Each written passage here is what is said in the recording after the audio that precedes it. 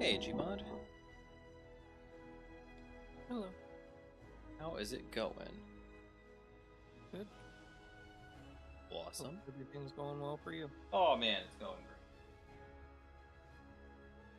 That's... Good.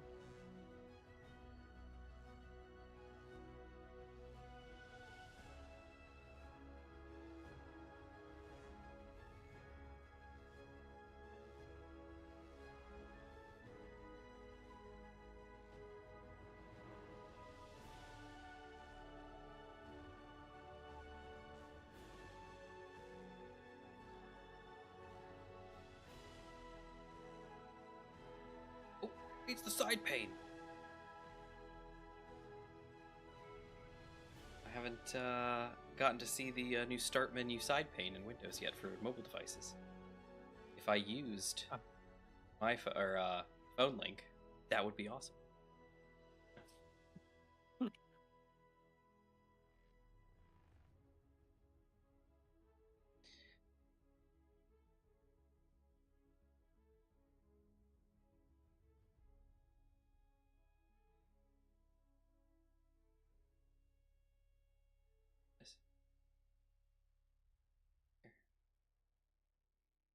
Okay, let's see.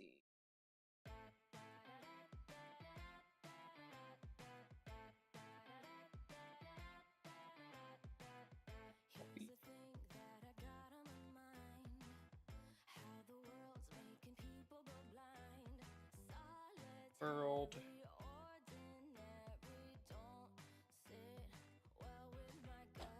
Go.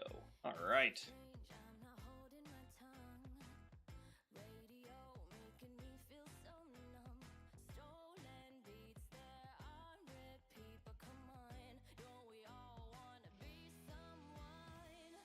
Right. No? That's that. I guess that's everything.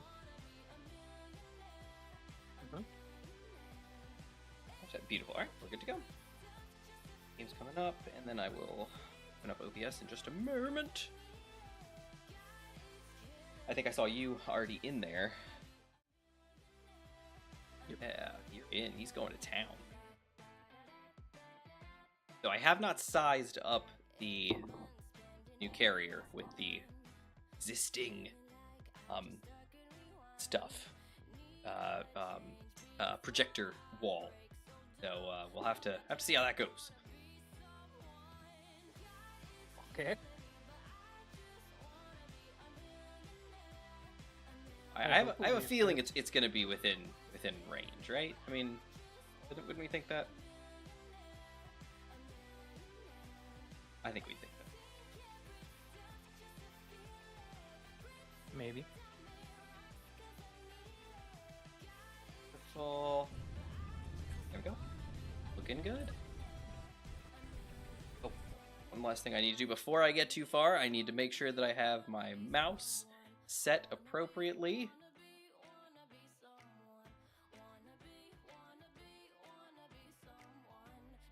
Yeah, so that when I walk into the water, I don't suddenly die from not having my helmet. By the way, do you have a merge block up front? Dude, we got nothing, man. We got literally nothing. Oh. I don't know. Oh dear, that was a... I just jumped off the base and the game hitched really hard and I just like kind of floated down slowly. Yeah, that's what I was doing last week. I did a lot of cleanup today. When I logged in to do the screenshot, I pulled in because there were wrecks, like tons of wrecks from like when we made our first or our last journey out to the enemy base area, and there were just so many wrecks in the water, like just all like sorry. There we go. They were all down in the ground, down in the water, all sunk way low. So I was like, I'm gonna clear all these out. I thought that might help a little. Apparently not. All right, so there's that. Oof, the merge block that's already up there is actually broken. That's not good. All right, cool. So what we'll do? I thought I healed everything. It's smoking for me. Okay.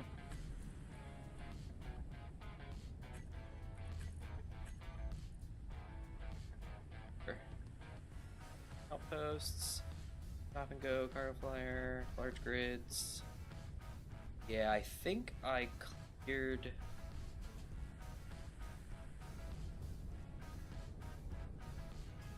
Yeah. Yeah, I think I got all of the. Yeah, there were some wrecked hoppers out there. Yep. Okay. Yeah. So I cleared all that. Yep. Okay. All right. Oh, looks like you fixed all the stuff there. That looks beautiful. I like how there's projectors every connection. what's up with that?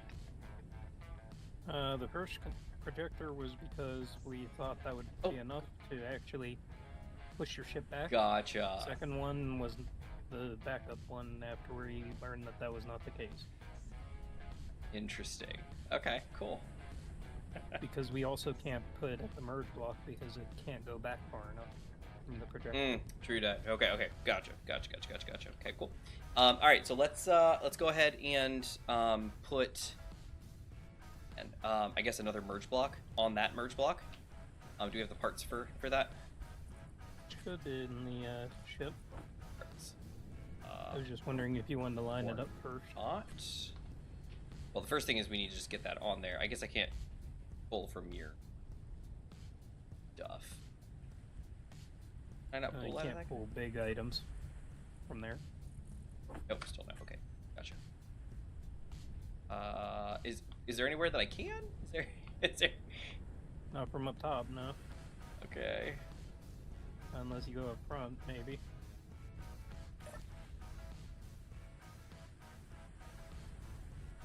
There we go. All right, here we go. Upsy daisy.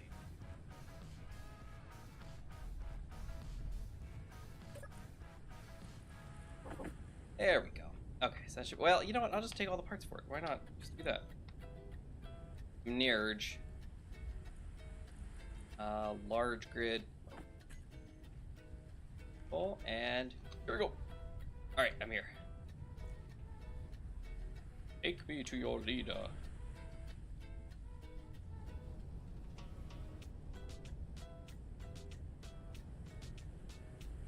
A little too far.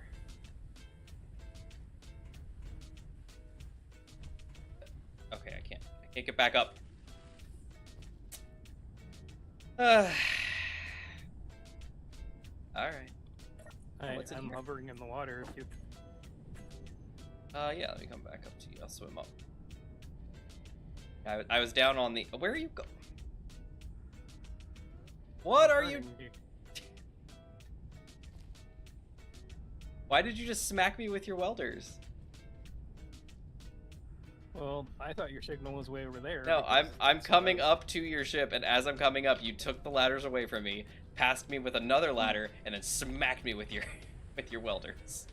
All right, so we're gonna do this again. Where are you gonna line me up to this time? Because I was sitting on the welders last time, and then you went way past them. Well, actually, I lined you up with the back. Yes, but I was on the welders. I wasn't on the back. We're on the welders kit. On. Okay, we can do this. We know what's up. Then is bop and bop. Okay. Perfect. Done. Okay, now we can go back.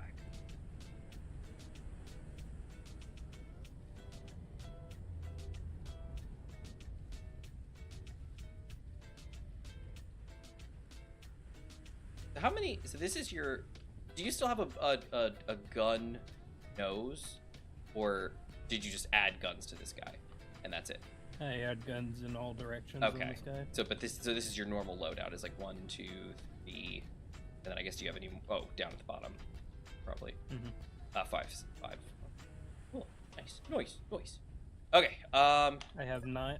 I have 10 in total when I'm fully outfitted. All right. What projector am I looking for? Wall. I think it's Sky Welder. Sky welder. Projector sky welder. This one. And it should highlight in green when you select it. It doesn't seem to be. Oh, there it is. It's water wall side back. Is that right? It's the one right up here? That should be right. Okay. Water, wall. Okay, so I'm going to turn that one back off then. All right, so oh, it's on. It's on already. Water, wall, side, back. That's the one that's glowing. That's my guy. Here we go. Okay. Here we go. Uh-oh. Server, multi-grid, server, love. Okay. Oh, Let's see. Whoop, 1 second. Everything okay? Have to turn off the water welders. What? Oh, the well. Oh, dear. Here, let me get them. They're out of the way. I already turned it off. Perfect. Okay, great. Good work. That forward or backwards? That's backwards. Backwards.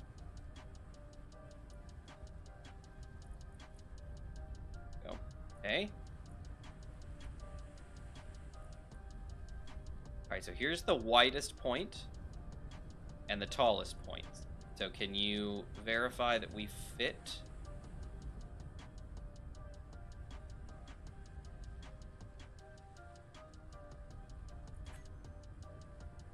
Nope. Okay, so how far off are we? Not very. 2 and... Oh, we're not even all the way down. We're not all the way down. There's more down. More welders. Yeah, there's only 2 down. So... Gotcha. Okay, so if I go horizontally, or sorry, vertically, 13,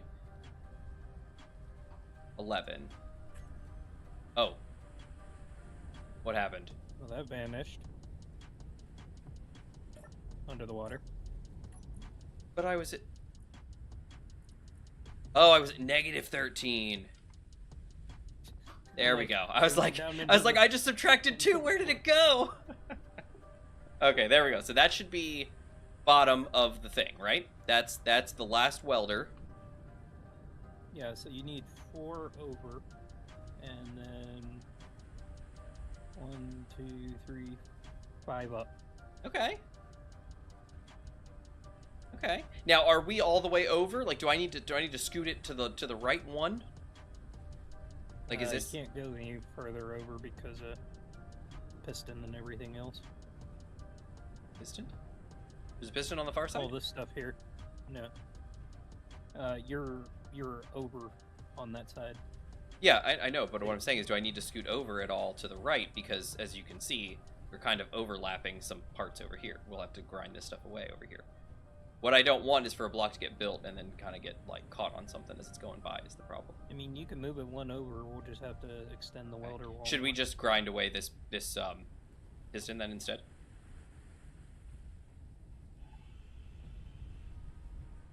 Because he... Well, no, if we retract him, he might be fine.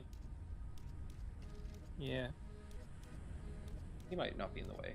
I think he was our elevator. Well, he was to get over to the other ship. No, he's still in the projection, just like this thing is. The button panel is too. Okay. All right, I mean, so we could put it over 1 because we still have to expand it. so anyway. well, there's your opinion. Yeah, well, there's your opinion, Gmod. What I meant to say was, here is where I'm asking for your opinion, which is it easier to just grind away this button panel and this piston, or just expand the welders out further? Which would you rather do? Well, I mean, we're gonna need the area anyway to build up the ship, so I would say move it over. Just Okay. in case, for whatever reason. So you want to scoot it 1? Okay. But then we also need to push the ship way, way back if we can. Oh yeah, no, obviously, yeah. But we're trying to get the biggest space available, so that we know that we're set. All right, so vertical is in. I'm just trying to figure out if it will actually work. Going to be negative 15, or is that nope? Going to be negative 17. There you go. There, that's out of the way now. Beautiful. All right. So you mean for lengthwise? Mm-hmm. Gotcha. Because I'm starting to think it won't be able to go back. Oh, of course. It's not much. It's barely any longer than the last ship. In reality, it's funny to think that, but yeah, that's the way it is. Alright, so let's see. Water wall. Forward. Oh. Nope. Yeah, it doesn't it doesn't go back any further. My bad. I think you'll need to go get another blueprint if we want to do it with that. We can't do With that, the- remember? We did all that testing. You can't just take a blueprint from another location and it work. You gotta do all the weird stuff, remember? Yeah, I thought the functional block we found is where. Okay. I have forgotten how to do it. Tell me what I need to do. I was like, okay, so you make it a station, and then wherever the last functional block is, when you convert it to a ship, is where it will blueprint. The So last if you have, functional block. yeah, so if you like put a temporary merge block or something, anything that's like functional Okay. on this edge here, that's where it will actually do its blueprinting when you convert it to a ship. Okay. So I need to put it on the nose, like a merge block on the nose. Mm-hmm. Okay.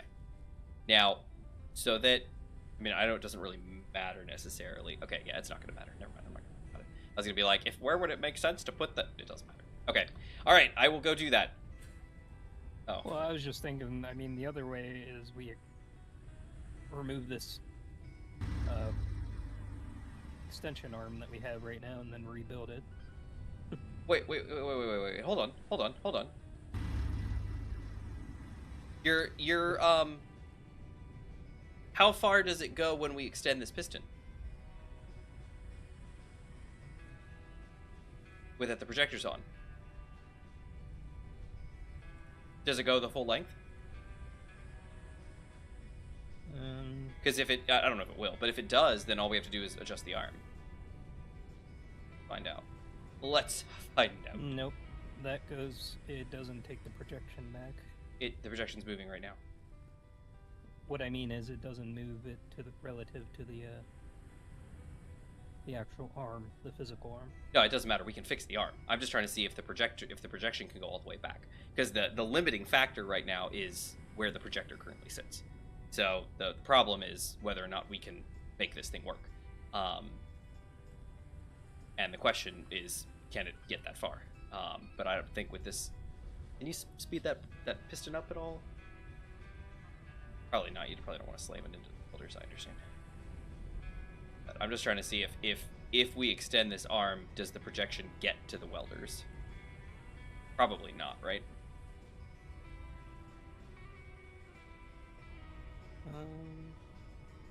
Because you're halfway, almost halfway through the middle section, right? Yeah, it's That's probably not going to make it. pretty far. Oh wait, is this one of those 5s? Mm-hmm. Oh, so it may work. Okay, hold on. I mean, you're gonna hit the arm, but... Oh, wait, no, that's as far as it goes? Or does it go further? Okay. No, that's fully extended. That's fully extended? Okay, so it does not go any further. Okay, alright, so here's the question, Gmod. Do you want to just grind off the arm and move the projector back one more piston? Or do you want me to just go do the blue? Whichever one you want to do, Well, it's time wise. It's time wise. Do you think you're fast enough to grind all that off and add a piston, or do you think it's faster for me just to go take a new blueprint? Because I gotta like paste and move and everything. I don't know. I don't know either. I kind of want to do a race, but if one of us wins, it makes the other one completely wasted time. Either way, the arm's not lined up with your Yeah. nose anyway. Yeah, I know. We were gonna have to work on the arm anyway. That's what I was saying. Why I was like, oh, where should I put the merge block? It doesn't matter because we'll just adjust the arm. All right, I'll head back. All right, let me do a quick save since I'm. Exit. All right, let's go take a new blueprint. Away. Has anybody heard from Infinite? Does anybody know anything about him? As far as I know, he's still on vacation. Oh, seriously? And that's the last message he sent a while back. when he couldn't make it that one time. Yeah, but he wasn't still on vacation. I'm assuming he is. Oh, I didn't think so. All right, well, doesn't matter. All right, load. Show up if he shows up. I mean, we could ping him if. Yeah, or he could just show up if he shows up. Mm-hmm.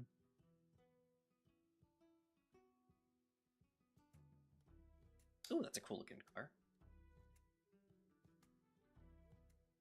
How did they do that? Okay, so it's the cab cockpit. Some 2x1 slopes. The wheel suspensions. That's cute. I like that. And then they just shaped it better with the panels. That's cute. A cool look. I don't know. Every time I try to make a rover, like a small like rover, I always end up making like it too big. Like I've tried to make really small ones, but it just, I don't know. I always make them too big.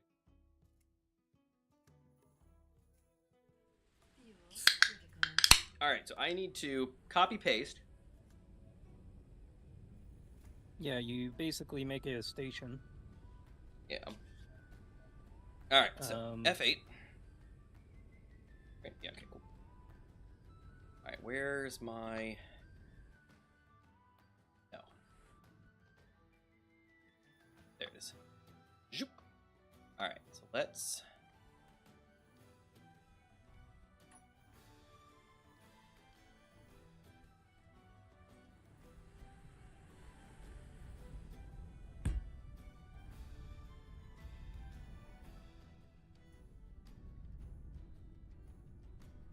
Oh my goodness, where are you?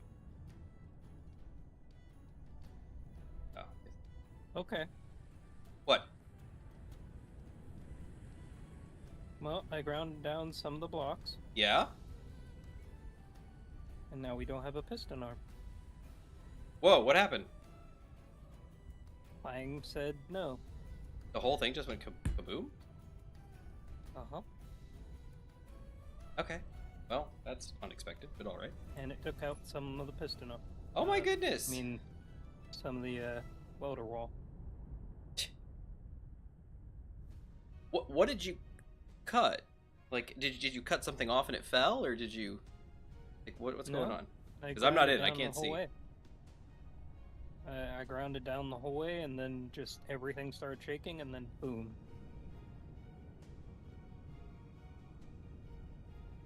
Okay. So the two grids are even completely separated, so I don't think we're going to be able to combine them again. That's fine, whatever. Let's just...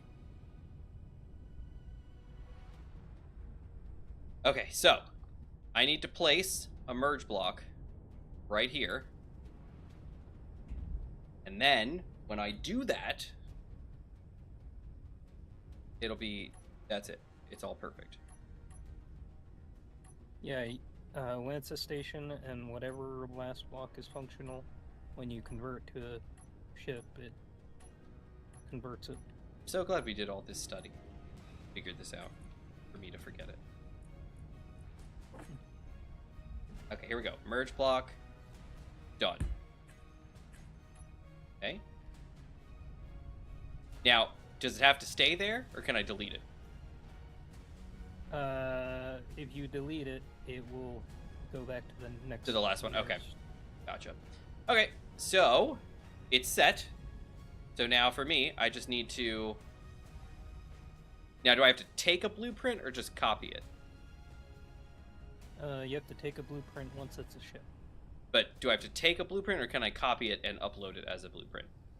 Or like overwrite the blueprint? Do we remember? Let me find out. Upload it. Let me find out. Yeah. I know we did this testing. We're gonna do it again. Yes. Okay, so now if I go to drop this blueprint in, where does it come from? Oh. Oh wait, it's still a station. I need to cut it off, right? Yeah, it has to be okay. Yeah, my bad. Ship. My bad. Okay, here we go. So, Copy.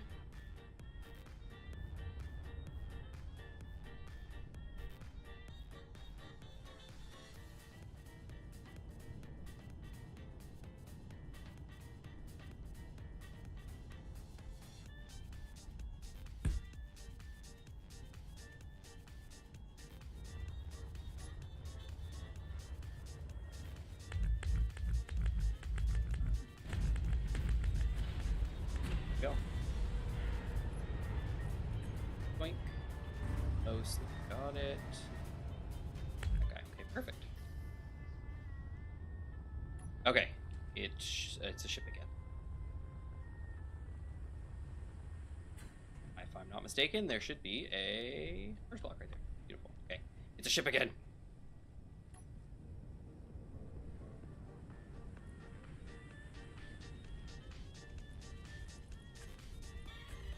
Okay. I have replaced the screenshot. Or the thing. Blueprint. And I can't tell where the blueprint's supposed to be, but that's fine. Usually when you put it on a projector, you should be able to see it. Yeah, you're right. I need to actually do that. That's right. That's the next step. So let's ixnay that guy. Now let's go back to base. Let's nix. Careful. No.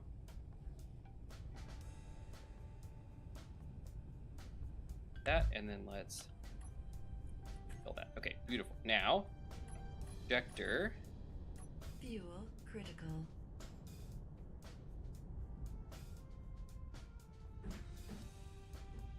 There we go.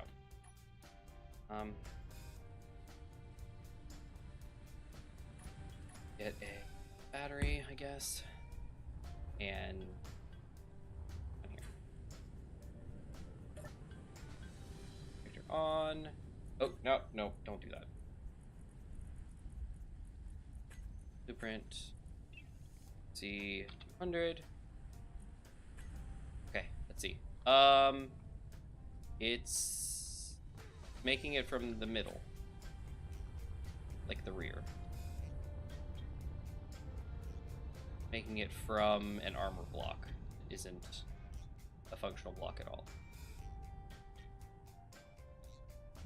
Is it a station or a ship still? When you copied it? It was a ship.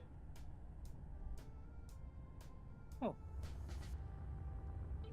Then I don't know. That's how we did it last time. Whatever functional block was the last block placed. Is that what we did? I think I deleted all the little things we were using for testing. Those are all gone. Hold on. Hold, please. Okay, so you said we paste it as a station, because it's going to be, because it's a solid block. Feel that. Actually, you know, oh, that's right, the projectors have control panels now, I forgot. Alright, let's turn that back on, and then let's remove that. Okay, it's gone. Okay, let's turn it back off. Okay, so you said you have it as a station, you place a block, then you make it a ship, and then you take a blueprint, right? Mm-hmm. That's what we did. Step by step, that's exactly what I just did. Yeah, so you make a station, you put a functional block on that's new, and then you make it a convert it back to a station. To a ship. And then once you take your blueprint, that's... Convert it back to a ship, right? Mm-hmm. Yeah. You said station. Okay. Yeah, that's what we did. Huh. Okay. Well, that's annoying. We did All right. all this testing. We did do all this testing, and I thought we had it down to a science. Yeah. So what is the difference? We had... Because it was in the ground, it became a station. I placed the merge block on the nose. I copied it, pasted it into the water, cut off that that, you know, the sprue so that it was just, you know, the regular boat again, and it was a ship because it's floating in the water. And then I blueprinted it. Oh, but I didn't blueprint it. I uploaded the copy, which you said you thought it was gonna work, but I don't think it did. All right, so Yeah, I'm not sure if that will work or not. So yeah, okay. So let's see this. So let's come back over here. Let's blow our roll here. Okay, fix that. Let's put the.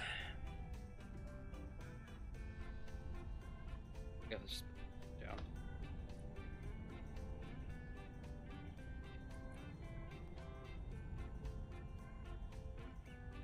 There. Okay, he's here. Let's. While we're here, let's move the merge block, and then let's put a new merge block. Let's copy him, paste him out here in the water.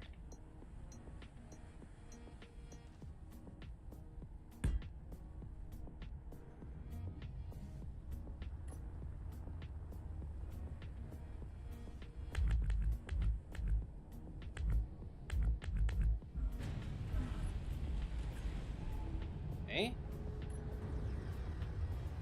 Right. Problems resolved. Now let's actually take an actual blueprint. In theory, it should keep the name. Everything should be fine. So, roll D. Nope, it's got a weird name. Yes, it does. Why not?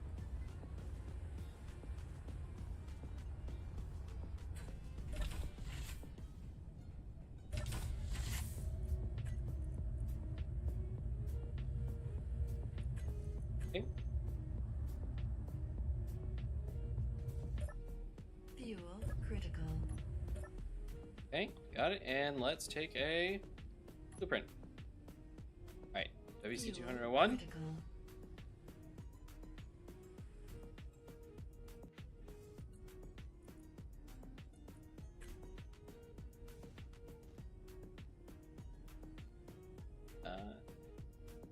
Can't tell. Let's get over there and let's try it again.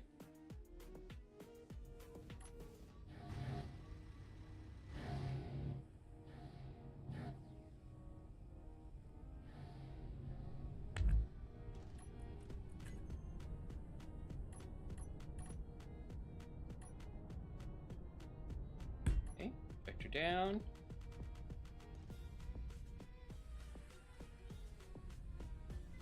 Okay, let's load it.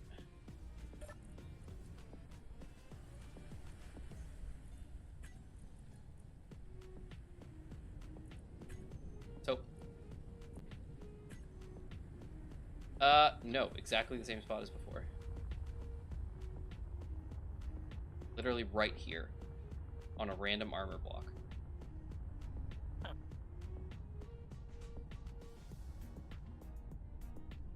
All right. Yeah, I just don't remember, I guess. Problem what it then, because if this is how it's supposed to be, then weird. Whatever. I guess we just have to build around it. okay. All right. Cool. No worries, I guess.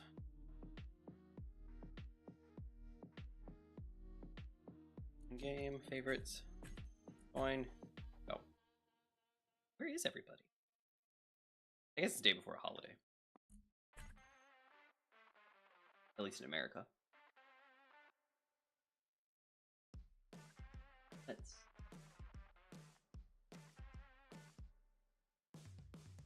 That's so quiet in chat today.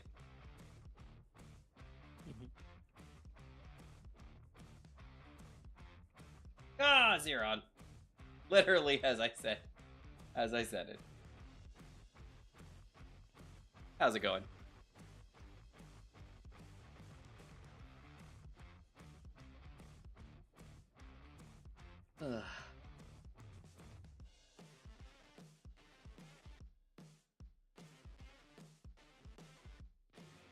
Let's see how this goes. The new red ship. What do you mean? The one in the picture, or the one in that we were just messing around with? It was red. If that's the one you're talking about, that's the new super carrier that I built. That is going to be carrying, yes, the loading screen. Yeah, that's the new the newish red ship. When Gmod 1 was that? They was it Warfare that they redid the ships? I think so. Yeah, I think it was too. It would have been the Warfare update when they redid a lot of the old ships. So like the blue ship, the red ship, the green base, blue base, the red. Like they went through and kind of redid a lot of them. It was on the workshop. It should be. Yeah, I'm gonna bet it is. If not, I think you can just load up the not the crashed red ship, but like the red base or the red ship start or something like that. And it's basically it's that little like platform base, and the red ship's just like docked next to it. Okay, what's going on here? Why am I just sitting here at a game start screen?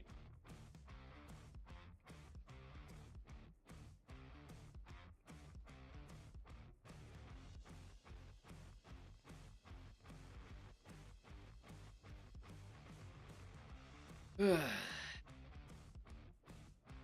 just circling. This can't be good. I don't know. I'm still trying to figure out why the the whole piston deal went off. Duck. What's happening here? I think Space Engineers died. Yeah. Something's wrong. Something's horribly wrong.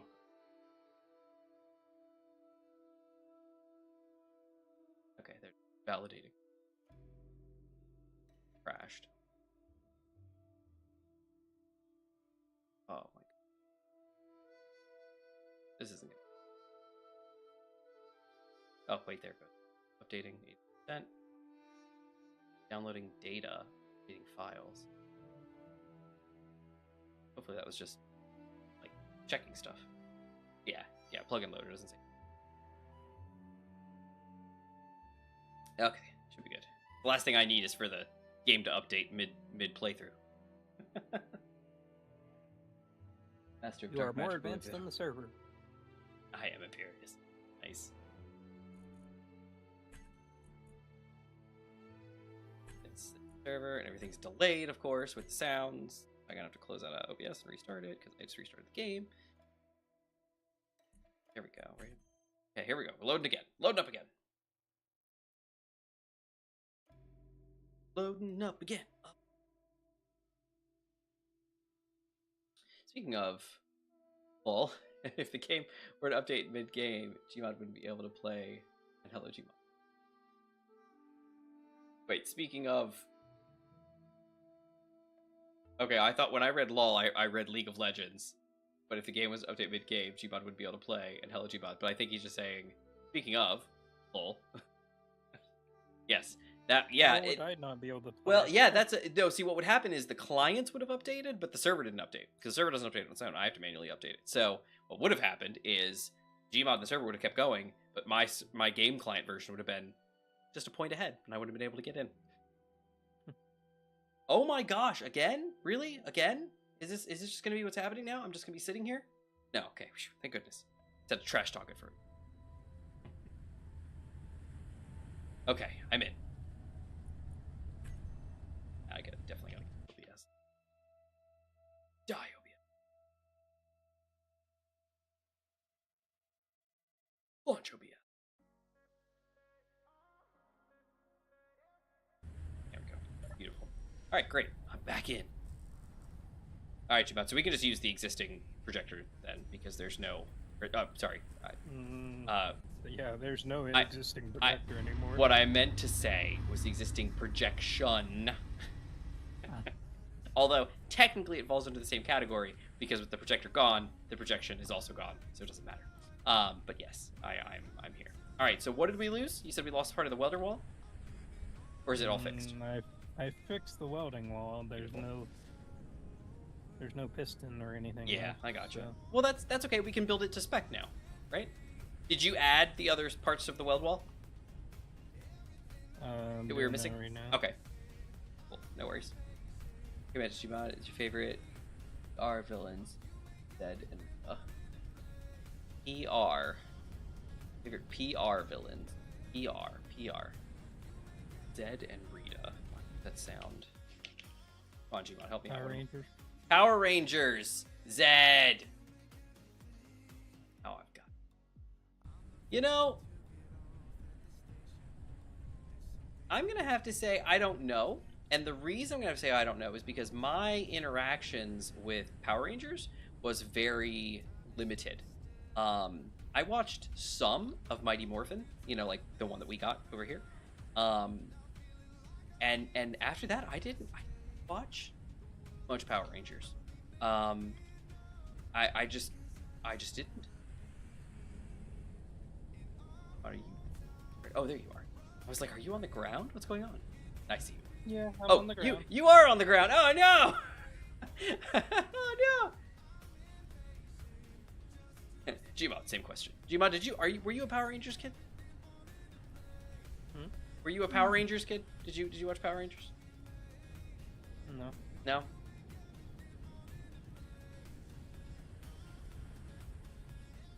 Gotcha. Yeah, sorry, Zeron. We're both non-Power Rangey. What do you need from me, Gmod? I'm just trying to get these motors on here. So, are you back on your ship?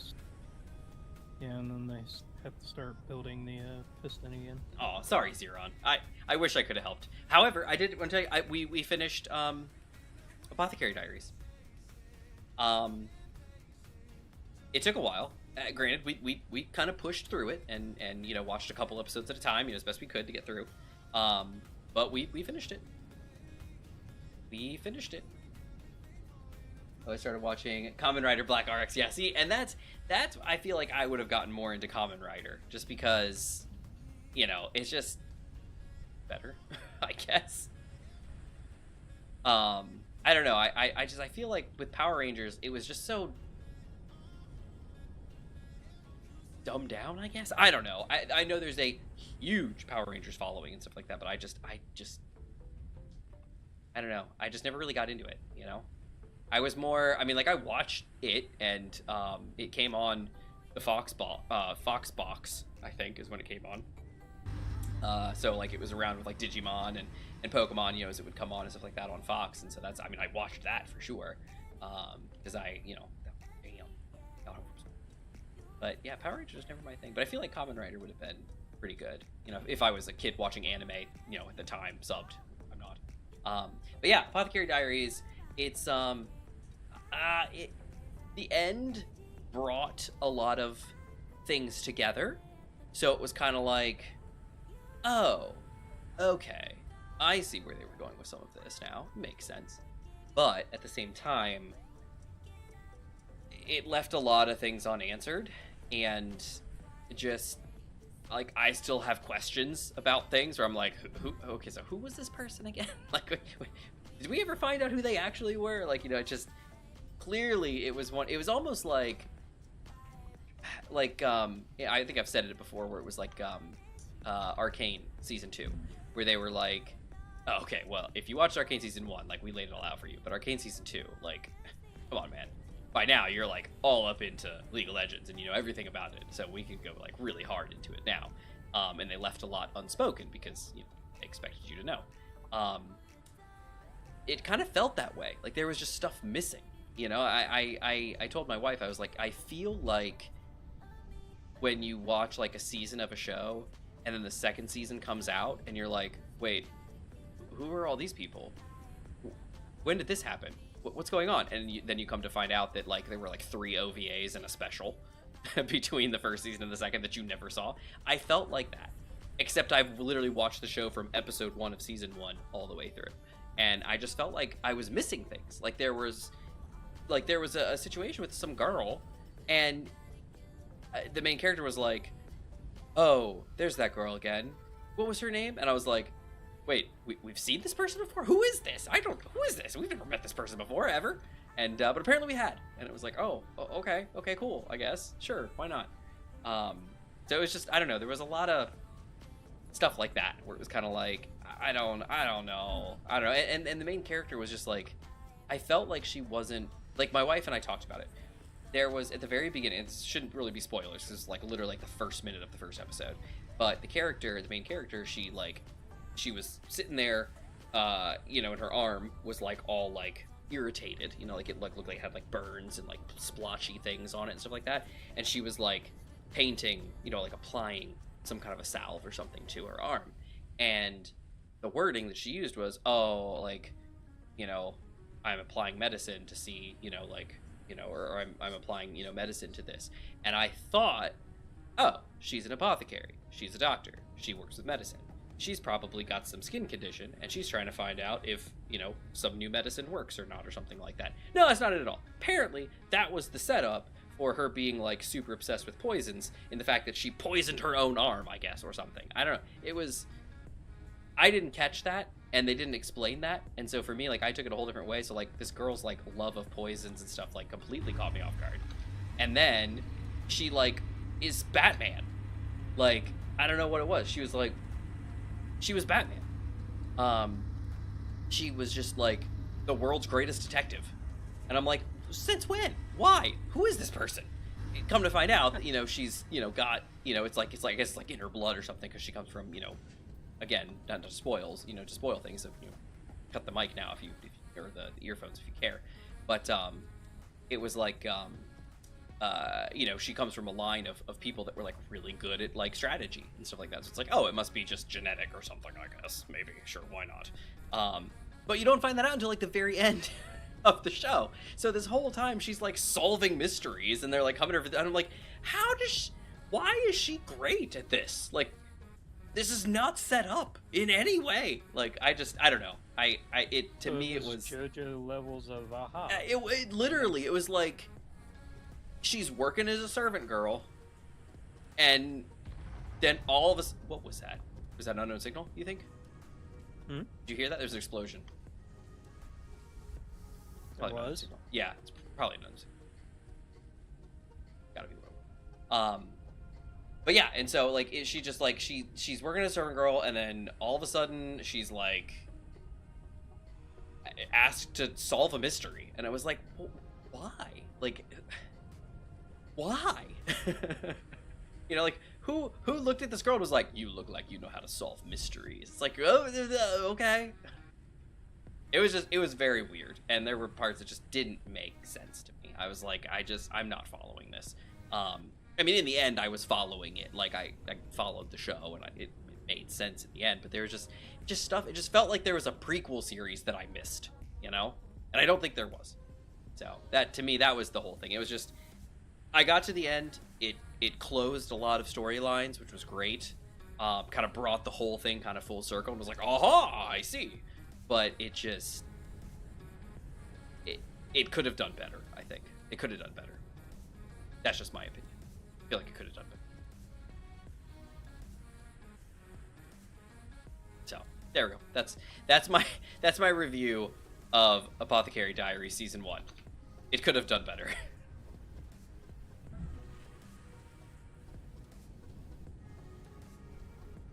So, you're right, Apothecary Diaries. That's what I was going on. I mean, I don't know if anyone's seen Kogia, so I don't want to say any spoilers. Kogia.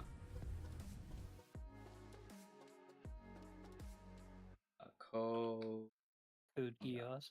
Oh, Code Geass. Oh, yeah. Yeah, of course.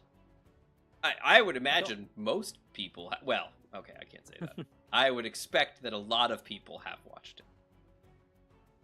I really don't know how he lost. Yeah. A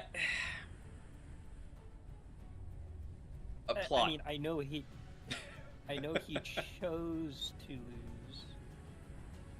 Minor spoilers, I won't say what he chose to lose at. But I don't know how that worked in the first season.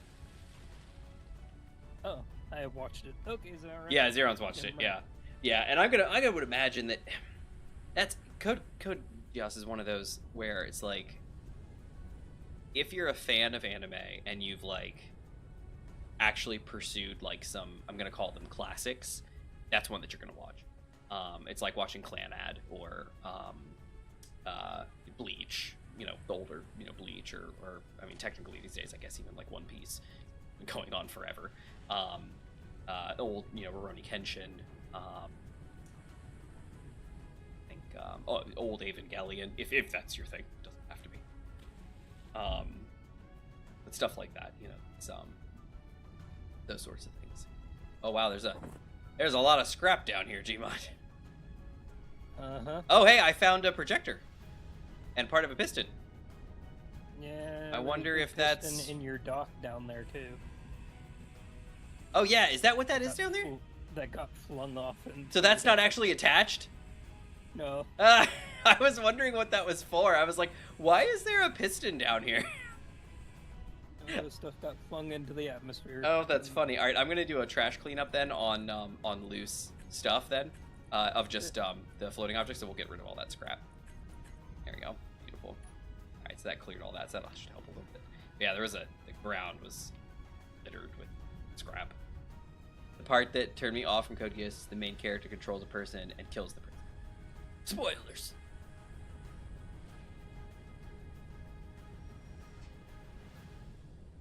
Yeah.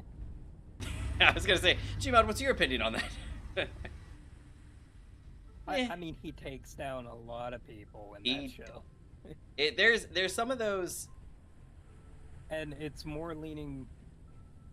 Like if you read some of the Magna books and other things, the extra material, it kind of leans towards the uncle person sending an assassin after him. That's why his Geass went into runaway at that point.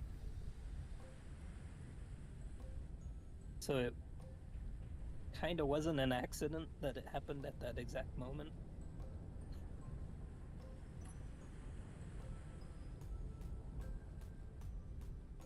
But Code Geass is also the case of everything's going Kubar. Let's flip the table again.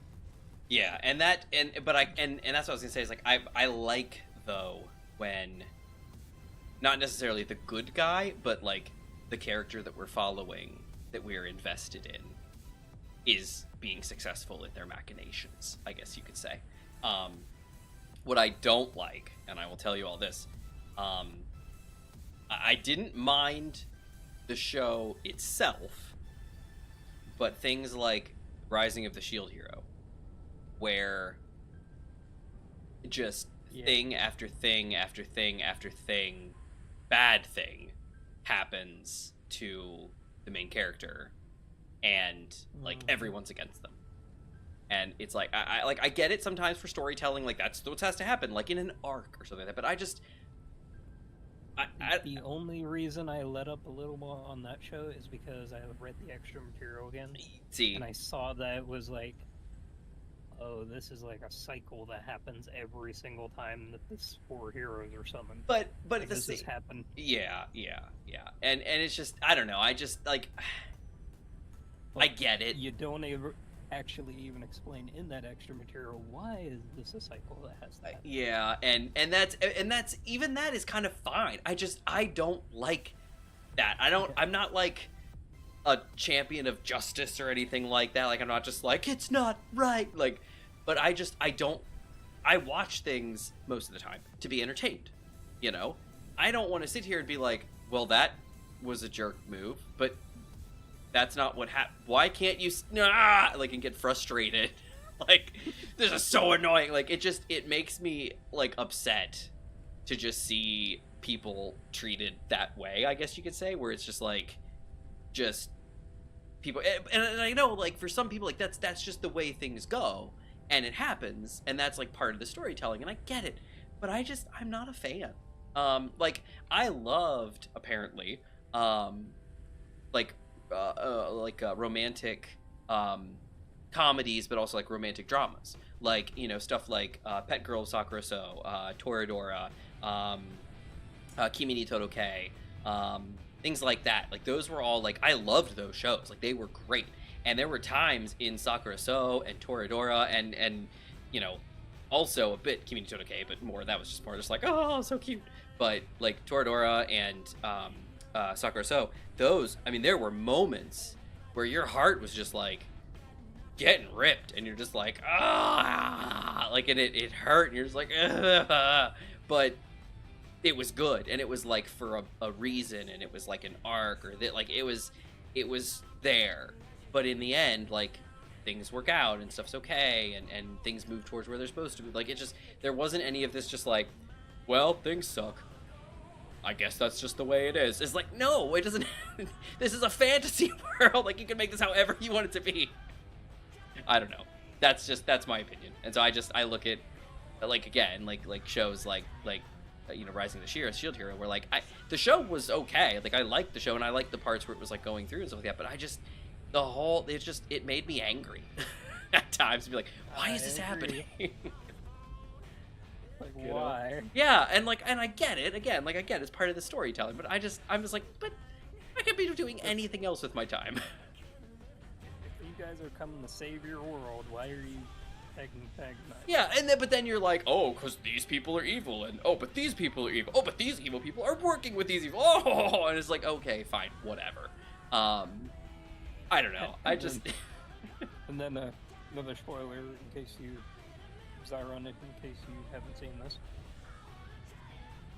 Then the certain head of the church decides, hey, we're gonna just wipe out all 4 of the cardinal heroes and start over. Yeah, that's not gonna cause chaos. Yeah, right? How long until you can summon another batch? I know, it's just, ugh. I don't know.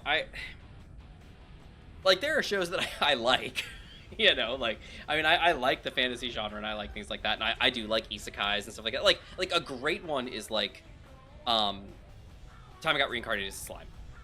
Like, that was a good one, you know, like things happened to Rimuru, but for the most part, like, Rimuru was just like, and I like the kind of the trope here, you know, that we've been getting a lot of, like, somebody's just like way so OP that they just like own everybody, and I like that to an extent. I like following characters like that, where it's just like, all right, yeah, like, let's finally give these jerks something that they need, like, just own them.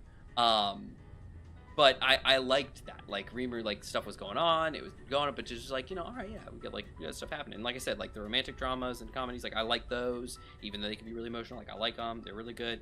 I like action, I like stuff like that. Like, I like that kind of stuff, but I just don't like it when just, like, depression is just, like, shoved in your face, you know, where it's like, you're gonna be sad and you're gonna like it. It's like, I don't know. What have I not seen the other way through? Rimuru isn't as strong as his light novel counterpart. That's awesome. I mean, that's even better.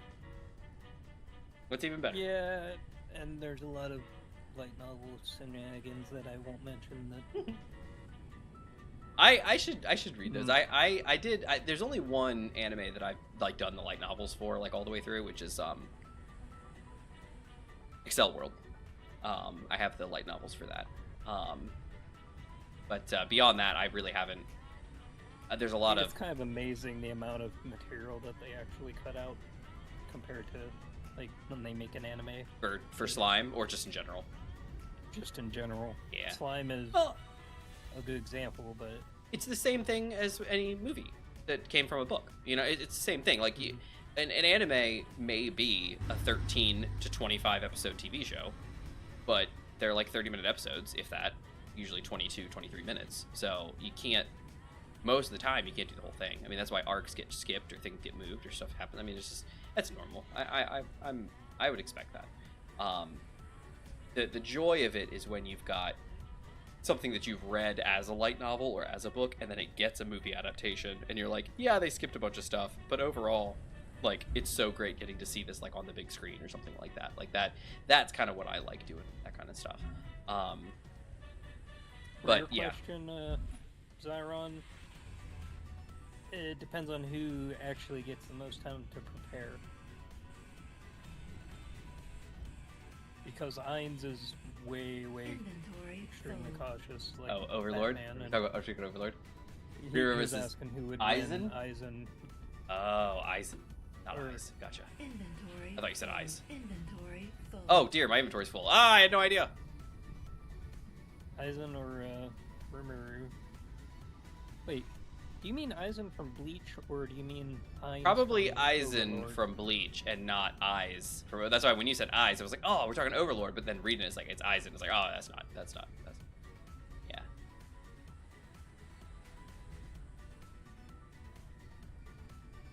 I dared you on to climb the wall. Back to Boulders. Yeah, no, we're not doing that. I already kind of did that. It was a bad idea. Energy low. Yes, my energy is low. I am aware. I shall take Indeed. care.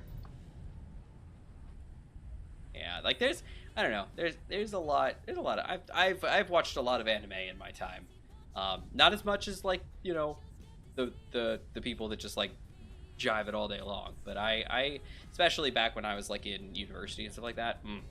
A lot of anime. Actually, even after that. But yeah, go ahead. Just relaxing to just Oh, yeah. random movies, or it's not all these crazy love stories. Yeah, or well, anything I like used that. to work It's, out to like mysteries.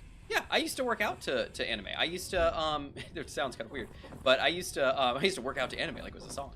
I used to have well, when I lived with my parents, we had an exercise bike, and I would actually haul the exercise bike upstairs to my room and put it on, TV was wall mounted up high, and I would just like sit on the bike for like 2 hours and just watch like 4 episodes of an anime and bike the whole time. And that was my exercise. And then later on, like when I started going to like the actual gym, when I ended up living in an apartment, I went to our apartment complex's gym, and I would take like my iPad mini and headphones, and I would be on like the elliptical. And when I had like elliptical time, I would just be watching. That's when I watched Yuki Yuna as a Hero and a handful of other stuff. I remember explicitly watching that show while on the elliptical and being like, I hate the show. I did not like Yuki Yuna as a Hero. I think there's like a sequel series, so I did not like the first season. I was like, this is janky. Because I was coming off of Madomagi, and there was like a drought of Magical Girl, like good Magical Girl stuff. And so then Yuki Yuna as a Hero came out. I was like, oh, I'm gonna watch Yuki Yuna as a Hero. I hated it. I was like, this show sucks.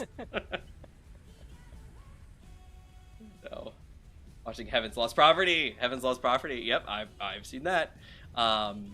Or the overpowered. You talked about Shield Hero, and that brought up the other Shield that I remember watching. Was Maple. Oh yes. Oh, I haven't watched the second season yet. It's like, okay, how can we take Sal and Ainz from Overlord and a little bit of Rimuru? I know, right? And it's let's great. Toss in a little bit of Shield Hero. And it's funny because it's it's one of those things where like it's one of those that like fantasizes the ability to have like full dive VR. Because it's one of those things where like they get into the world and it's like it's them, and I'm like, man, that's just not how it actually is. Like I wish it was. Not yet, but yeah, well, I know, and that's what I mean. Is like, is getting there. but I just wish that, like I like talk about like for character creation. Like, yeah, you could you could just use your own self, which would be pretty sweet. But you could also like, make your own thing. But like, I don't know. I just feel like, I don't know. Like, Kind of brings up a crazy question though. If you can do full diving, like, how long until you actually can't recognize the real world anymore? yeah, well, yeah, there's that. Yeah, it's interesting. All right, Zeron says watch Exile Saga, and its second season of Shield Hero is garbage. Skip it, move on to season 3. Interesting. So I watched the first season of Shield Hero. I actually think I watched it. I think I actually left Shield Hero and went to Delicious in Dungeon, which was top tier. Love that show. And then I finished Delicious in Dungeon. They had their next season that came out. I finished that. That was pretty great. My wife and I went back there. I think I told you guys when we watched through Dan Machi. So Is It Wrong to Pick Up Girls in a Dungeon? Season 1, 2, 3, and then we watched 4, I believe. Yeah, because season 1, season 2 was... Wait, hold on. Let me think this through. Yeah, I think we watched up to 4, because I think 5 is out, I think, but it's on, like, High Dive. And we were watching it on Hulu, because Hulu got the rights for, like, the first 4 seasons, I think. So we watched all those, and got through all that. Now we've just finished Apothecary Diaries. Grumpily. And again, it was like 23 episodes. Or 22 episodes or something like that. It was like, first off, you couldn't even go for the full 26. I mean, come on. But it's just so long for no reason. Like, it felt like filler, but there really wasn't any filler. Like, it's just so sad. So a redo of sort of Art Online, where it's like, hey, just we're doing something random with the main character today. Yeah, and then you gotta remember these 3 other characters because we're gonna bring them up in 2 more seasons. I know. Well, that's kind of how I felt with Danmachi and Ween. I don't know. I wasn't a fan of Ween. The second watch through, she's okay, but I'm not. I don't know. She's all right, I guess. But it's that kind of thing. It's like, okay, at what point do we need to keep adding female one-off characters for this guy? Like, how many love interests does he need? Yeah. You know, it's borderline harem, because I wouldn't say it actually is, because you got like 2 female characters. So it was like, all right, whatever. But then they added Haruhime. Oh, that's what it was. That was the 3rd. That was the 2nd season, right? It was the 1st season. The 2nd season was with Haruhime, and the 3rd season I think was with Ween. Or maybe the 2nd one was with Ween. I don't remember. And then they moved on. The 4th season was the one that we just watched. That's right. Okay, cool. Which I actually liked. It was 100% in dungeon, which was really cool. Like, I really liked that, you know, because like the previous season was kind of like not in the dungeon, and I was like, I don't like this. And like the ones where they're not there, I don't know, I just whatever. But then like they were like, you know what, we've been away from the dungeon for too long. Let's get in it. And literally like all of season 4 was like, we're in the dungeon and it's crazy. And I was like, yeah, I really like that. There were bits of it that were just kind of like, all right, I mean, is this necessary? if you really want to see an overpowered anime character, Anos Voldigold, the Demon King, would be an interesting one. Voldigold, like Voldemort. Voldigold. Yeah. The Misfit of Demon King Academy. Anos Voldigold. There we go. I totally didn't spell that how I said. Extremely powerful demon who's known as the Demon King of Tyranny. Ooh, that sounds fun. That. He just looks like a dude, though. Cool. Okay, keep that up. Yeah. So we've got that one, and then we've got Exile Saga. Let me look that one up. Another tab. Exile Saga. Saga of Pilocene Exile. Like the wait, what? No, that can't be right. That's not right. No. Exile Saga anime. Excel Saga, not Exile. You're on. Oh, that's creepy. What's going on there? What is going on there? That is terrifying. I have no clue what you're saying, but some girl ripping her skin off. That's kind of creepy. Seems to be enjoying it, which is weird too. Ew, intestines. I don't like that. I don't like that. Cell Saga. It looks old. Not that that's bad. It looks yeah, old. that is an old anime cartoon. 1996 to 2011 was when the manga was written. So I'm guessing the show was done probably around this time. Episodes. Original run, 1999 to 2000. Oh yeah, classic. Interesting. Excel Saga. Okay. Demon King Misfit. Is that this one? Anos? that Demon King Misfit, or is that a totally different show now? Yeah, that's the same one. Okay, cool. Yeah, there you go. The Misfit of Demon King Academy 2. Wait, what? Misfit of Demon King Academy. And then there's, I guess, a second season.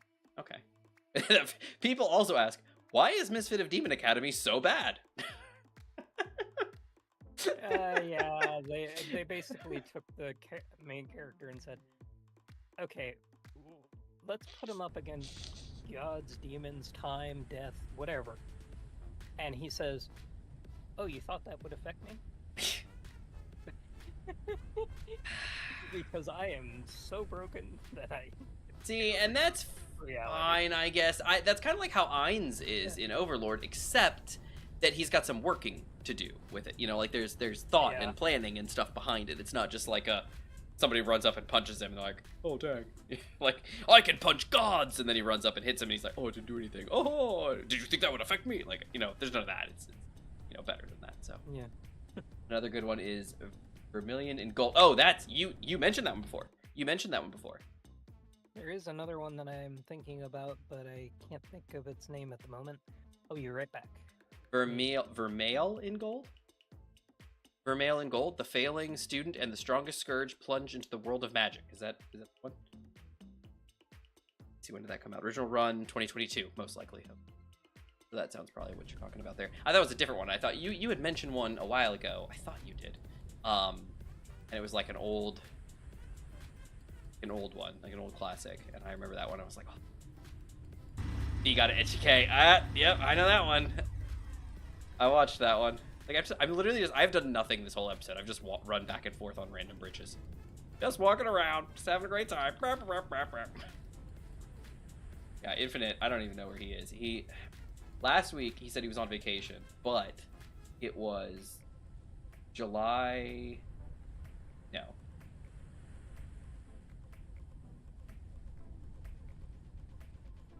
Yeah, it was June the 26th. It would have been last week, I think, right? Yeah, it was last Thursday. He messaged us and said that he was like getting ready to go on vacation, but I imagine he went on a week-long vacation. But maybe he did. You know, it's the holiday. Maybe he did. Who knows? But haven't heard from him since. Who's to say? I miss him, but you know, he's busy. He's busy. Let me turn this light on real quick.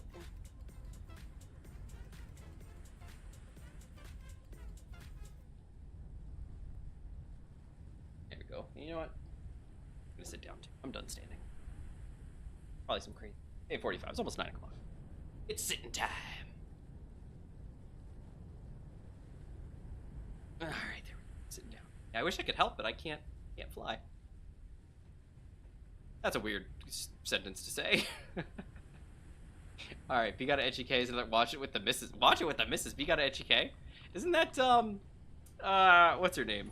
Yeah, that's the look. I'm 99.9% sure. Yeah, B got an HK. Yeah. And it's the girl. She's got it was type B style H. Yeah, she's gonna like try to sleep with 100 different guys, but she like can't.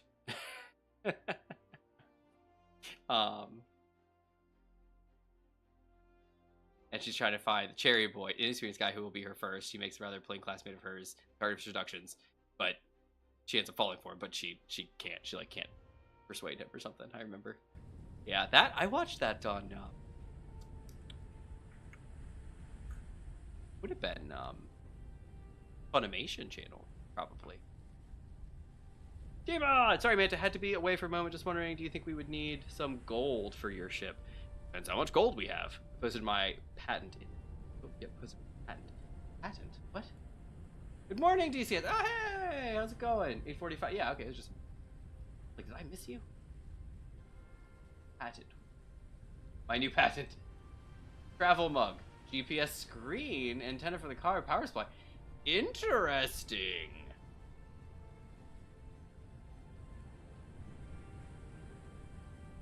That's, see, all right. What I would say to that is that's cool, but think of the times that it'll be useful. So if somebody's in their car, their travel mug's probably in a cup holder. It's down kind of out of sight. Now, I say that with the fact that that's where I put my phone. My phone sits in the little, like, slot thing that's, like, right in front of my cup holders, like kind of closer to me. So, like, I have to glance down because I don't have a car mount, you know, for my phone. Not without lack of trying. I guess I should just buy it. But it sits down there, so I just have it running, and I glance down at it, too, and I mostly listen to audio cues. So I guess that could be a thing. But it's out of sight. Most people, I would think, if they're using their GPS on their phone or something like that, or have a GPS in their car, it's on the console screen, or they have a mount for their phone that's up on there so that they can actually see, you know, the instructions. So that's the only thing I would say about that is primary use case for a travel mug is I'm commuting to work. And if I'm commuting to work, most likely I have my phone, which comes with free GPS anyway because I'm using Google Maps or Apple Maps. And any travel mug I have is going to be down in a cup holder and not in my line of sight. So that would be the only thing I would say about that. Otherwise, really cool idea, actually. Nifty thing, having a screen on your travel mug. It's actually pretty nifty. Now, cleaning is going to be a bear because you're going to have to clean the thing. So it's going to be like a removable screen, so you could actually then wash the mug, or a waterproof screen somehow. You could handle that. But yeah, interesting. Just woke up, so in need of coffee. Hey, how about a travel mug with a GPS screen on it, DC? How about that? How you doing? Good to see you. Gmod and I are expanding. Well, we were expanding the weld wall, but what happened was, it's interesting. Yeah. Gmod's gone, and I'm not getting any hitches whatsoever. How is that possible? Is it a server communication thing? Is it trying to update people's stuff between each other? Maybe that's the problem. It's so weird. Anyway, he expanded it out and he's expanded it up. So now I'm confused because I thought he just needed to like weld this section and then like some of these and then they'd start like welding each other. So I don't know. Maybe he's not doing that. Yeah, he's expanded this out. So now in theory, this should fit the new projection. However, in the process, he was trying to fix the weld arm, and the whole thing just like blew up and collapsed. So it damaged part of the wall, but it also fell down and broke the whole thing. We got to rebuild the whole arm, which is obnoxious. Now he has just asked if we need gold for the ship, and I'm going to say probably the welders are not on. Well, why not? They were red this whole time. Are you sure they're not on? They've like been red the whole time. Yeah, they're on. Look, they're all on. They're on. Yeah, they're all on. The travel mug with GPS seems like it would have an extremely niche market, to be honest. And yeah, because I'm trying to think of a use case. The new ones aren't. Oh, well, maybe we should turn them on. Let's see, G2 base welders. See, I'm guessing it's all these new ones. Oh, wait, are they? Or did you leave them visible? No, it looks like they're all, yeah. So just search for welder. Yeah, nice. Okay, let's go all the way down to the bottom. Most likely these are hidden, yeah? On.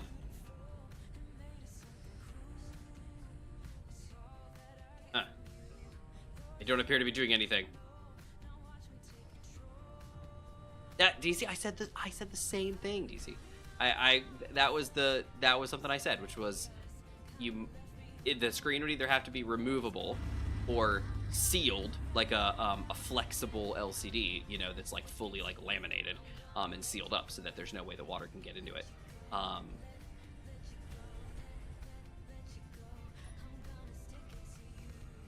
Yeah, this is not working out. Oh, there it goes. It's moving. Okay, there it goes. It's going little by little, I guess.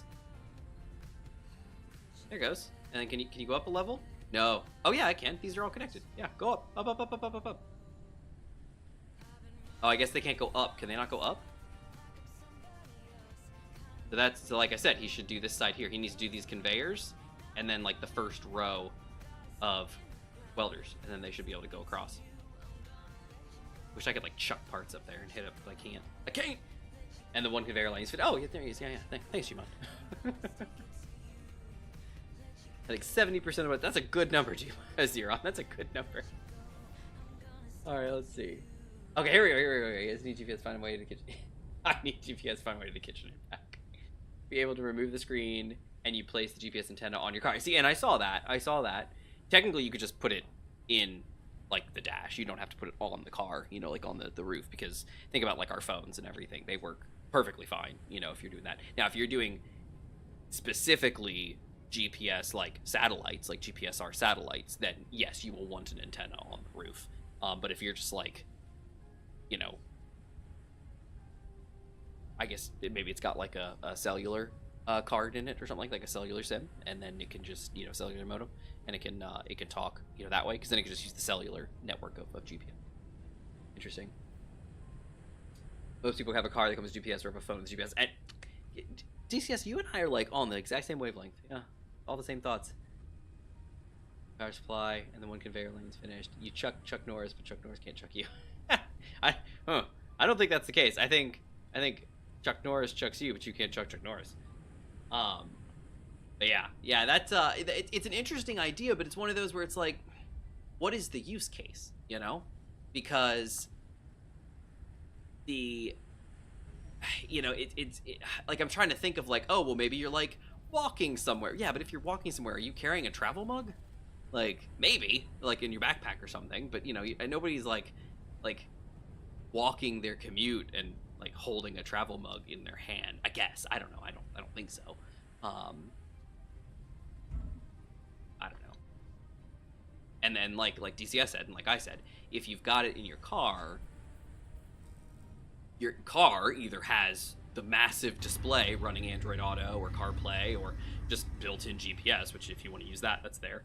And if you don't have that, most likely you just have like a phone mount that you've got your phone hooked up to, and you're just using your phone's GPS. That was kind of the death of like the Garmin and the TomTom, was the fact that people have phones. Nobody needs to have a small GPS unit that you have to update the mapping data on and potentially pay for to update the mapping data, when you've just got Google Maps and Apple Maps that you can use, and just as good, if not better, because most people don't update their maps and their GPS, which means then they're using old data, and then it's not accurate. It's a big issue. Also, the screen would be convex, which doesn't really translate that well, and you're putting something that needs coating on a hot cup of coffee, which seems kind of like a bad cooling on a hot. Oh yeah, that's a good point. Well, in theory, the travel mug is insulated, so if it's a good mug, the vacuum insulation actually won't make the outside of the cup hot. So there's that. And most of the time, in my opinion, when I usually use a travel mug, it's usually in the wintertime. It actually would be cooler on the screen, actually. Chuck Norris, grab the power voltage with touch Chuck Norris. It actually backfired in the entire electrical kit. Great. Yeah. So is that what we're on to now? Chuck Norris jokes? Nice. Yeah, I need Gmod back. I literally can't do anything. There's no stairs. There's nothing I can do. I can't fly the thing. I want to help, but I can't. And my ship is getting further. Come back! Stop moving away. I should swim out to the boat. Do that. Something I can do. I've literally done nothing for the past hour and a half. That's not true. I did log into the build world and try to fix the blueprint, but I couldn't do that, so it doesn't matter. Speaking of which, let me build that. The other one, though, I kind of wanted that one. Yeah, bye-bye. But that's even not the right one. That one's got the merge block. Yep. Yes, you can. You gotta believe in yourself. If you want to look ahead of the road a bit, you have to turn them on. Well, usually they're vertical. The flow is vertical usually, if like the tracking that you're doing on the road. So it wouldn't be that bad of an issue, but yeah, you're right.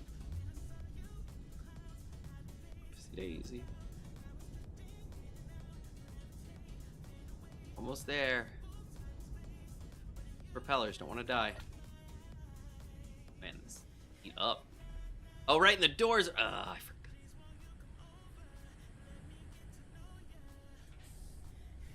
Okay, I'm back. Sorry. Gmod, you're back! Oh, I missed you so much! Oh, I'm so glad you're back. Oh, the stupid door!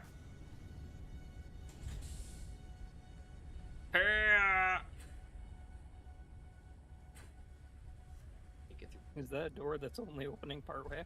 No, the door's open all the way, but the stupid game doesn't register that the door's open. It doesn't let me through.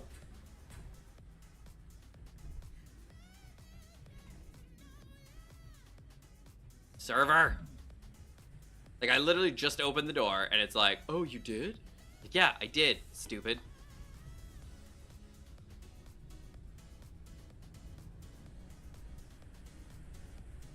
So there it is now. Now it's closed again. Now how about I open it? Can I open it now?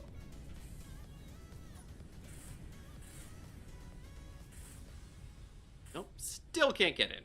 I hate you. There. That's what you want me to do? You want me to teleport in? How am I able to teleport if I don't have creative tools? I don't know. Not important. Like, what's going on? I stopped caring about permissions. Look, and then look, I can't go through this door. Weird. It was always a bug that happens randomly. Where it's like, oh, you want to, and it's hanger doors. It's always hanger doors that are the problem. I remember I had the same issue with the SG500, where it was like, oh, you want to go through here? It's like, yeah, I do. Sorry, you cannot. That's cheating. Go back. I would, Xeron, but it won't let me. It is a server issue. It's always a server issue. It's always server problems. These engineers are just built to have server problems.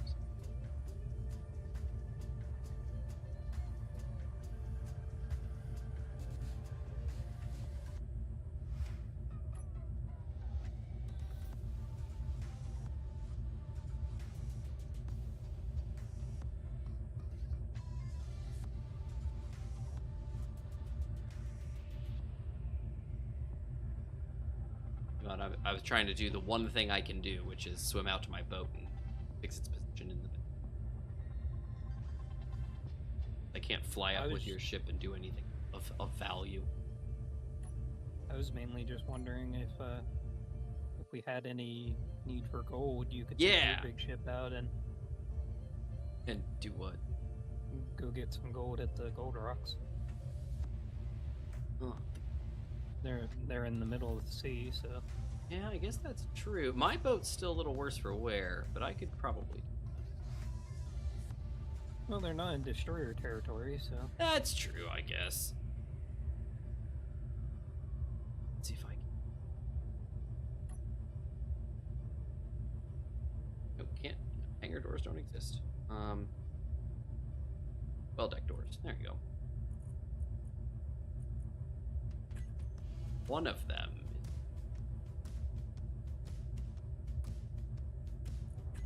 That one. Alright, here we go. Back her up.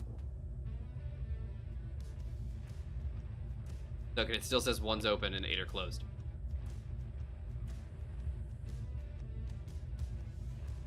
How is that possible when I closed it?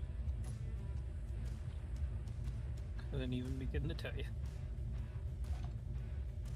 Alright, hangar door, closed, closed, closed, closed, closed, closed, closed, closed. Open.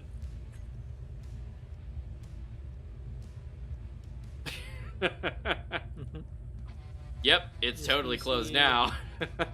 If you need to get platinum, you actually have to go deep into the trenches. Yeah, the platinum's really far away. Are the resources in the water as well? Yeah, DCS. So, that's what he was saying, was that the, how can I close them all? No, that one's literally not moving. What is wrong with that stupid door? Why is it not? The visuals are broken on that door. Copy and paste.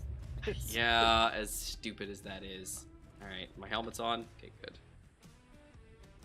Alright, now I'm gonna need to creative mode that boy. I'm not at the helm, I don't think, right? Yeah, I'm not. Alright, so let's... Yes, and there I go. literally just turn this boat around. I'm not letting it. Go. Drop her down, Virgil. Well, maybe. There it is. Alright, now, how's that door? Open. Close. That actually helps. Back into my cockpit. Of course. You died from a collision of not going very fast.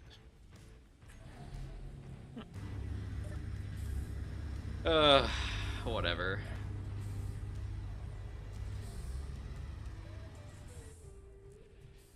Alright, now, alright, this door's... Well, not that door, but the walkway. Broken. Alright, here we go. Roger.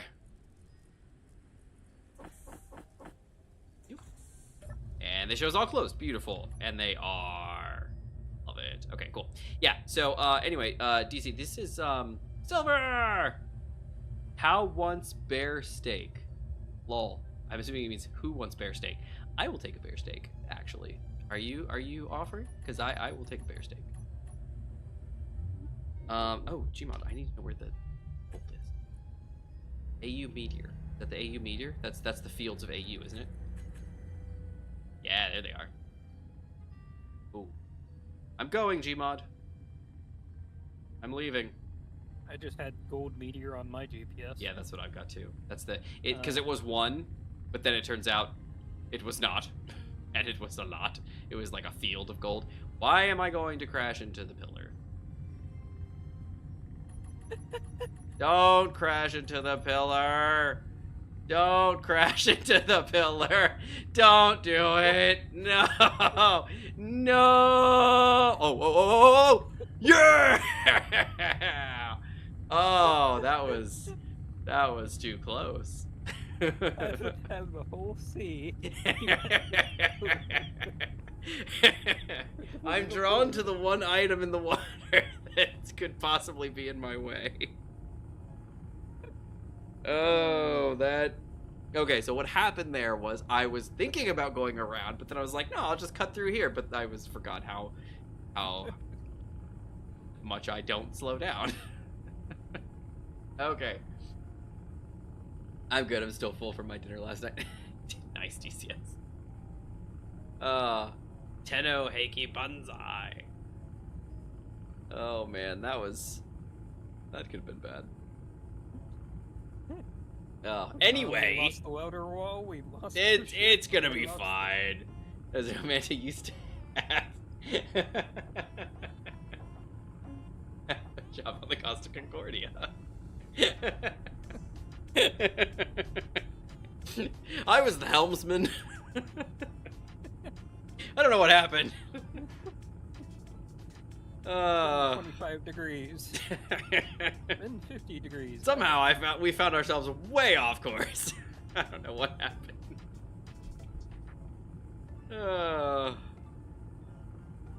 Somehow they put me behind the helm of another ship. I wanted to let you know, Manta, since you did do the event in Elite, it ended, and if you want to get your rewards before they expire. Oh, yes, I need to. Oh, man, okay, yeah, I need to do that. I need to do that, Gmod. Don't let me not do that. Let me not do that. Okay, I think all I have also in my ship, unfortunately, 300mm ammo and 676 assault cannon shells for some reason.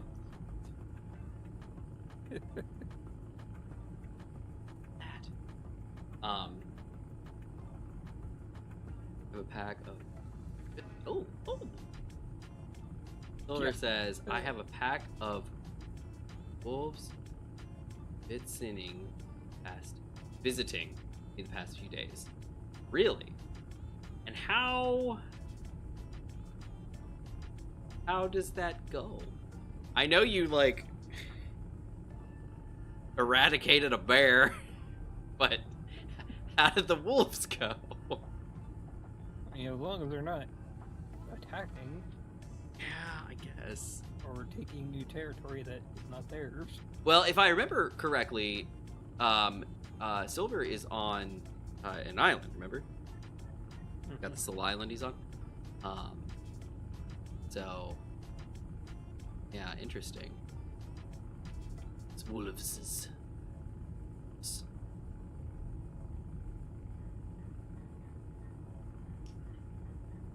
Silver, I have a question for you. Get a chance. By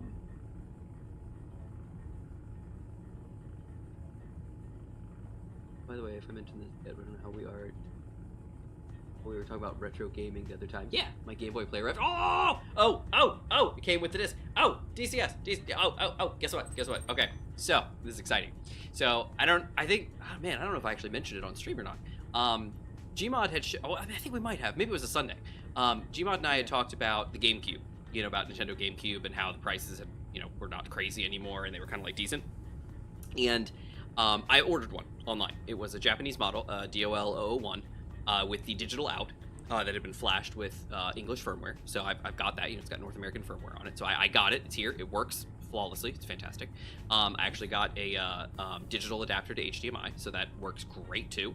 It's running GC code, so when I get around to it, I'll flash that probably to the latest version if it's not already. And my son and I have been playing, games. He's been having a great time. We're playing Kirby Air Ride.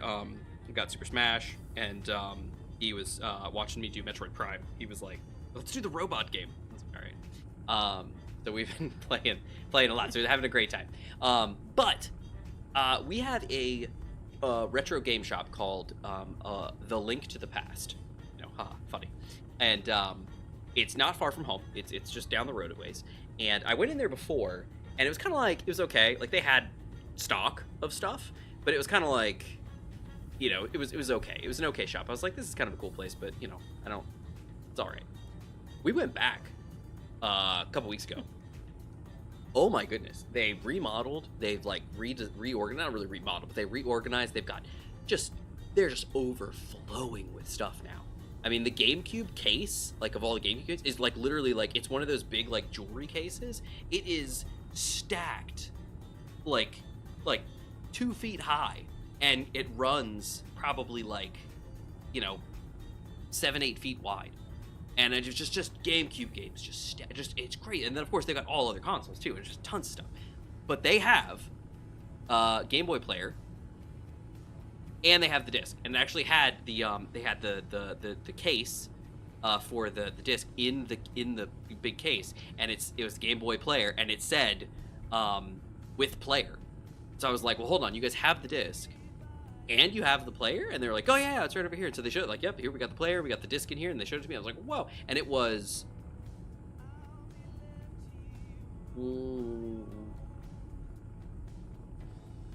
$199, maybe, I think. I'm trying to remember what the price was. I think it was like $199, and it was with the player.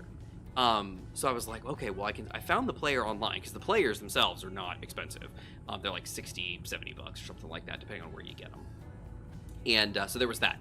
But the discs are the hard ones. Those are the ones that you usually find about $120, $130, but lately I've been seeing them for like $70 to $80 or something like that. Again, you don't know. You assume they're going to show up fine, but you just never know. So there's that kind of slight guesstimate there.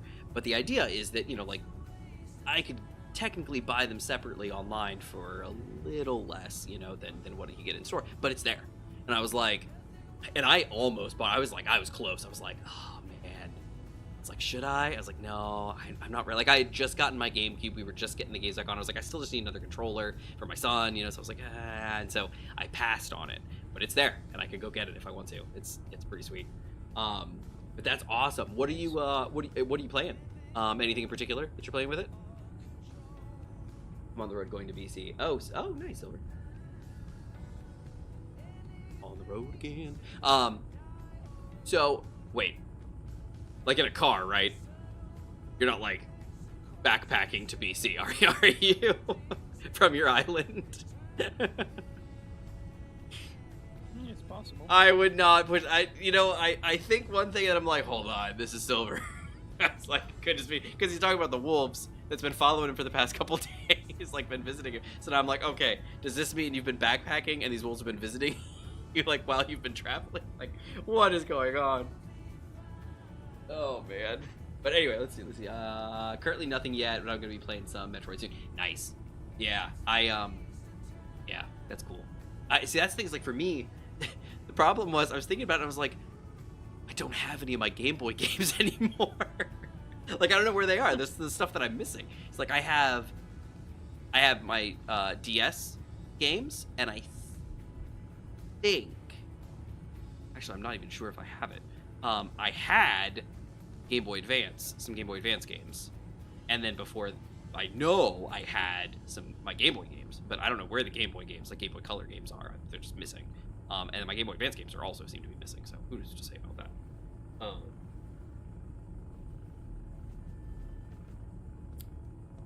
Metroid Fusion, to be specific. Nice. Very nice. Very nice. Yeah, I know the Game Boy Player, one of the reasons it's so important and valuable is because the Game Boy Player is one of the ways that you can, hack the GameCube, and get, custom firmware, running. Or at least, boot into something else, and get homebrew going. And so that's one of the main reasons why, like, while the Game Boy Player itself is, like, super common, the disc is so hard to get because you need the disc, to get the thing to work and to get it to jailbreak. And so that's one of the reasons why it's so rare, I guess you could say, because everybody that wants it has it and needs it, and can't just give it up. Because if you're using it to kind of jailbreak your GameCube, you have to have it. You have to keep going. I know there's like the Action Replay breakout, which I have an Action Replay for the GameCube, I believe, so I should have to check that. But yeah, I have a loaner enclosed scooter. You can do a trip to PC. Oh, interesting. I have no plans on hacking it though. That's fine. And that's the same thing for me. Like my Vita, I finally, homebrewed my way into and said, okay, it's an emulator now. It still works as a Vita, but now it's an emulator for me. For the GameCube, at least for now, I'm keeping it pretty much vanilla because I'm just playing my games. Like, I'm playing the library of games that I have, just using GameCube controllers and just having a great time and enjoying myself. But down the line, I might. I don't know. I don't know. I don't want to, because Nintendo is doing like the GameCube emulation on Switch. That's something that they're going to be launching. There's that. But I'm already hearing that like it's not, like it leaves some stuff to be desired potentially. That's what I'm hearing. I don't know if it's actually out yet or not. I don't know anything about it, but that's what I've heard.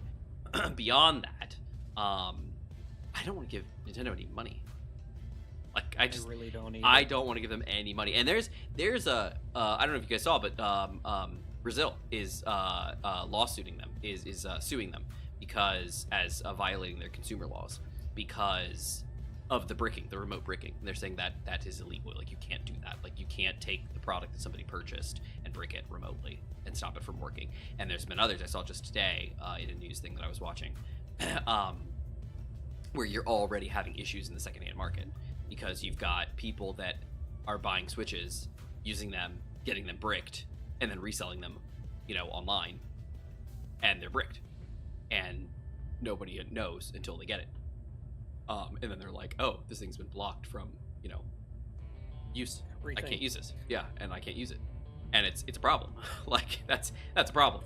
And, it's one of those things where, like, this is, like, did you not think about any of this, Nintendo? Like, did you, like... They don't care.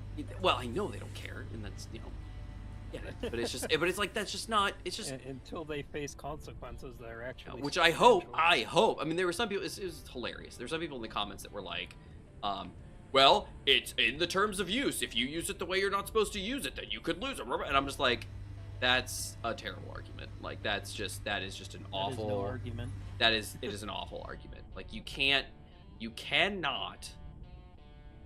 fork over $500 for a piece of equipment and then be told, you're using it wrong. And then them own it. Yeah, and then them being able to take it from you effectively. Because if they brick the online services, that's one thing. But if they actually brick the hardware, well, that's a whole other thing. Like that's just wrong. Like I can understand them being behind, you know, like, well, we're gonna brick your you know, online services, because that's the whole like argument for like cheating and stuff like that. Like Yeah, if somebody I mean, honestly, I have been of the opinion of two things for online services. One, once they expire and the people give it up, they should open source it so that people that want to still play the game can do that, and they'll still keep getting money for it, because you can guarantee there's someone out there that wants to maintain it. But the second thing is, if you buy an online game, it's going to shut down at some time. Yeah. Unless it is open source or the company is making a ton of money. Yeah, however, that's a slightly different argument. What I'm talking about here is the fact that, like, I am, like, for instance, let's say you're somebody who plays, you know, I used to play Destiny. I used to play Destiny 2.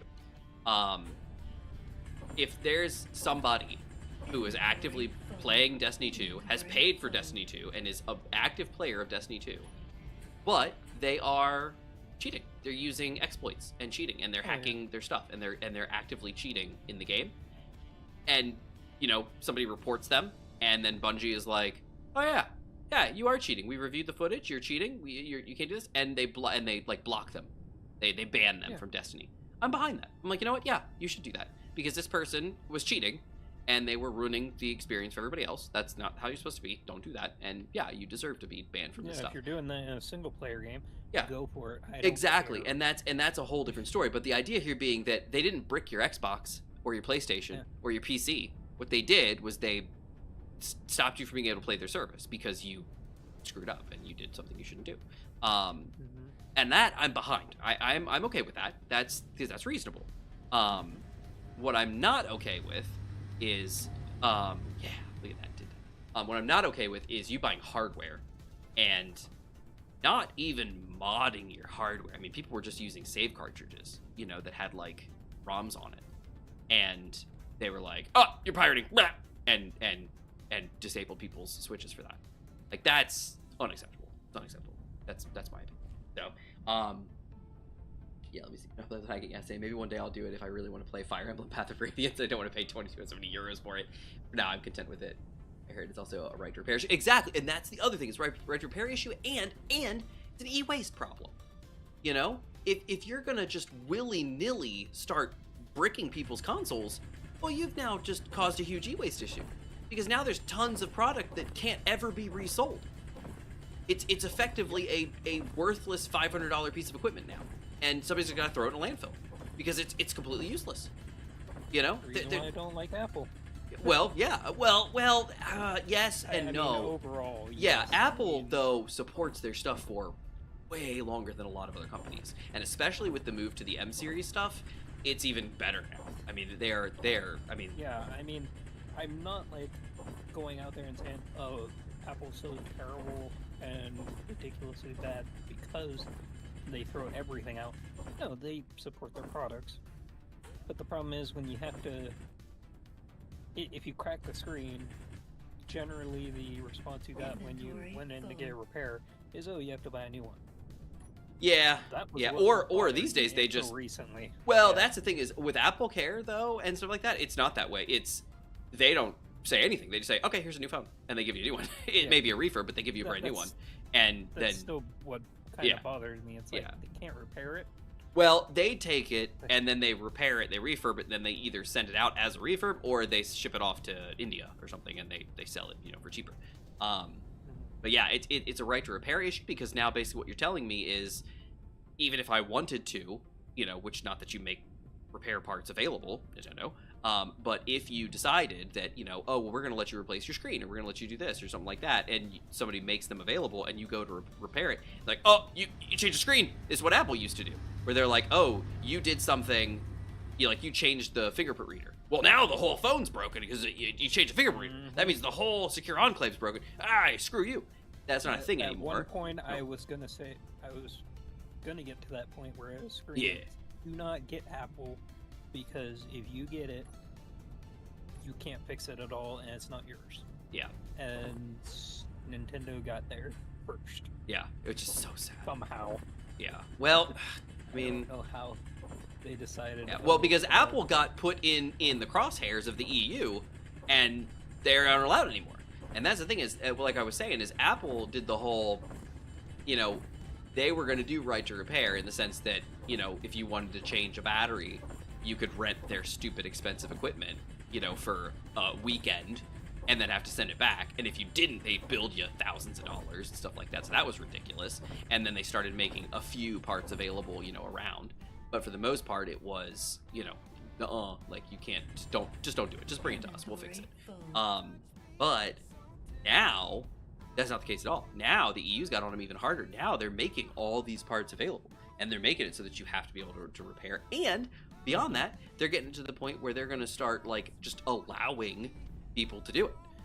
You know, it used to be you had to be a very specific Apple dealer, like only key people. Like it was very restricted. It's opening up. And it's because they got in trouble for it. Until, like you said, until Nintendo gets their butt smacked on this, they're not, and not in a good way. And it's they're not going to possible do that anything. They might lose their entire base because if the people in power don't actually get on this fast enough, are people going to just keep buying bricks every time they try and, like DC said, try and carry over their Pokemon save? Yeah, From and yeah, the old Switch. Like, yeah.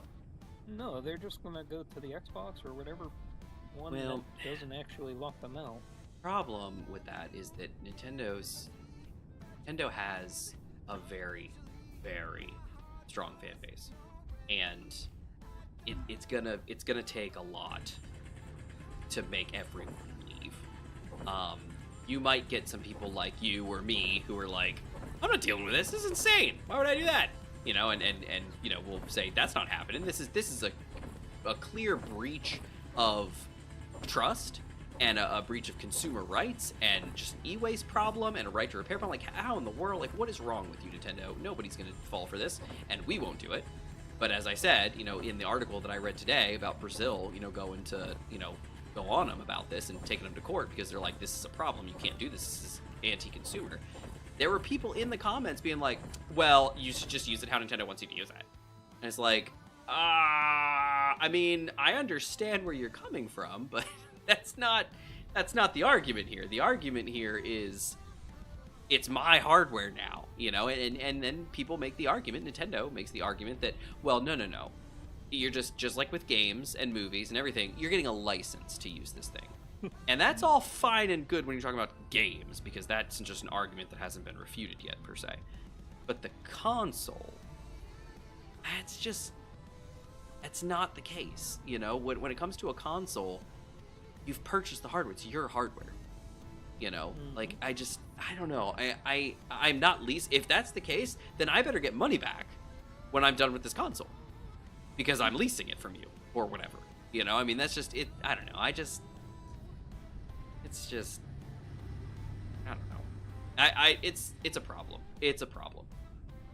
So let's see. I'm certain we'll be hearing of an EU versus Nintendo lawsuit. I really hope so, because the whole thing is just highly illegal. I know, and that's why Brazil's going at it, because Brazil's like, well, this is anti-consumer. This is against our consumer protection laws, and you know, the United States, we don't have many of those, unfortunately. But over in the EU, we do. Worse. Yeah, I know, right? Oh my goodness, that's funny. We're not even gonna get in on that. Ooh, that's a whole can of worms. Yeah. But like, you know, the EU, they've got them, and they have no problem exercising those things. The problem is it needs to get in their face, because the problem is that, like, Microsoft, Apple, Meta, you know, these companies, Amazon, they got all up in the EU's grill, and the EU's like, well, we're gonna take care of this. Nintendo, as big as they are kind of a niche environment, you know? They're not... Strangely enough, they don't really draw attention to themselves in this sort of an environment, you know? It's they don't... They're not something that somebody's going after, you know, for consumer rights. They should be, because they're absolutely screwing everybody over right now. But, you know, it's just... It's not something that people really think of when they think of who's ruining consumer rights today, you know? Well, the loader wall is ready when you. Eat.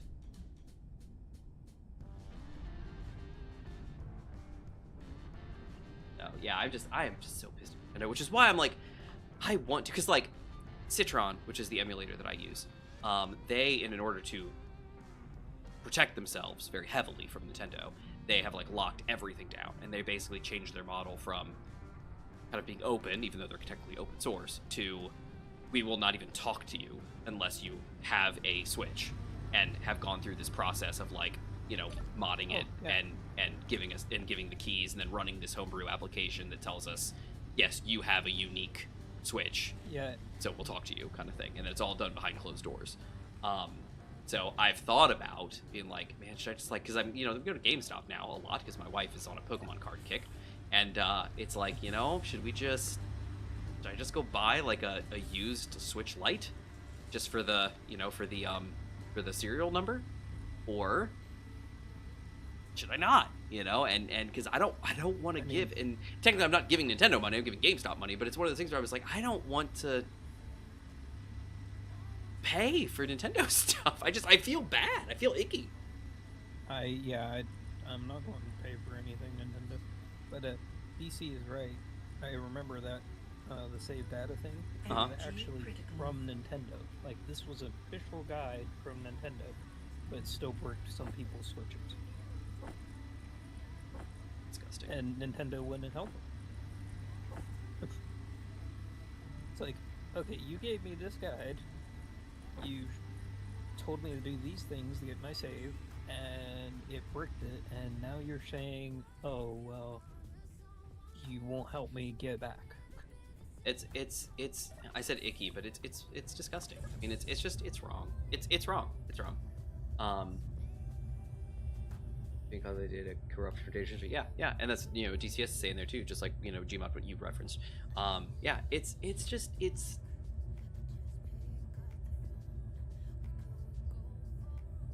frustrating. It really is. All right, Gmod, I have as far as gold is concerned, I have 14.7k of gold, raw gold. That's just me going down manually hand mining and bringing it up. Yeah, and it's a good thing you went out there because we only have 3.5k. Okay.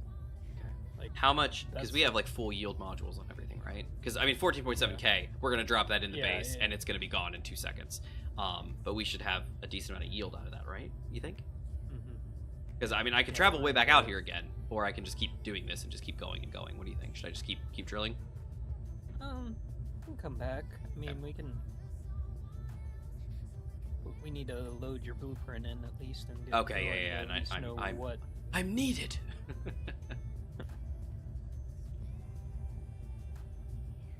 But it's just the same, not on the hardware side anymore, but it's like the Steam agreement. People could argue, say, hey, all your games are listed under one person and you can't even give your Steam library out to anyone after you die. Apparently it's in the Steam agreement. Aren't they changing that though? Not as far as I know. I thought there was news just recently, like within the past couple months, where they have actually like adjusted this, and it's like it's changing, where it's like if you die, like it can be passed on or something. I thought there was something about it. I could be totally way off base, but I thought there was something. I think it was they were talking about it. Okay. But I don't think anything came of it yet. Okay, it could be. But either way, it's like that could be argued the same as the Switch. It's like, why do you keep purchasing Steam games? Because they don't brick everything immediately. Yeah. Like, if you're cheating, going back to Manta's example, yeah, you're going to get banned and you're going to lose your whole library and you're going to be sad. But it's like, you take that risk if you do that. Yeah. But on Steam, I've never heard of people just transferring their saves or doing basic maintenance stuff and getting their whole account. Not at all. Space Engineers is a great example of that. You have to move your save. You can't. You physically, it doesn't sync. It's not a thing. They sync blueprints. And that's the extent of what the game saves, right? I mean, it doesn't do anything with actual game saves. You have to go into app data, get your saves, and move to a new machine. So yeah, at Space Invaders, the game we are playing is a perfect example of that. Or even better, the one I heard most recently, I don't know if you've heard about this. If you have 2 switches and you only have 1 account, you can only play one of the switches at one time. Oh, because you're only one person. Why in the world would Yeah. you need to have be using multiple switches at the same time? What's wrong with you? What I mean is, even if it's a free game. Yeah, Like, but that's what I'm saying. I'm download being horribly free. sarcastic. The idea that I have in my head is I bought a Switch, and my son, who is theoretically 10 years old, wants to also play a game, and I'm not going to set him up a Nintendo account. He's 10. Yeah. Technically, and I would bet, below the minimum age according to their terms of service. So instead, I will buy a second Switch, sign in with my account, and then let him play a game. Oh, but that means we can't play at the same time because, well, surely it's your Switch, so who could possibly be using your Switch? You know, it's just, the whole thing is dumb. Remember when we didn't need an account to use our consoles? I know! Remember when we didn't need an account for... so many things have gone down this path. I mean, just something as simple as, like, Windows. You know? And I know there are reasons why you would want to sign in with your Microsoft account.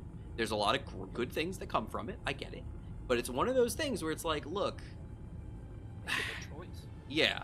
Where am I? I In think the I'm going first the wrong... place. Am I going the wrong way? I have no idea.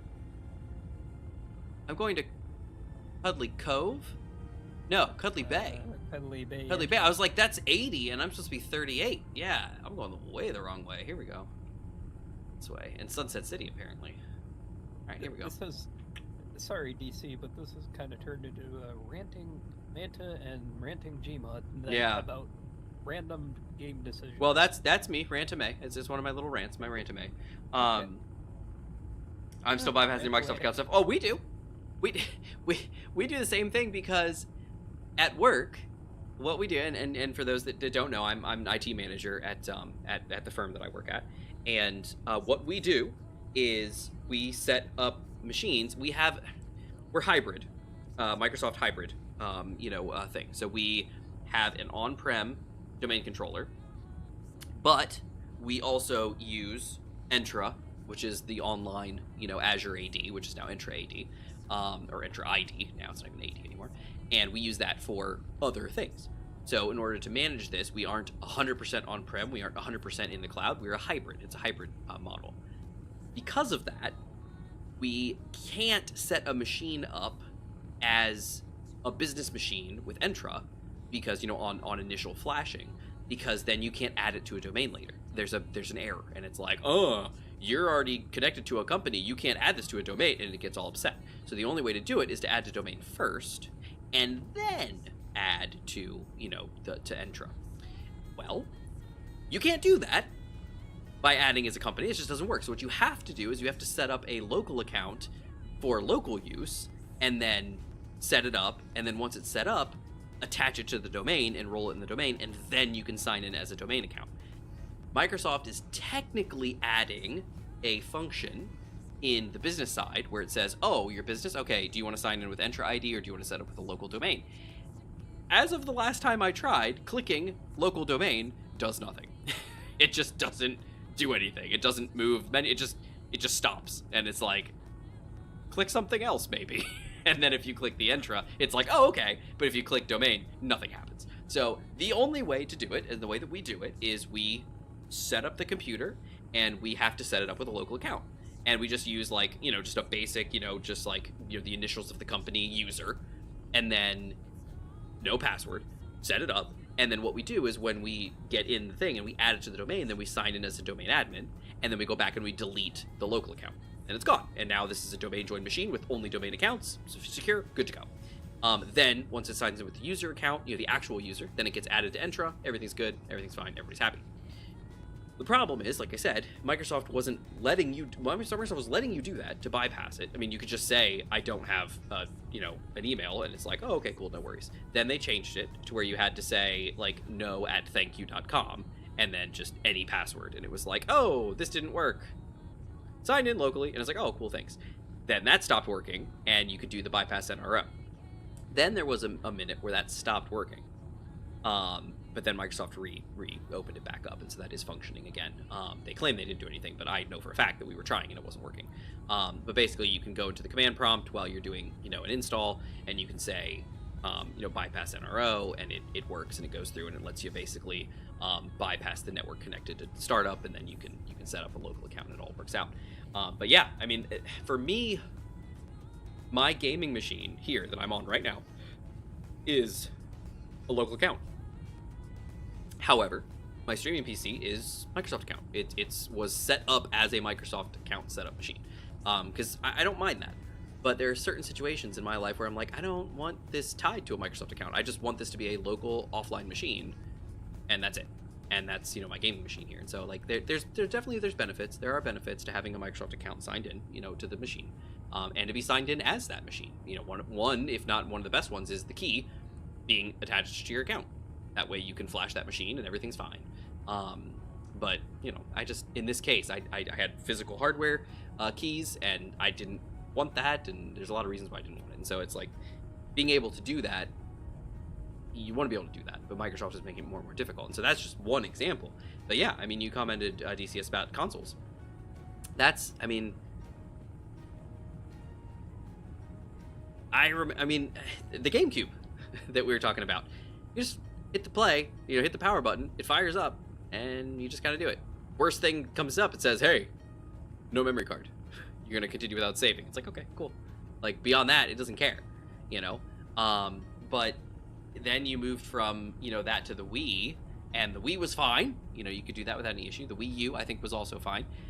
But then you moved to the Switch, and the Switch was like, account. And now the Switch 2 is 100% account, specific. But yeah, I mean, it's just, phones. Think about phones. When you fire up a phone, you must sign in. Maybe some cheapo phones you don't have to, but like any flagship device, you must sign in with an account. It's just the way it is. The funny thing is, the Pixel phones, even the most recent one that I got, doesn't require that, but they will keep bugging you about it. Oh, like, interesting. Oh, you'll get all these new capabilities if you keep signing in. I'm like, great, sure. I don't want to sign in at this exact moment. Yeah. But it's like, I've seen that case of where it's like, any new device, online account first. Yeah, that's just how it is, unfortunately. Yeah, with phones, I set them up with an account, because I was indoctrinated early with an iPhone on that. I mean, I went from a Droid, technically Google account, so I guess that was early on too. But when I got my Apple phones, I got a 4S, and I agree with DC. We might want to make a save here. Oh, is it being buggy? Everything's lagging pretty. Well, pretty bad. It does autosaves, so I mean, I can check and see. I just did.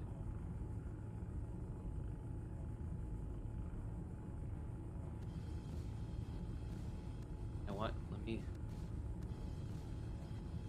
I think there's some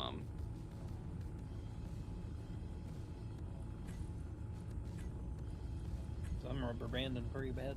Yeah, well, I think there's a lot of gold ore still down where I was, causing some problems in the water. So I just cleared those.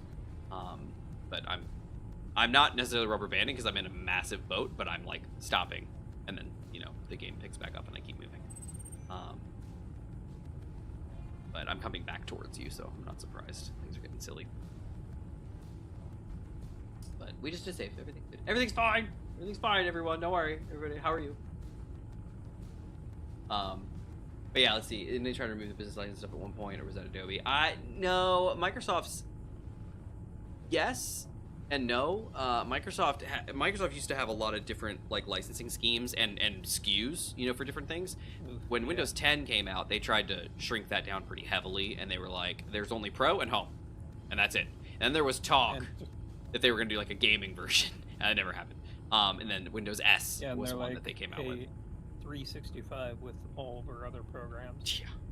We have Windows and 365, and then we kind of went, let's put Windows in 365. Yeah, now it's Microsoft 365.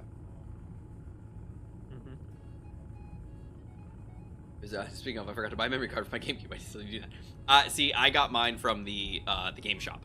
I went there and I was like, because I bought I asked if they had any controllers for GameCube, and they did. They had a couple, but they didn't have any platinum ones.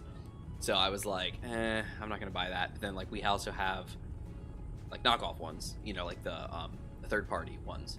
And I was like, I mean, it's gonna be for my son anyway. So I was like, little brother controller, yeah, sure. So I went ahead and just bought it. It was like $14 for the third party. So I got that, and I was like, yep. And so it's like a black one. But it's you know, some third party GameCube controller. It works fine. And that's the one that he's got. And while I was there, I bought the controller and I bought a memory card. And it was a memory card. It wasn't flashed. It has tons of saves on it for stuff. And I was like, oh. Like, I went to use it and it was full. And I was like, are you serious? So I went and I started looking through all the saves. And there's a lot of saves. Like, a lot of cool stuff. And so I was like, I removed some for, like, games that, like, I know I'm never going to play. But I left a lot for, like, games where I was like, well, maybe. It was great. I was like, wow. Like, I may do this one day. Yeah. Well, because, like, I don't have my saves for, like, Smash Brothers. But this had saves for it. And I was like, oh, I bet this is probably, like, 100%ed on everything. So I was like, yay! You know, it all works out. Have you ever heard of the game Dark Cloud? I know. Dark Cloud? I don't think so. Dark Cloud. Yeah, it was an old type game. It was an old type game, but it checks out, sir. But it's like Final Fantasy, but it's like... Oh, DCS says I love PC. Dark Cloud. That's a PS2 exclusive, though. I have a PS2. Yeah. It's right out there in the loft.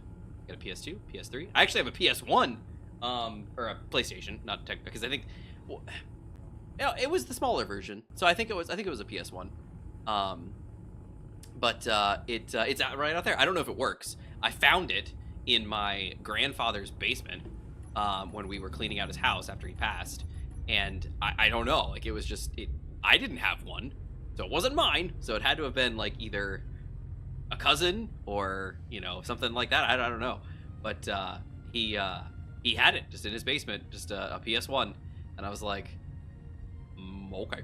And so I took it and I was like, yep, it's mine now. And I have it home. I haven't tried to boot it. I haven't tried to do anything with it because I don't think I have the power adapters for it. But I'm curious to see if it, you know, if it just needs cleaning and needs, you know, if it functions or anything like that. Because then I'd have a cute little PS1. But I have a technical PS1, but I have a PS2, I have a PS3, and I have 2 PS4s. I don't have a PS5. I have an Xbox 360, and I have a Sega Genesis, and I have a Nintendo 64, and I have my GameCube now. Yes. And yeah, that's it. That's what I have. Those are the consoles I have here at the house. My parents technically have a Wii. I'm gonna try to steal that at some point. Because it's one of the, like, Gen 1, like the original Wii's, I'm pretty sure. And I very much like. Let's see. It was a dungeon crawler. It was said to be the Zelda killer, which was horrible marketing.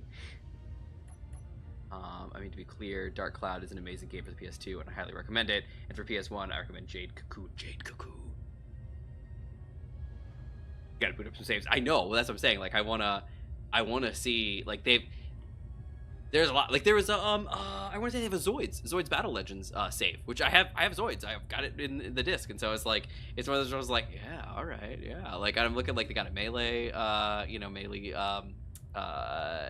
save. They've got that. They've got quite a few Zelda saves. I think not Twilight Princess. Twilight Princess was B, right? I think so, yeah. What was the one that was for GameCube? This is not good. Ocarina of Time. Ocarina of Time. Yep. Okay, I am probably going to hit the shore. I'm not sure here. Oh, I did. Everything's fine. Don't worry. DC's like, are you gonna crash? I'm No. fine. I'm fine. Yeah, that's my heavy armor. Don't worry about me. Oh, I wonder. There's actually some scrap metal. Why is there scrap metal? What did I hit? Did I hit anything? I can't tell. I don't look like I'm any lower in the water, but I also technically can't hell? Let me see. Okay, no, I did lose something, but it's just like little tips. Yeah, it didn't actually break anything. It just, I'd lost a tip. An armor tip that was right there. Yeah, a little wedge. Okay, yeah, we're fine. We're fine. Back her up. Huh? There we go. Saying you're fine and actually being fine are two different things. Everything's fine. Don't worry about it. Are you gonna crash? Any Wind Waker saves? Well, that maybe. I'd have to check. I'd have to verify. Oh yeah, look there. I missed another piece actually. Yeah, look, I lost a tip there too. Ooh, man, we did hit some damage there. That's okay. That's okay. That's okay. We're fine. Everything's fine. That heavy armor. That's a lot of inertia on this ship, so it held up really well, to be honest. All right, let's see. Man, those back color shirts let me down fast. Okay. Let me, while I'm here, let me turn on, oh man, I hate to turn on the projector on this thing. Go ahead and do it.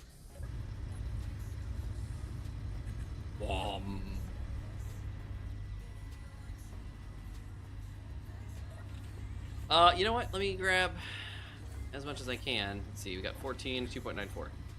You know what? I'm gonna need some help unloading this gold, probably. Okay. Ooh, you know what? While I'm here, before I leave, let's open those back doors. So that I don't get hurt trying to open a stupid door. Open. Away! Yeah, I want to say there's Ocarina. If Ocarina of Time was on there, I think that was that one. And then I want to say there was Wind Waker. There were a couple different ones. Whoever's game card this was, like save cartridge, they were a hardcore like GameCube player. Like, they had a lot of good games.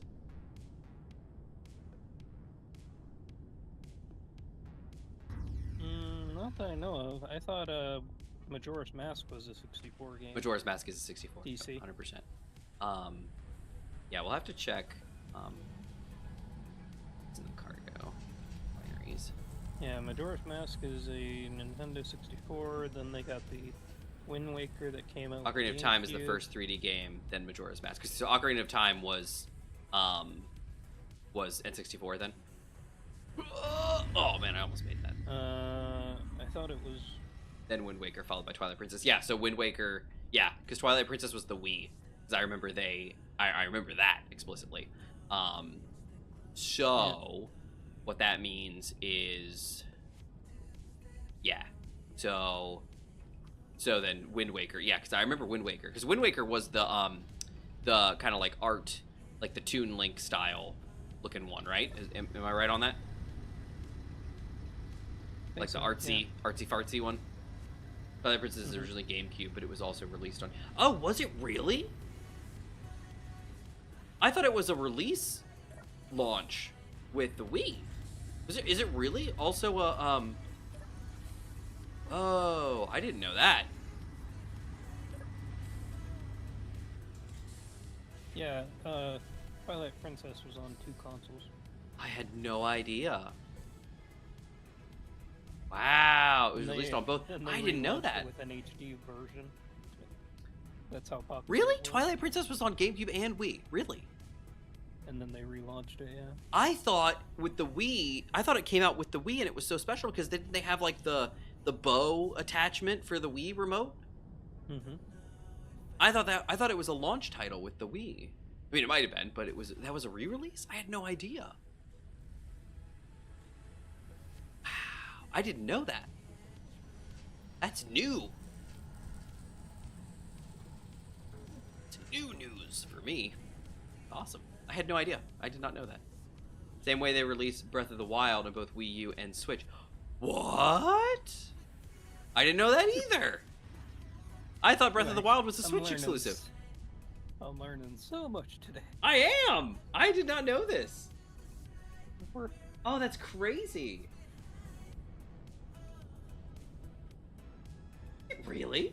I kind of want to look it up now. I want to be like, That's interesting. I didn't know that.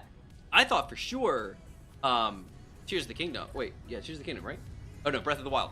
Breath of the Wild was a Switch exclusive. I thought for sure it was.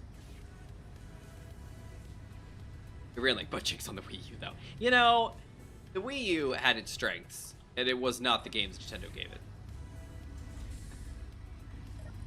The Wii U is a great console for like emulation and all kinds of cool stuff, but it struggled.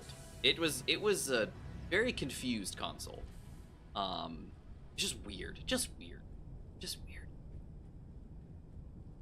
Had to release on both consoles when it was. They tend to release when it's a launch title. Really?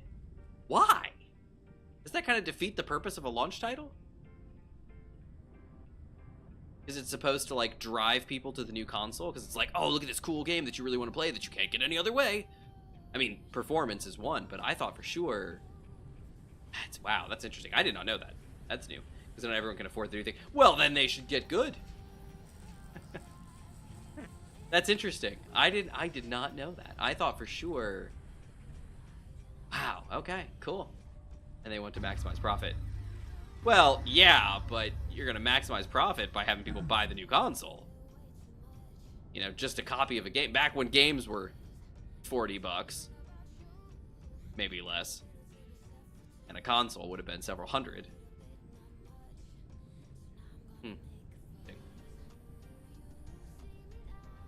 Yeah, I don't know, the whole thing is.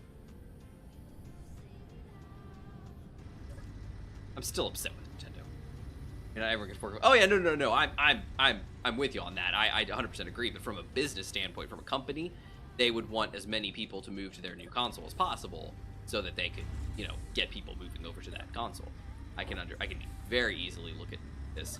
Now, I was going to propose a secondary argument, even though I won't ever go for Nintendo as they currently are. If they were to offer a subscription model where it's like the Xbox Game Pass but Nintendo, it's like, hey, you get these games, you lease the console from us, and you pay like monthly. Well, Microsoft did that too. Yeah, I mean, if they did that, where it's like, technically we still own the console, but you get a bunch of games and library and everything, and if your console breaks, just send it in.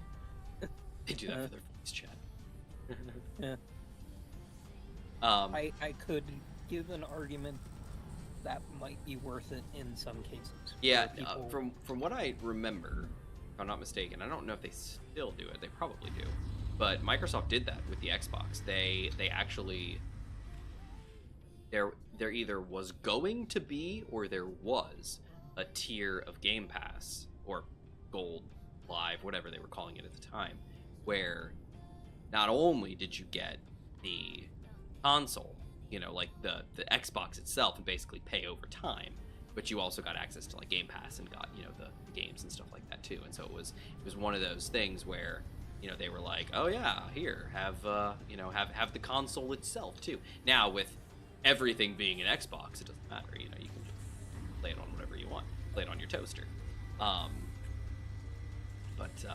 Yeah, that's. I mean, if Nintendo did something like that, I could justify, hey, you don't own the hardware if you're doing something weird with it. I don't know. Did you see I saw the article about the Switch dock.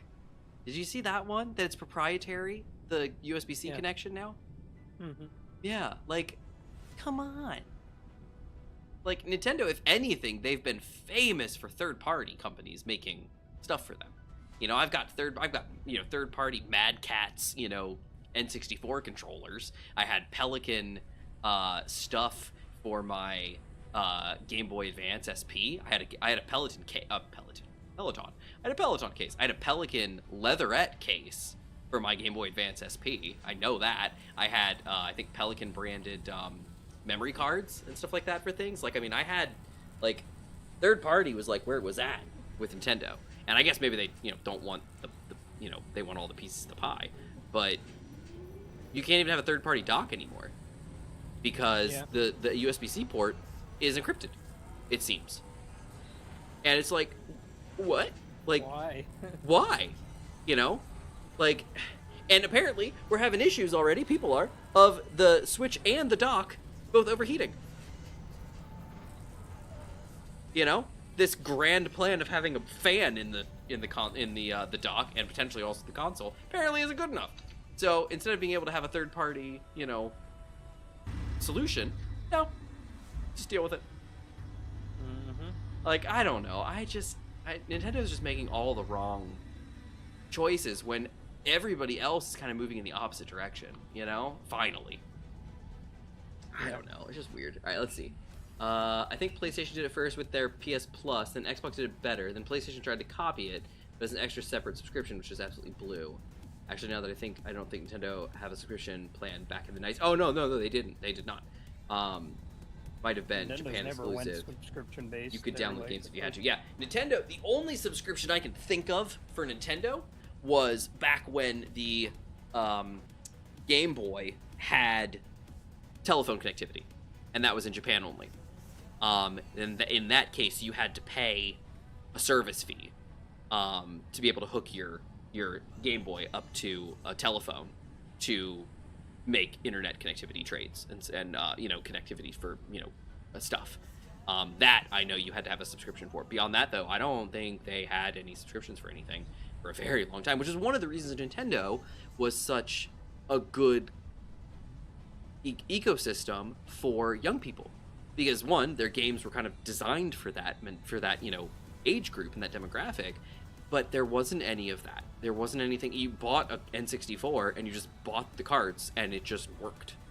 There was nothing else to it. Just nothing else. That was it. It just worked. And now there's technically an argument I've actually seen mentioned. It was actually on Wayne Show that it was mentioned where, Nintendo games for the most part don't have microtransactions still.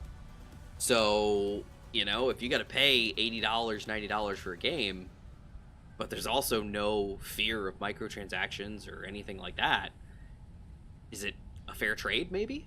I have my own opinions on that. I also, and one of the reasons I haven't had a Nintendo console since the 3DS, and I didn't buy that. It was gifted to me. But apparently, like, for any online connectivity, or even to back up your own save data, you have to pay them. It's a subscription fee to be able to back up your save data. That is, again, just not right. You could download games if you had it. Oh, that's cool. They had it for their GameCube as well, I think.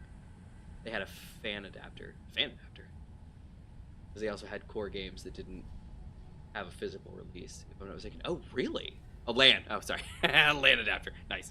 I got a fan adapter. Cool. Yeah, it's interesting. Yeah, I know, like, I had PS Plus back in the day. I had Xbox Live Gold. I don't have any of that now because I'm primarily a PC gamer now. I'm just like, I'm not dealing with that. But yeah, that's kind of why I kind of prefer, like, I emulate, my Nintendo stuff now for the most part. I love having the consoles and playing them on there, but anything new, I'm kind of like, why bother?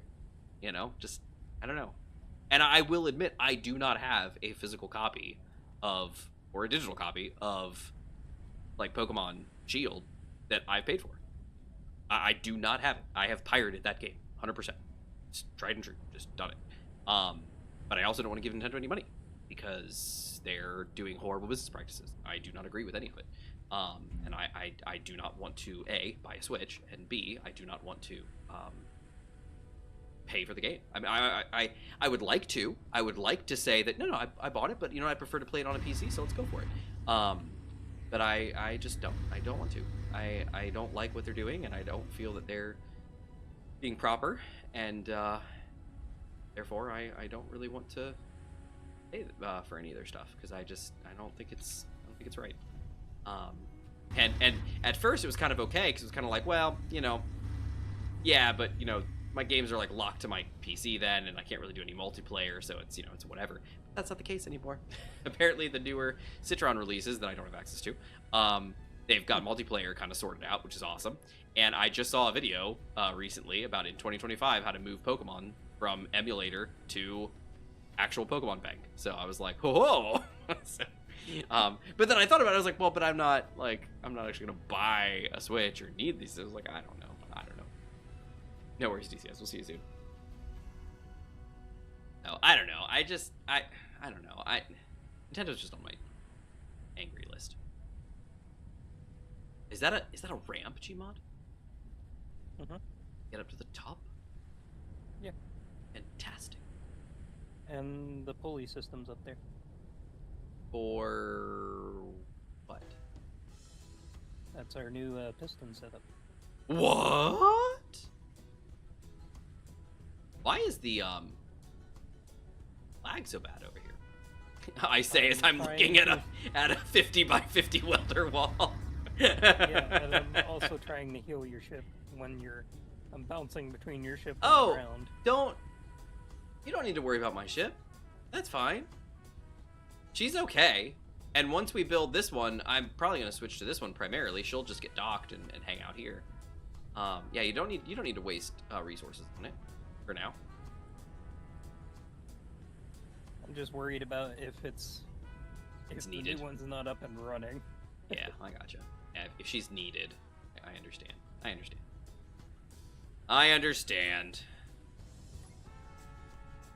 I would much rather. It really prefer wasn't this. too much damage. I already fixed your conning tower. Oh, It's really the biggest part is underneath. Okay, so run this by me, Gmod. We have enough distance to play with. Mm-hmm. Yeah. Okay. And That you're could sure? stretch across the whole bay. Oh, well, all right then. Okay. I guess I'll load it in. What's that projector called? Should be water wall. Water wall. Water wall. I love how it's called water wall, that there's no water on this wall. Indeed. Yes, I know. I'll have to manually build that. That's fine. All right, let's see. It's backwards again. So let's see. That was pitch, I think. Yeah. Shouldn't. Yeah. What's weird is it shouldn't be backwards because I made sure. No, my projection was backwards last time. It was backwards last time. All right, that's as far back as I can move it. Okay. So you just have to build a. No, that's not gonna work at all. No, we can fix that. Okay. Should I leave this here, or should I? Yeah. Okay. Right.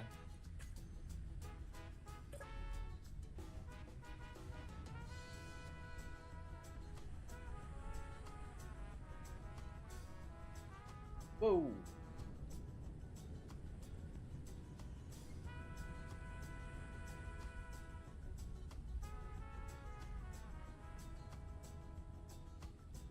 Okay, I'm gonna pretend that that's somebody setting off fireworks.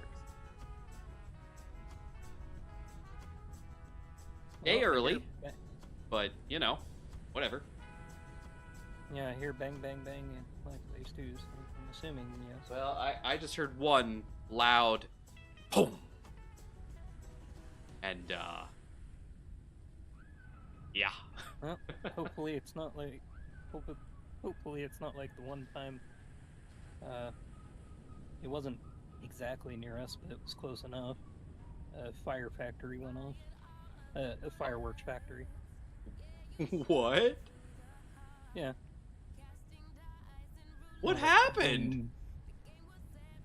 No one was in, and like a spark happened, and then... Oh my goodness! Of all the things! Oh wow, that's terrible. Alright, so what's our plan on this guy, Gmod? Are you gonna... So...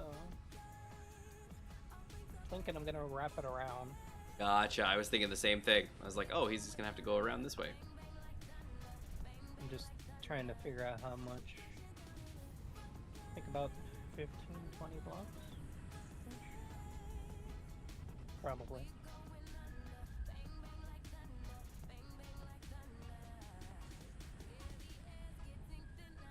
Five, 6, 7, 8, 9, 13, 18, maybe 25-ish, I think is what you said. Yeah, that's probably fine. Okay. Okay, so what's the plan? You're gonna Gonna loop over the top, so... Okay. And then we're gonna put the projector back here. Gotcha. So we okay. Cool. Uh, Perfect. And then Yeah, I was like, as it stands, I don't think that's gonna work. Okay. Yeah, perfect. still have my card in.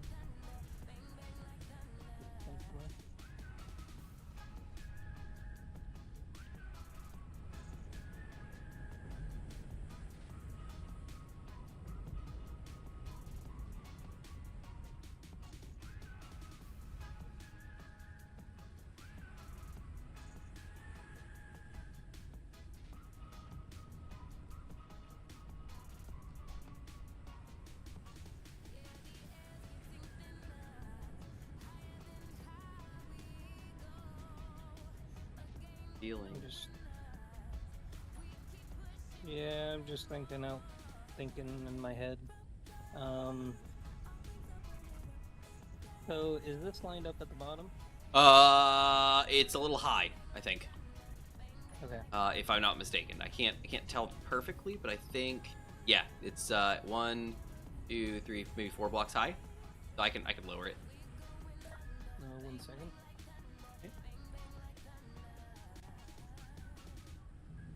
Gonna be a vertical offset. It's 0 right now.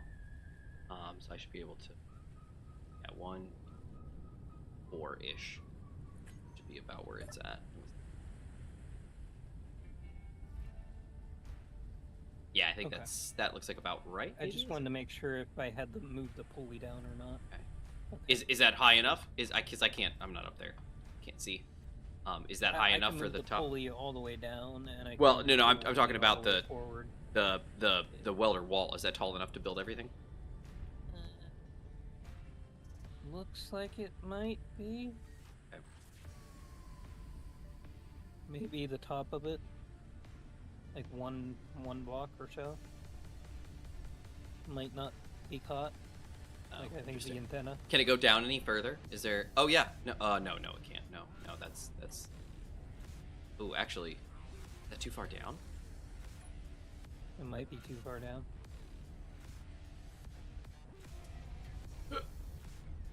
Boing. It wraps around the How about bottom. we move it forward and then to the tallest point so we can. It forward and to. Oh yeah. No, I got you. Yep. Sweet. And I need to move it up 1, unfortunately. It's lower than. And even if it's only the top part, we can just. Yeah, the projector's on the ship, so I mean, you can always come through, just tap, and get it on there. And those are fine. All right, so projector, water wall. So let's back this up by 1 instead of 4. Let's move that to 3. Okay, so that's up, and then forward. There you go. How's that look? Yeah, just like 2 blocks above the welding. Okay. So that's not bad. Okay. Works for me, I guess.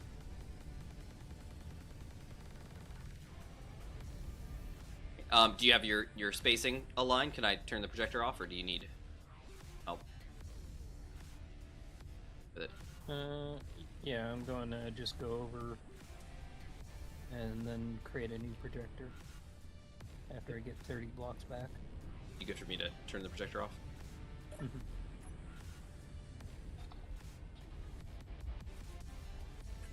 There you go. You're free. You can see again.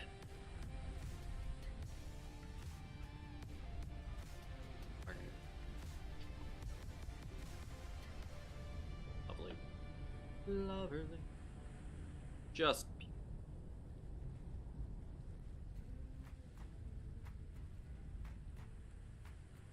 Got this.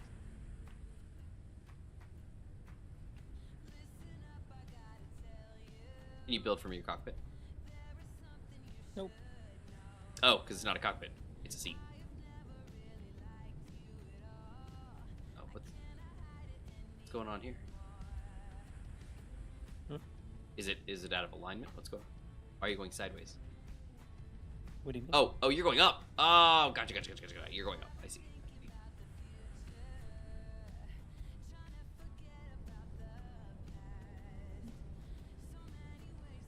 Yeah, with how heavy that is, I'll go 1 more block up. Just in case it moves it down at all. Does the pulley have any sort of knowledge of inertial tensor, or is it just... Yeah, Okay. it's basically just like Just a a piston, piston, but okay. Cool. that was very close to the one block that's already there, so I'm like,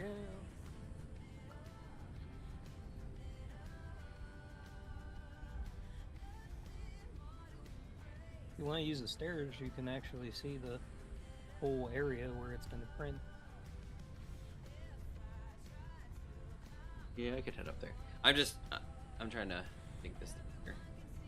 Ah! That's weird, but okay. What happened? Well, I was walking straight, and then suddenly I wasn't. Okay. I was like, let me go over to the... Oh, okay. And there I climbed up out of the water, and I just kept climbing, apparently. The game had to catch up there for a second. I was like, oh, you stopped. Here we go. Oh, wow, it doesn't really feel that bad when you're running. Oh, dear. Okay, well, it does when you suddenly get shot backwards. Alright, so here's a piston here, or a pulley there, and a pulley there. I love that the pulley has, like, rigid steel cable now. That's great. Oh, well, okay.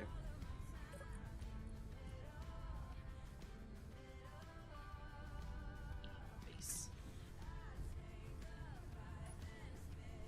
Oh, it moved. That was weird. Oh, it's moving again. Whoa! Pulley cables are the animation. Getting all freaky deaky. Yeah, I bounced back into my seat in my ship, and I'm like, okay, whatever. Alright, so you're gonna run this backwards like 30 blocks and then put a projector on the tip. And then we're gonna use the merge block that's already there. Be the merge block. Okay. There seems to be a severe lack of railings up here. Where? Yep. Feel like that's very not safe. You put railings here, but not over here. Yep. It's so dangerous. Look at my boat. Look at my boat out there. I'm so high up.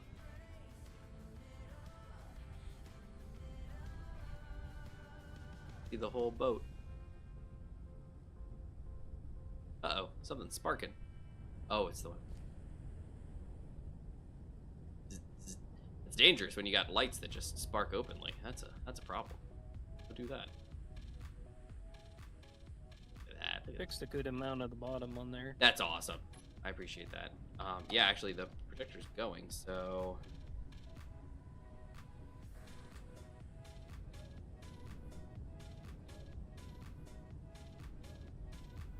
Yeah, there's all the damage.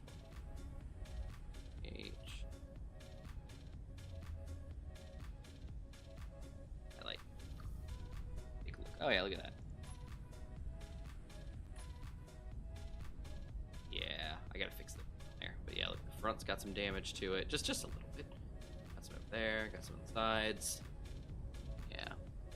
She took some hits. She held up well. I mean, all you know, all things aside, she survived.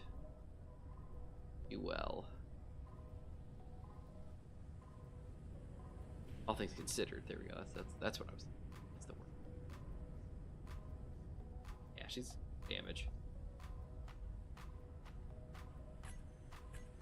Okay.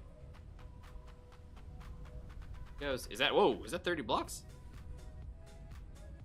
32, it should be. If I counted right. This looks like a lot, but that's understandable.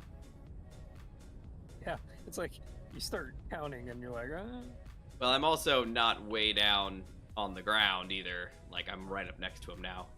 Whereas when I was down there, I was looking and I was like, oh yeah.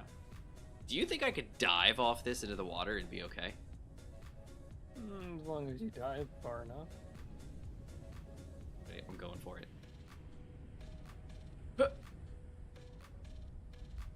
Oh dear.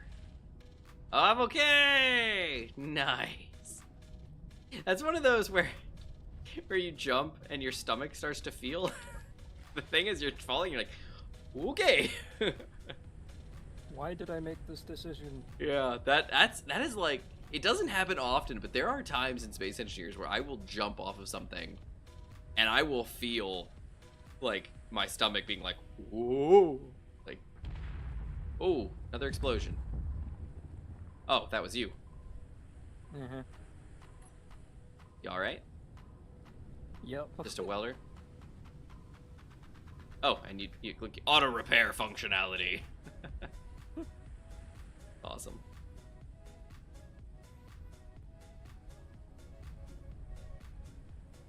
Very nice, very nice, very nice. Did you add a projector down there? Oh, you did. All right, you want me to add it? Sure, if you want. What's that I one haven't called? Named it, Okay, just called Projector So- 2. There he is. probably. Blueprints. EC2. See, I told you we'd have this whole thing done this week. I don't think it's being printed fully today.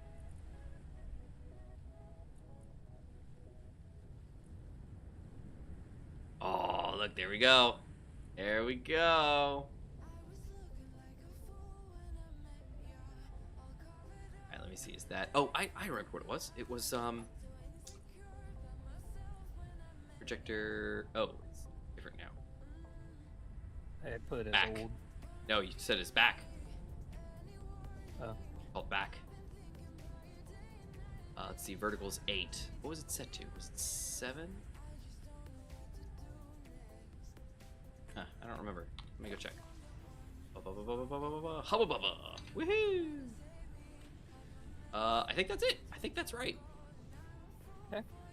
Although, maybe, am I mistaken? Nope, I think I'm right. I think that's right. Perfect. Let me roll it forward a little to find out for sure.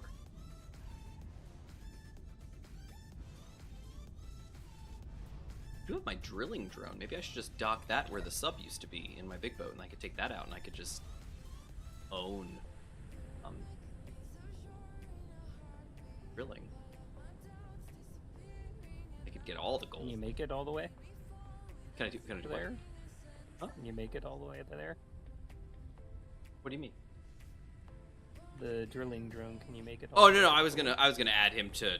I was gonna hook him into the bottom of my ship. Because you know my ship has the spot for the submarine, but the submarine's gone.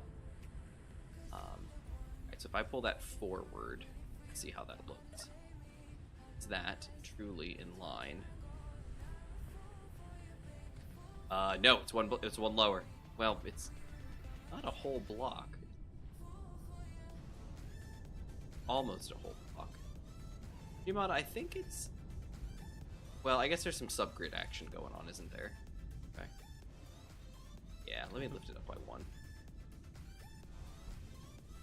But yeah, I was thinking about it because I was like, the hand drilling, very lame. Like, that's not a very good idea. But then I was like, is there a better way? And I do. I have this drilling drone, and he's way tiny. He'll totally fit in the ship's bay.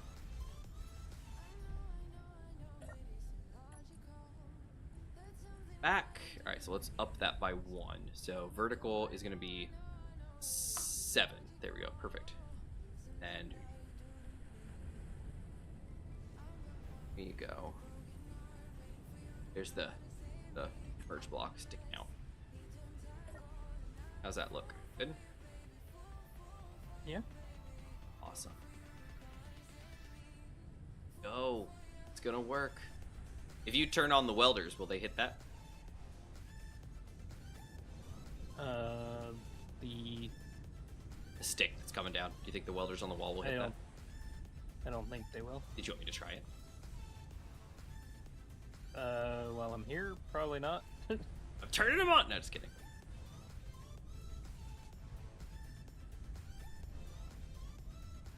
I think it's probably a good idea.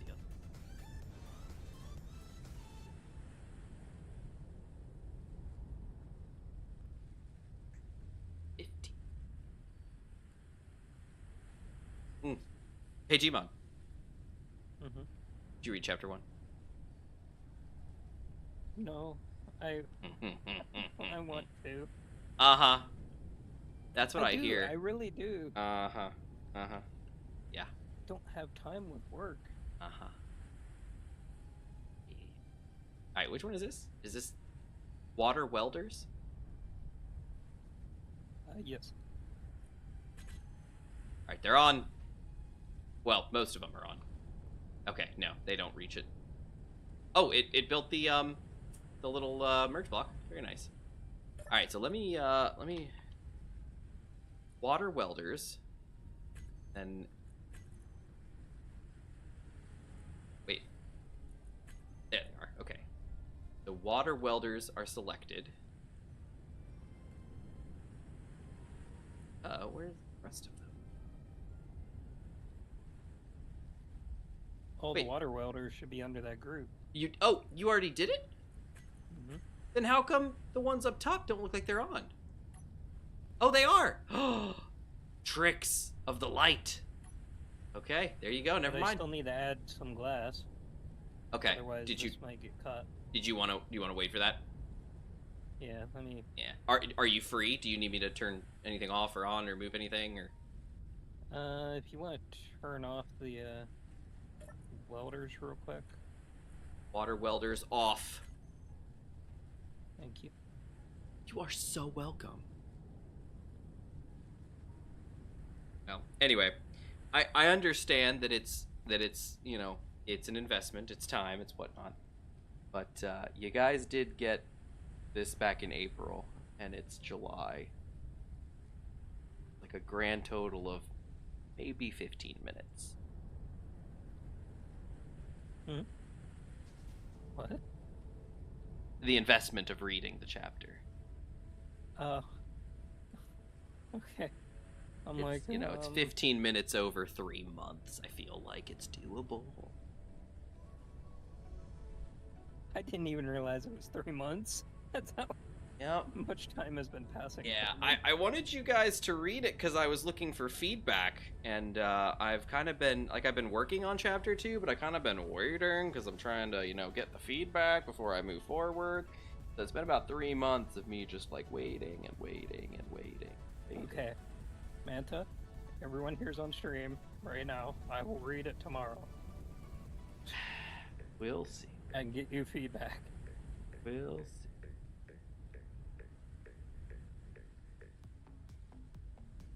Believe it when I see it. Or Yep, hear it. I'm actually because thinking I'm off of tomorrow, so yeah. okay. All the glasses added. Sweet. Turn on Okay, the you want to welders. turn them on? Oh, sweet. I was gonna say. Oh. I wanted to say something else. Welders on. Or not. Oh, there it is. I see the smoke. Beautiful. Okay. I was like, what's happening? So y'all may or may not know.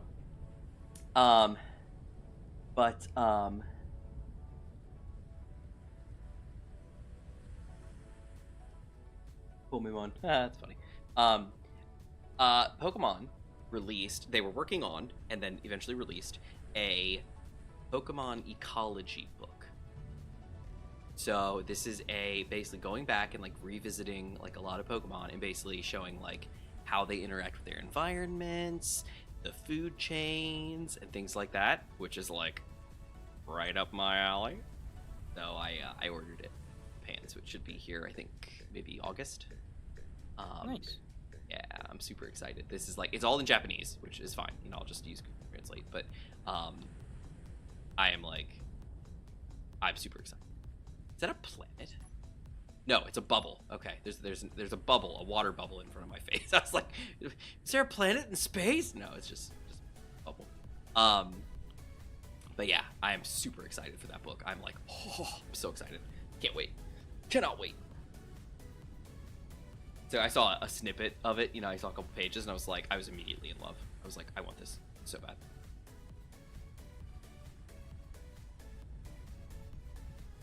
Time for another drink? I don't think I've actually finished this.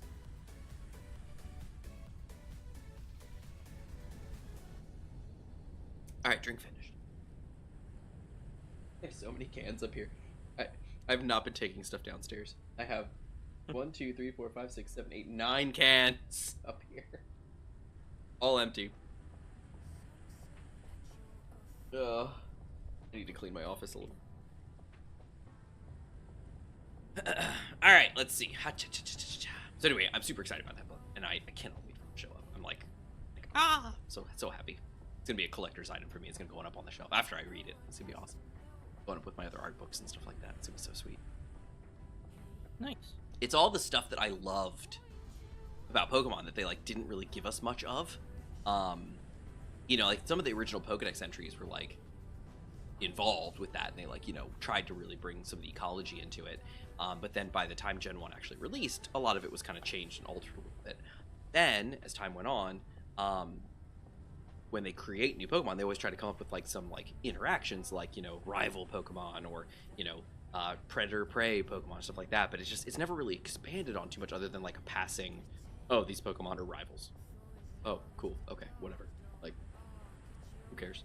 But I'm so excited for this. This is like the thing I love about Pokemon. It's the biology. Just cannot wait for this. So excited.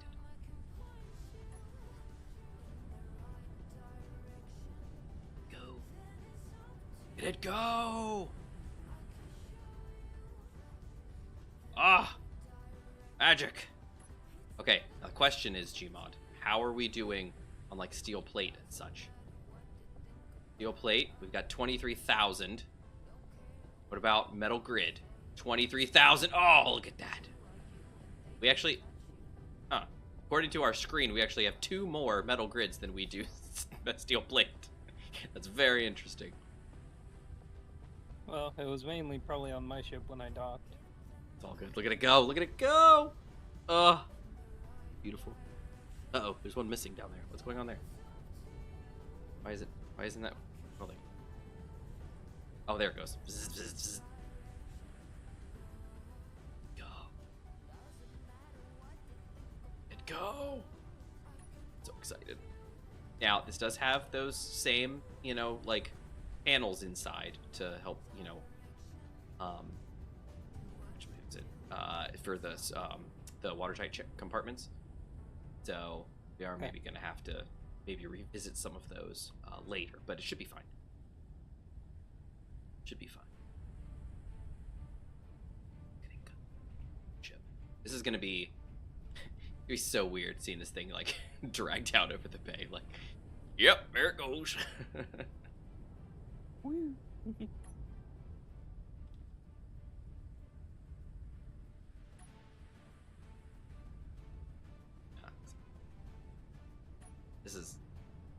It's a big ship. She's a big ship. But she's got to be, because she fits that thing right there. That big old rover fits nicely inside the ship. Oh, and I told you I got the ramp fixed. Remember how the ramp wasn't like going down far enough and it wasn't quite working out? I got another like 20 degrees out of the ramp angle by changing out the blocks below it, the armor blocks, with 1x2 ramps, 1x2 slopes. Oh, nice. And so I changed that out, and suddenly I was able to take it from 11 degrees to 30, and it's perfect. It literally just like it lays on the ground almost, and Infinite Ship can just drive right up. It's perfect. Easy. I'm so glad. I was looking and I was like, man, I wish he's. Perfect. Lovely. All right, I gotta think about a drink. What should I think about? Look at it go, and it's going so slow. I love how it's met. Oh! It's awesome. The pulley is cool. The pulley is awesome. It's weird at a sideways angle, obviously, but, Yeah. you know, from a vertical, that's so cool. Like, it goes straight down, and it turns the animation, and it turns in time with... Oh, goodness. Assuming another unknown signal. I keep hearing random explosions, and it's very upsetting. Very concerning. There it goes. Look at it building it up. Look at it go. Look at it go! Oh, I love it. And it sounds cool too. Look at it. Look at how cool that is. Look at it. Just, you see the blocks overhead moving, and you see the piston or the pulley spinning as it's moving the cables. Like, it just... That's cool. And the sound, Yeah, it is. It's a mod. It's one that Gmod found, actually. It's the pulley system. And it's basically a piston that goes, like, kind of forever. Obviously, as I was saying, like, it looks a whole lot better vertical because, you know, that's kind of how it's designed to be. You know, and it looks like the cables go up and down. But, yeah, look at that. It's got the little... Based on the fact that we dealt with Clang with the regular piston. I I'm know. Like, I'll just use the Pistons. pulley. Yeah, so the pulley goes, like, forever. Like, it goes... what's the effective limit, Gmod? Do you know? Did it say? It's long.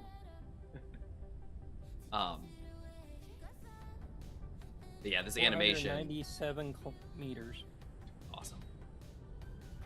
197 meters. No, 497. Sorry, 497 meters. Basically, Gmod was like, it goes across the bay, which is awesome. But listen to that sound. Go Listen to into that. the mountain. Does that sound good? Like, it just sounds good. It sounds good. You got the cool animation of it spinning and the cables moving. It just... Oh, that's nice. Nope.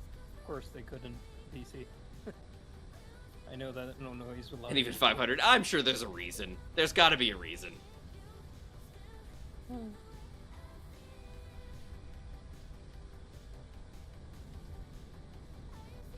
we go. I'm guessing it's blocks. Exactly. That's what I'm saying. Like, I'm sure there's a reason.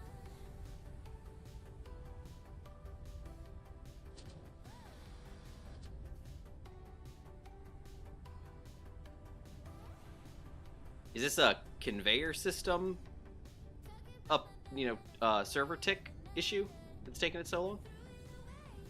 Well, I don't want to move it forward. No, I'm asking about the weld time because it's taking a long time to hit each of these blocks. It's probably I'm guessing it's probably component speed, like moving things through the conveyor system. Looks like we have everything. That's what I'm saying, because we should have plenty of stuff. It's just like it welds some and then it has to wait, and then it welds it again, and then it waits, and then it welds the next one, and then it waits. Like, it's almost like server ticks, like waiting for the parts to move through the conveyor system. Because there should have been no reason why that would have taken so long to weld those pieces. Yeah, look at it. Beautiful. I love it. Look at, there's our previous ship. And here's the new one. She's a beaut. Yeah, look at this thing. It's hard to tell when she's a projection, but it's a big ship. She's a little boxy, like really tall sides, but she's a amphibious assault vehicle. So she carries that large grid rover and lots of other things. She's got a forward hangar as well that can hold tons of stuff. Izzy wasn't actually running. Oh, and Izzy's not running. Oh dear. Well, that's probably why our sim speed's been so good. And also the LCD wasn't updating. Oh goodness, everything's broken. But yeah, she's a combination. So what I said last week was it's a combination amphibious assault ship and a carrier. So she's kind of like a super carrier battleship kind of thing. Not full battleship, but kind of like she's got enough weapons to defend herself. So she's got 2 300mm cannons. She has 1 500mm cannon. She has 2 203s and then 2 more 203s. And then she's got 4 Gatling turrets, 2 30mm turrets on the back bottom so they can shoot things around in the rear, and basically cover the hangar. And then she's got missile launchers in the front, and these are vertical launch missiles. She's got a large hangar in the rear. She's a beaut. I know, DCS, I know. A large hangar in the rear that Infinite could just drive his ship into because she can get really close to shore. And then there's a forward hangar beyond that where there's like tons of connectors, back and belly connectors. So, any small grid rovers that we want to connect or any flyers that you want to put in there, you can all load those in first, and then Infinite can drive his ship in. Depending on the size of the flyers, you could probably even fit them in while his ship is parked, while his rover is parked. They can kind of fit around it, kind of fit into the forward hangar. There's dual bridges. There's a combat, like, emergency bridge. I call it the E-bridge. And then there's the main bridge. The main bridge is up here, and then the secondary one is down there. And, Gmod, you're going to love this. Not only is there a secondary emergency bridge, down inside the belly of the ship. It is fully encased in heavy armor. Nice. So it's like it's mounted in the belly of the ship with like heavy armor struts. It's sitting on top of like the refineries and the engines and the batteries. So it's like it's got like a very heavy duty base, like foundation, and it's just a heavy armor box with like 2 lights in it. And that's where there's like a small control seat, and you just sit in it, and that's it. That's the whole thing. But it's an emergency, like, in the belly, surrounded by heavy armor on the sides of the hull, and then in its own heavy armor, like, box. It is impenetrable. So if somebody can get me in there, it's amazing. I also made sure to add a little extra space around the med bay, so that if the ship is going fast and I spawn, I don't get thrown into a wall. So that's a plus. And then, she's got the decks. There is a deck in the conning tower here. So the conning tower has, I believe, 1, 2, 3, 4, maybe 5 decks. And one of them is completely empty. It's unused. So I don't know what we'll do with that one. Maybe we'll come up with something. But the bottom deck has the barracks, the med bay, and the entrance to the hangars. And then you go upstairs, and there's like an empty deck, and then there's the observation deck, and then there's the VLS, because Xeron was all about we need a VLS, so we got that. And then we have the mess hall, and then we have the bridge up top. And then there's a super special secondary, which y'all probably saw on the build stream, little observation tower in the back as well. And everything is accessible. So like even up here, you can see here, there's ladders to get up to this platform, you know, here. Because if you remember on this ship, there was no way to get up there except for going up to the bridge and then jumping off the balcony off the back and then walking around and trying to get around all the guns. On this ship, there's literally ladders, and you just walk up, and now you're up on this level if you need to be for maintenance and service and everything like that. For the conning tower, you're just up. You're just, you know, just in it. It's a big tower, because again, she's like a super carrier, so her tower is like a carrier tower, but it's centralized. It's centered rather than you know, off to one side, because we don't have any. As I said last week, we don't have any ships that, you know, any flyers that have to actually runway. Like if we did, this is plenty of runway. You know, this I could put the tower off to one side, you know, and they could just be a large carrier, like an aircraft carrier. But Gmod's rules for the series is that he can have thrust in all directions, so he doesn't need to do any runway sort of thing. He's a VTOL, so he doesn't need any sort of runway or anything like that. So I was like, I'll just centralize everything like a more standard, you know, military craft. And then just being the carriers more of an interior thing, you know, the amphibious assault, you know, craft, rather than having, you know, it be a more of an aircraft carrier style thing. So like, there's no elevators coming up to the top level, because you don't need to move any planes. There's no, we were gonna have a crane in the back to help Infinite's ship get up, and we were actually gonna use like the pulley system potentially, but I had constructed a really elaborate piston arm that kind of folded into the side inside the hangar, because inside the hangar I built these like little grooves up near the top, and it's the perfect size for a piston arm.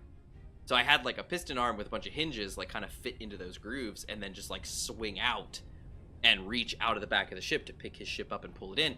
But his ship weighs so much and has so many dang subgrids that you could barely lift the thing up. So it was just a mess. And that's when I started thinking, I was like, well, maybe I can do the ramp a little bit differently. And so I did a prototype, and I was like, it works perfect. And then I don't know if you remember, but like at the end of last stream in the build world, I had this ship backed up to the shore, and I was trying to drive his ship in. That's how I was testing it. I would basically paste the new version of the water, back up, you know, to the shore, lower myself down, and then drop the ramp. And it worked flawlessly. It just like, it literally like touched the ground. And so you could just drive right up. It was perfect. Yes. So happy. No. Had to do a reset on Izzy. Oh, that's okay. Dude, by the way, I kind of forgot before, but the reason I asked about resources in the water was because I wanted to ask if you were planning on making a mining platform out there, like oil rig style.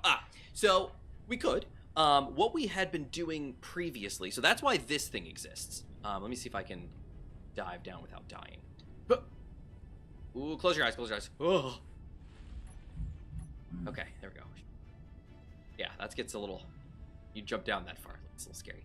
That's what this guy is. So this is my little tiny baby underwater sub-drone for mining. So this is the WS, I Especially believe. for platinum. Yes, the the WD, water drone. Not water sub, but the water drone 300. So this guy, his purpose is for me to be in, he was in my submarine. You know, remember the submarine that we lost during the last battles? That was parked here usually. And then was carried in that ship over there. This thing, like, slapped on to, like, the back, and I just took it with me. You know, basically I would go out there, and then submarine would go down to depth, you know, about 300 meters down, and then I'd let go of this guy, and then he would go down the rest of the way. And for me, inside the sub, I would control it, you know, get him down there. And We found out the hard way the sub will not go down that far. Yeah, that was a lot of testing, but something about small grid and just not a thing. It just couldn't do it. So this was the initial, which I think you were here for all this DCS, so I don't have to go too much detail about this. But this was the first sub right here. And as you can see, this is the WS100 Mark 1. And as you can see, her airtight chamber took a bit of an explosion. I wasn't here for any subs. Oh, you weren't? What? Yeah, this was the WS100, and that's why she's immortalized over here. This was my first sub, and she got down. Managed to recover them. Yeah, she got down pretty far, and then compression, crushing depth hit, and she went kaboom. So what I found was that basically small grid, anything small grid with any sort of pressurized chamber can't make it past 300. It cannot. You get to 298, 299, immediate crush depth. Doesn't matter how well it's designed, doesn't matter how far apart the chambers are done, heavy armor, light, it doesn't matter. It dies. So, unfortunately, my very well-designed submarine, not that one, but the other one, this one was well-designed, but she didn't make it. So on, oh yeah, you can't see because she's got the side propellers. Yeah, she worked great. I mean, she did a really good job. This was the door. This was the way to open and close the airtight chamber, so I could just pop that open and I could sink, and then I could, you know, use my vertical thrust to kind of hover in the water and move along. It was great. It worked wonderful. But she went below crush depth and just kablooey. I joined around the Infinite, made his big rover. Oh, gotcha. Interesting. Yeah. So this was what we designed to go get, like, the gold first. That was the first underwater ore we found, was the gold. And so we built this, and this was fine with the gold. No problems at all. It's just very, very slow. So I had to get way out there, and the power situation, it was a mess. So Gmod would eventually, like, pick me up and carry me out there, drop me off. I'd fill up on gold, and then he'd bring me back. And then we tried the platinum gorge, and then... Yes, and then we tried the platinum. Now, as he's been mentioning, the platinum is very far down. The platinum is 600 meters down. So double crush depth for anything small grid like this. So basically, the thought process was, all right, well, let's build something large grid, right? The problem is large grid is large, very large. So what I ended up doing was doing Not some... to mention, didn't you find out in your test that large grid still blew up? Did it? I couldn't remember. It's very possible. But what I did find out was that basically the idea is that it's anything with air. Anything that had airtight chambers, it did not work. So I don't know what the deal is, but just something about the way it was supposed to be fine if you had heavy armor or it was away from it. I don't know, but it did not work. So what happened was I designed this. Now the magic of this is that there is literally no air chambers in this vehicle at all. This is all basically functional blocks and conveyors. And actually, that was what it was. Small grid conveyors. That's what it is. Small grid conveyors, no matter what, explode at 300 meters down. That's what it was. I was not thinking of an aesthetic build, which is probably less practical. I was more thinking of an aesthetic build. I was more thinking of an aesthetic build, probably less practical. They are my submarine. So I don't. You've probably seen it parked out here. But this was. If I can get out here real quick, show the blueprint of my. Might be back there still on the seafloor unless it got cleaned up. Yeah. My energy. Buying. Here, let me come out here and I can show you. So this is me. Oh my goodness! I still have creative mode on for some reason. I haven't been doing anything, so I guess that's fine. But oh, because I copied pasted. That's right. All right, let's see. The WS 200. Here she is. So this is the WS 200. So I would say she's pretty aesthetic, wouldn't you? Yeah. She's pretty. I think so. She had missile launchers, so basically torpedoes, and then I ended up adding a small gun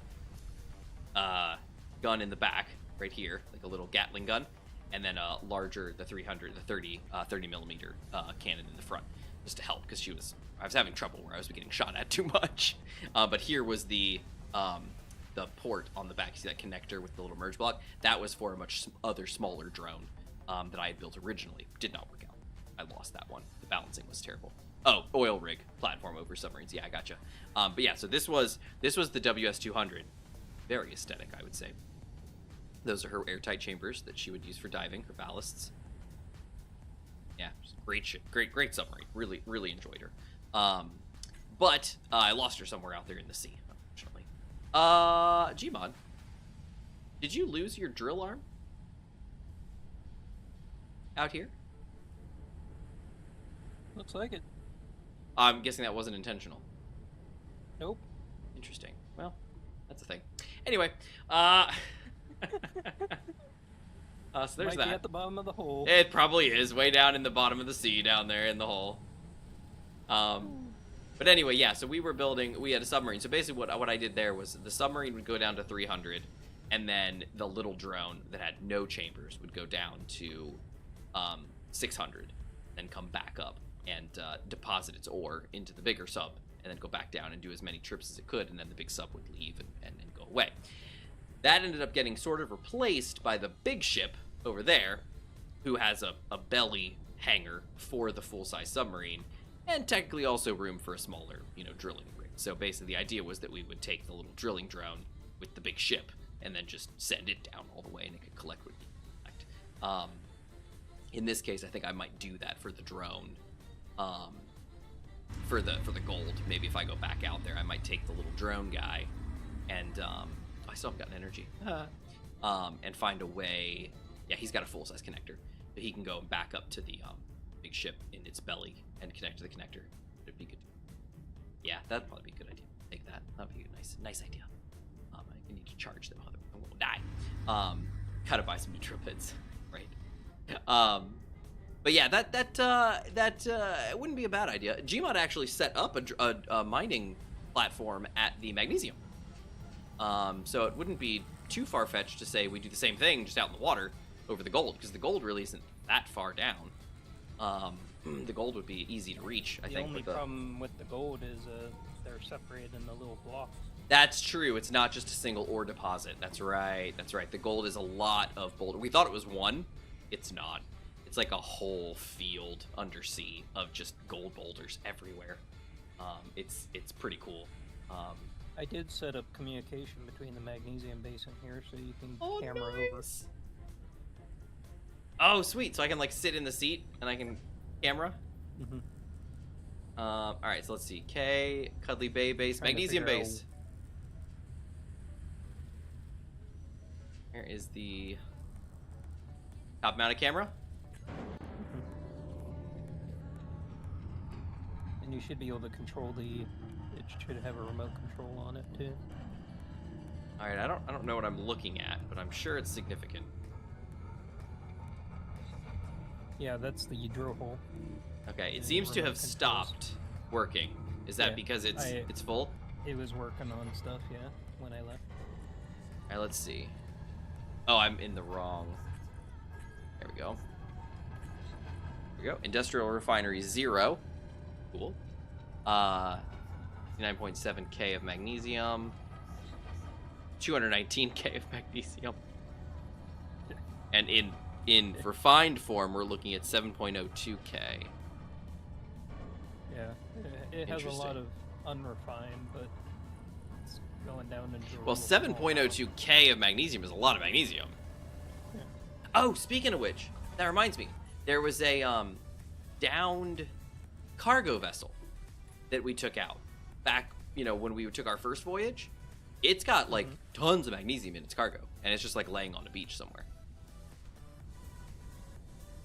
So I marked it with the GPS point, figuring we should, go back at some point and collect him potentially.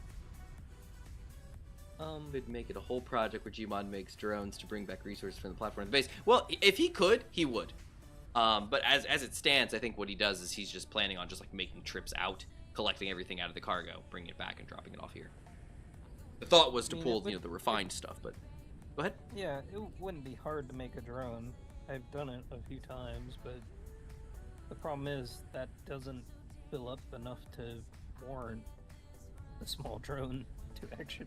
I could just fly over, pick it all up with my big small grid ship, and then come back. Yeah, the key part of it is the collection. So what he was doing was he was flying out to the magnesium, drilling it out, and then bringing it back, and that was it. Now what he can do is he can fly over to that base, collect all the raw magnesium and the refined magnesium in one go, and all the other, because it looks like there's other ore from stone in there, and then just bring it back and drop it off here. That way we've got all the refined, and then the refineries here start picking up on all the unrefined, and then they're good to go. And the benefit of having the remote mining station is that it's full of ore, so he just has to make the trip out and the trip back. He doesn't have to make the trip out and then sit and mine and mine and mine and mine and mine. Yeah, I get that. Like I said, no more thinking. It was like sort of yeah. Oh yeah. And it would be great. I'm curious though, Gmod, how does that work on a server with the loading and stuff like that, with the culling? Is it like if we sent a drone out to the base to collect stuff, would it spawn in? Would it render? Would it be there? Yeah, it would. Okay, cool. It would go all the way. No, but but the base. Once it got there, would it show up? Because there's no player around. Yeah. Okay, cool. Because I've had refinery bases that are very far away. On a server? Mm-hmm. Okay, cool. Never mind then. And then the drones just come back over the hill. Neat. Love it. All right, awesome. I'm trying to figure out what's actually not being welded here. What do you mean? There's a yellow section that's in there that's not being welded. Yellow section, section. Wait, what? Where? We're at metal grids. That's why. Oh dear, you're pulling very far away. Yeah, I turned off the welders because Okay. I wanted to see what was actually that yellow section right there. That's... Well, that's the thing, DCS. I didn't think so. I thought drones don't count. That's why I was wondering, because my thought process was, okay, what if, like, if it goes out there, there's nothing to connect to because there's no rendered base. But maybe it's fine. And Gmod says he's done it, so I believe him. Fine. Looks beautiful. The front of this ship is just beautiful. Look at that bow. Look at that bow. Look at it. Look at it. Just. Well, we need Cobalt? No, we don't need cobalt. Oh goodness, what do we need? What's happening with our production? It's disassembling stuff. If we switch to assembling, what's gonna happen? There it goes. Yeah, it's working through a bunch of stuff. There it goes. It's making on our steel list. now. Do we have a bunch of stuff that we were asking to be disassembled? Surprised. Yeah, from my ship when I connected. Oh, It went that over makes the sense. limit. Alright, well, it's burning through the steel plate. Can I switch it to... There. Alright, it's making metal grid now.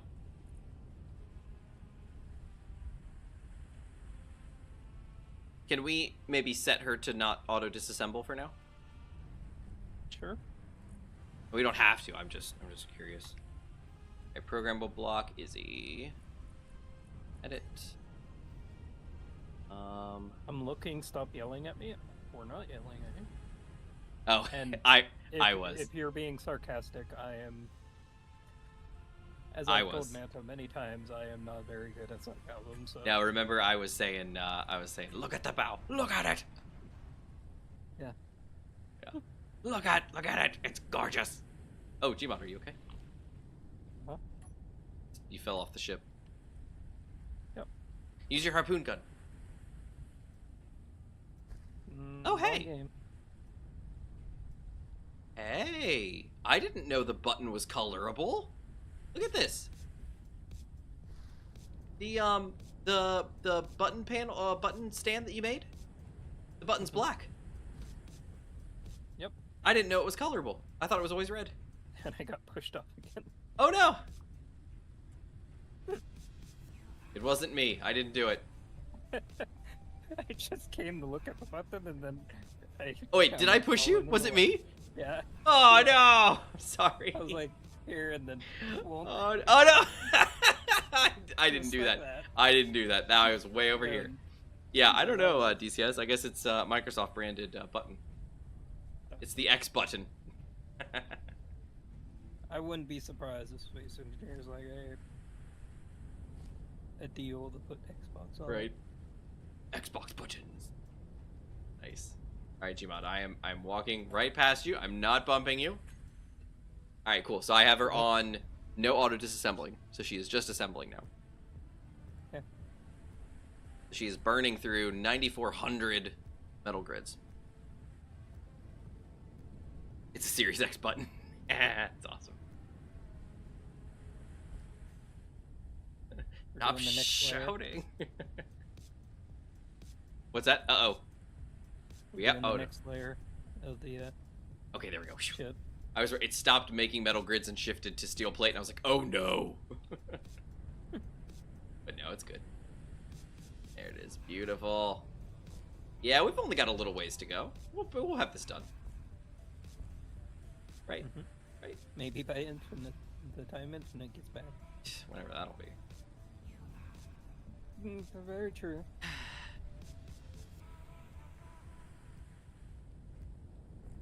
Haven't heard anything about it, so. I know. I know. Don't. I mean, nothing. Literally nothing from him tonight, which is odd. It's a Thursday. I've heard literally nothing from him. Which means he's either buried in work or he's, like you said, potentially Well- on vacation again. Or still. Yeah, I don't think he ever got back from vacation. I mean, it's possible that he was gone for a week, but I mean, that's a long vacation. That's not. I feel like he would have mentioned that, you know, like last week, been like, "Oh, I'm going on vacation for a week," and I will, because he's usually pretty good about being like, "I won't be back for next stream" or something like that, you know. I mean, I know he's been pretty busy lately, but you know, maybe it slipped his mind. But just, it's odd. It's odd that he didn't. If it was going to be a week, he didn't mention it. That sounds so good. Love that.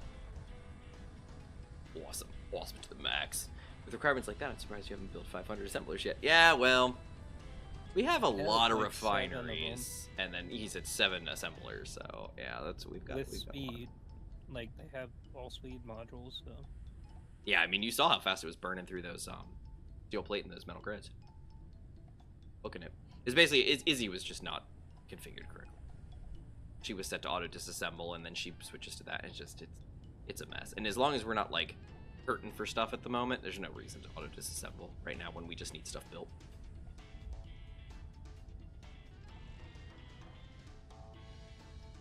Good. Layer's almost done.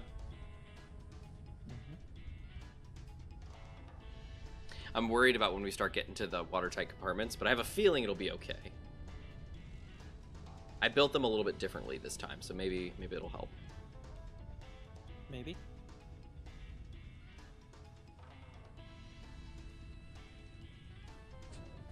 I used middle plates rather than you know, one side or the other. So they should be halfway between now rather than too far out. So hope is that they function. Actually, question built yet? No, nothing has been built yet.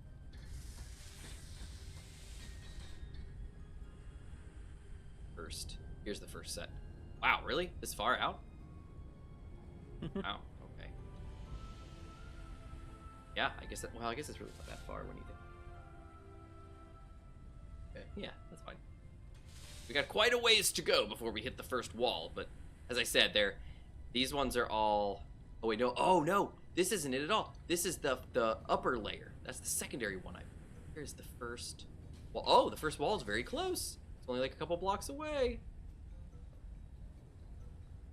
And I'm pretty sure Manta checked for leaks, DC. Like air leaks in the boat? Oh, absolutely. I've tested this boat many times. I mean, you saw. Well, I don't know if you saw at the beginning of the stream, but when we were working on it just recently, trying to get it, the blueprint changed. I was working on. It was floating. I mean, she works great. I saw last stream, yeah. Well, I was gonna say this morning, just the beginning of this stream, we were working on it again, because we did a lot of testing, about a month or so ago, if not longer, about changing the blueprint, location, the mount point for the blueprint, and I thought we had look up that episode. Yeah, and see what happened. It's a good thing we had it on camera. We did a whole bunch of testing, and we found really out did. a bunch of stuff, and yeah. ECS, look. The bow's even now. Look at it. How gorgeous it is. I gotta say, I do like my boats. This one's a little tall for my taste. She's, you can't really tell because she's sunk in the ground here at the projector. But this is a very tall side and it's very flat. Whereas this one out here has a very nice curvature to her all the way around. But this one's a carrier, so she's gonna be that way. DC remembers it was something crazy last block added or something. Yeah, it was the last like you said, the last functional block added when it's this way. It all kind of worked out, and we did all this testing and we figured it out, and we did it for this one because this one the point of blueprint was somewhere back in the cockpit or something, but we fixed it and we got it to be literally the front block. Maybe that's why it happened. DC says, but not with specific blocks. Maybe the merge block was one of the ones that. Oh, maybe what was the block that we used? We'll have to go back and see. But yeah. Go.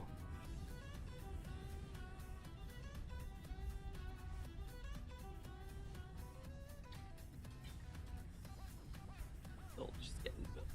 Oh, jeez.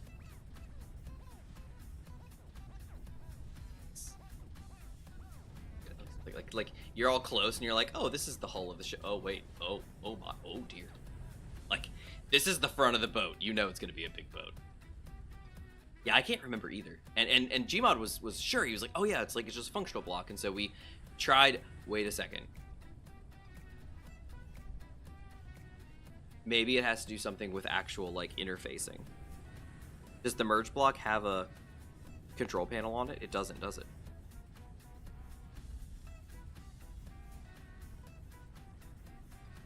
Does the merge block have a control panel on it?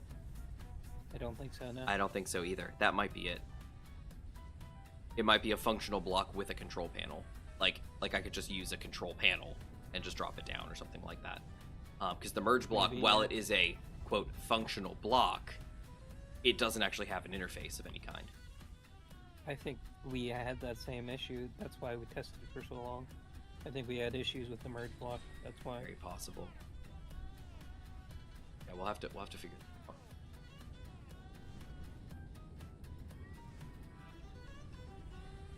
Oh, look at it. Oh, look.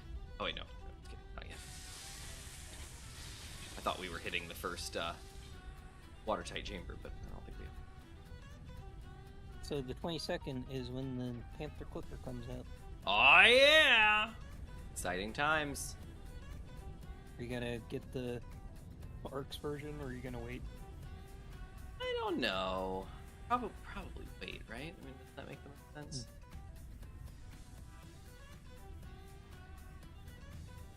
I like getting the arched one mainly because it supports Frontier, but also it, That's true. That's true. makes it so that if that ship gets destroyed, I don't have to pay. Yeah, really it's a much. good. Well, I think that's what I did with my Type 8, right? I think that's what I did. I think that's what I did. The merge block you expect it to work great with projectors as the connecting point. You would think, but I think it's not the case. Yeah, I think that's not the case. I think because it's missing an actual interface.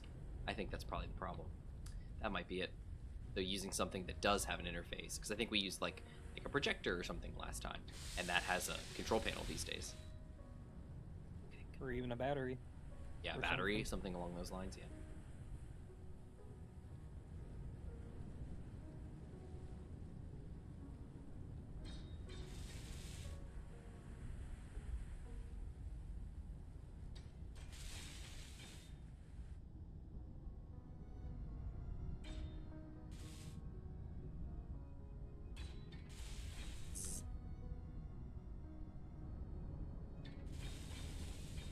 I'm concerned about how much this thing's gonna weigh. How well the piston's Indeed. gonna hold up, but for the pulley. But I'm sure it's fine, right?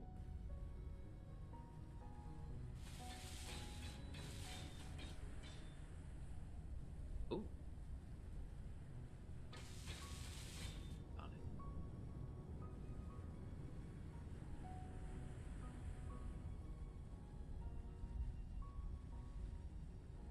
Go too far. You're gonna miss that block. There you go. Yeah, you want to get these welded before you go too far. Emon's got it. He knows what's. Some of those blocks like reach into another block space, so they won't start welding until you move forward. Hey, funky. That big open deck. What's it do? Dude, we don't know.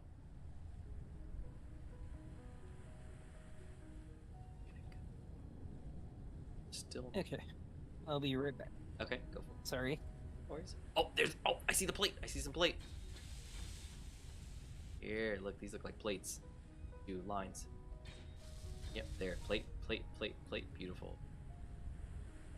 Let's see. That probably won't get built. And it's gonna have to wood anything. Yeah, there we go. Right now. Now.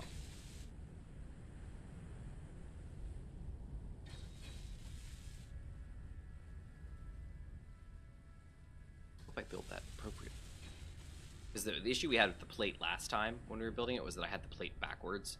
So it was like, yeah, it was the opposite direction, I think, where like the back of the plate was here and the front of the plate was there. And so the plate itself was actually here. And so by the time you got outside the build area, it was too far away and the welders couldn't hit it. I think now it's got it. I think it's got it under control. Weld, weld, weld. Look at that. Love it. Didn't you use like a programmable block?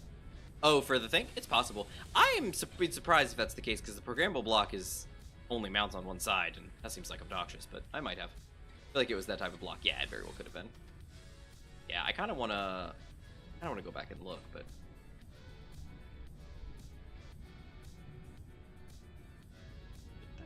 Just fine, not the issue, but... She's still cooking.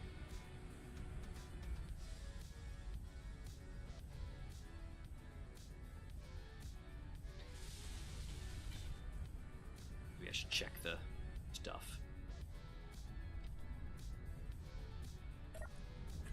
There we go. There we go. She's still cooking.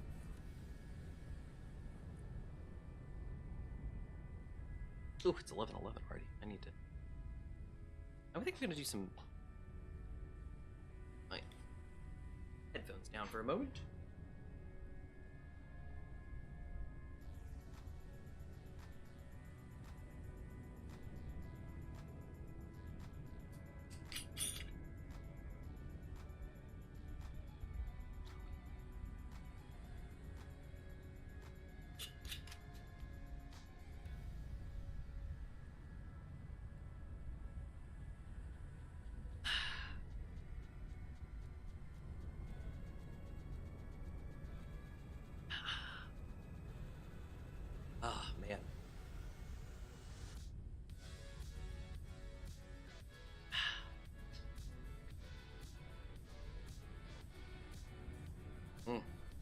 sip of my whiskey in a while.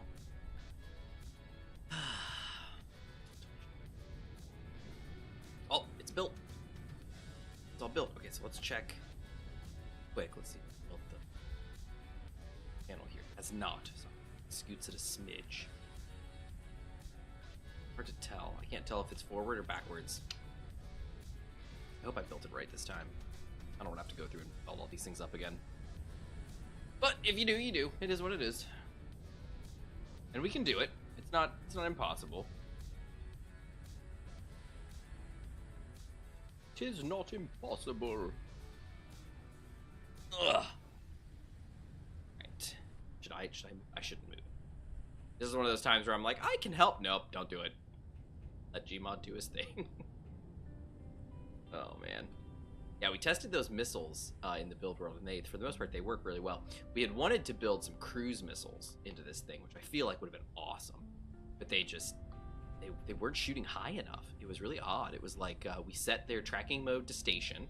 Yeah, that wasn't moving. You know, that everything was there, and they would fire, but their arc wasn't high enough. It was like they'd lob a little bit, and then they would just like, you know, descend too quickly, and they'd hit the ground like a good 200 meters ahead of the target. So I just, for as expensive as those missiles were, we're not going to use them. That's way too expensive. It was the remote control block. Oh, probably. You know why? Because it had a clearly defined forward and backwards, and I could easily place it down knowing exactly what I need to do. That's probably why. Okay, but the remote control block doesn't have a control panel either. But it's a bit more involved than a merge block, maybe. Oh, well, that's it. The merge block doesn't actually have any components, does it? Like any menu options other than on off, right?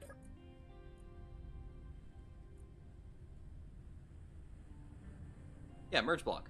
Yeah, there's literally custom data, which I guess counts, but there's on off. That's all it has. So maybe there's something to it. Maybe the merge block isn't enough functional block. So I could hop back over into the build world, but I don't want to. I don't want to leave.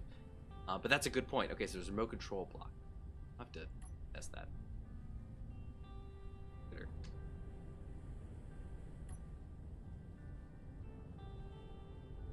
Chip. We've come from that. And remember how long that took to build over there. We were working on it. Building it over there, and the little dry dock took forever to build out the hull and build out all the compartments and chambers and everything. And it was so, okay, this thing has to work, otherwise I can't lose it, because we had nothing at the time. And now look at, we went from that submarines to the other ships. We went from this.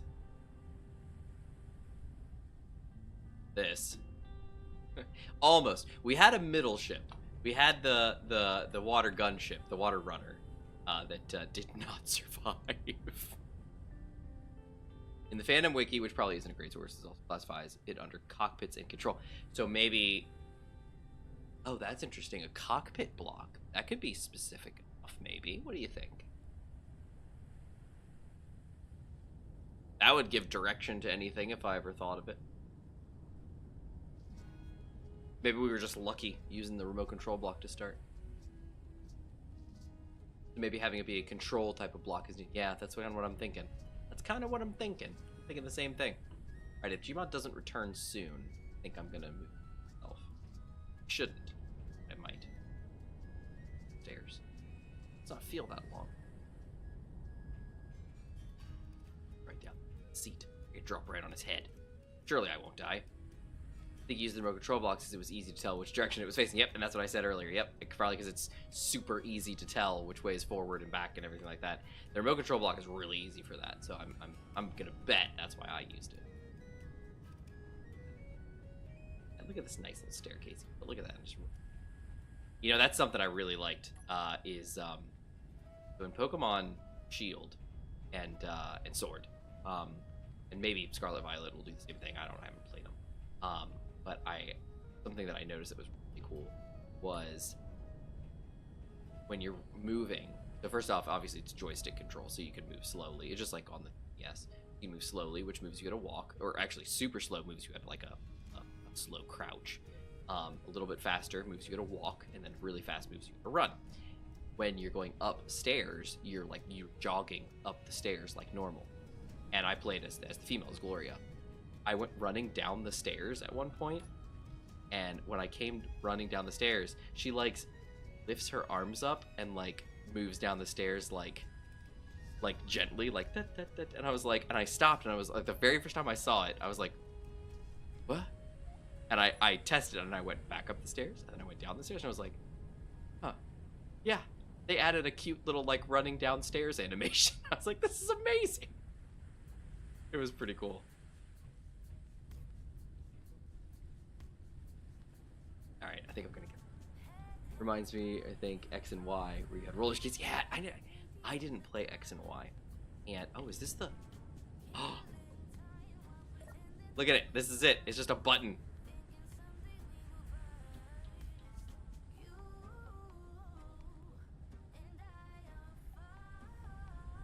There we go. Yo, you spin in place or do a little twirl. Oh, that's cool.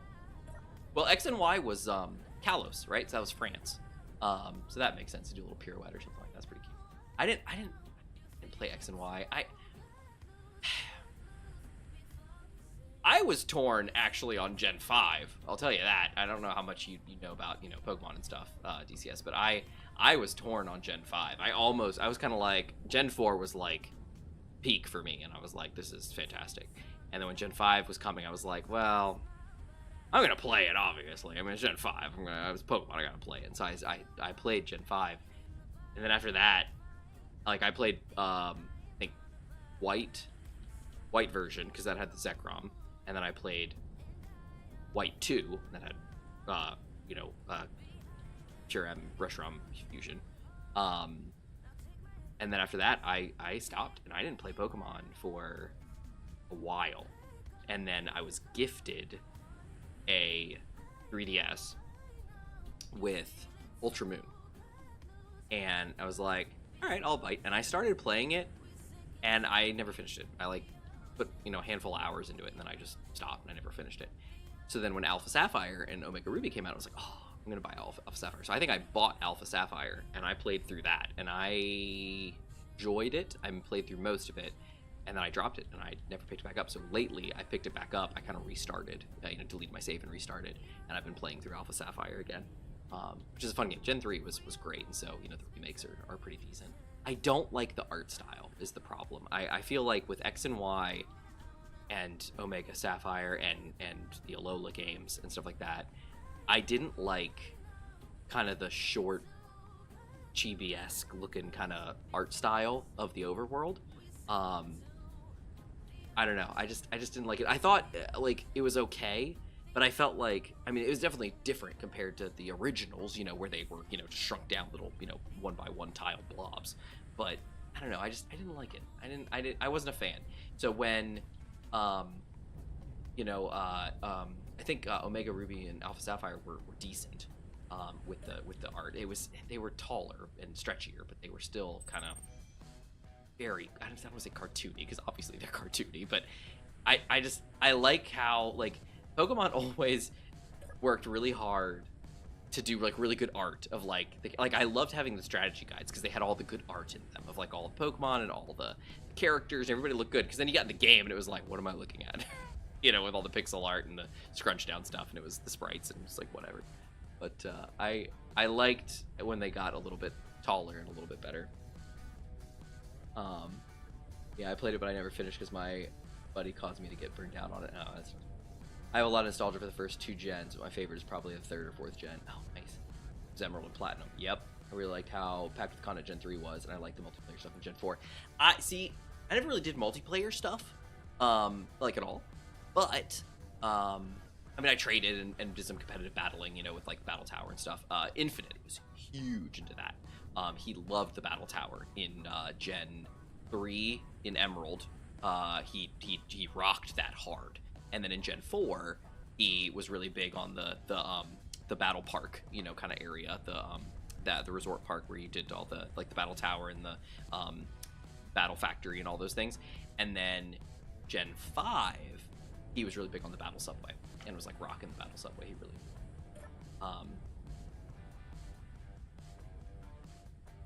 he's always really liked competitive battling, 3-on-3, real like stat based stuff, because he's a mathematician. I mean, that's his jam. But yeah, that was our Minecraft. Event in my street, we would go mining in the other. Oh yeah, that I do remember that. That was fun. Yeah, that was Gen 4, right? With the underground. That was so cool. Yeah, there was classic stuff, I tell ya. Yeah, Gen 4. Like I said, Gen 4 was like peak for me. I really Platinum was like, it was beautiful. I had Diamond, Pearl, and Platinum. I had all three of them, and Platinum was cool. Big Cynthia fan, obviously, so, big cool thing. And I love Giratina. So, the whole, like, Platinum focusing on Giratina, really cool. I really like that. Dialga, again, one of my favorite legendaries, so the Gen 4 was just awesome. I do love Kyogre, is one of mine, one of my favorites, so Gen 3 was really awesome, too. But I played them all. I mean, I started with Pokemon Yellow. That was the first one I got. I've talked about it before. I got the big blister pack of the yellow Game Boy Color, the Pokemon Yellow version in the box, the Pokemon Yellow strategy guide, and I think maybe a carrying case or something like that. And I remember, I played the heck out of that game. And then later on I got Pokemon Red, and I played through that. That was fun. And then I had Gold version, and then Crystal, and then I think we're through. There we go.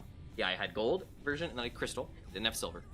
Then I had Sapphire and Ruby.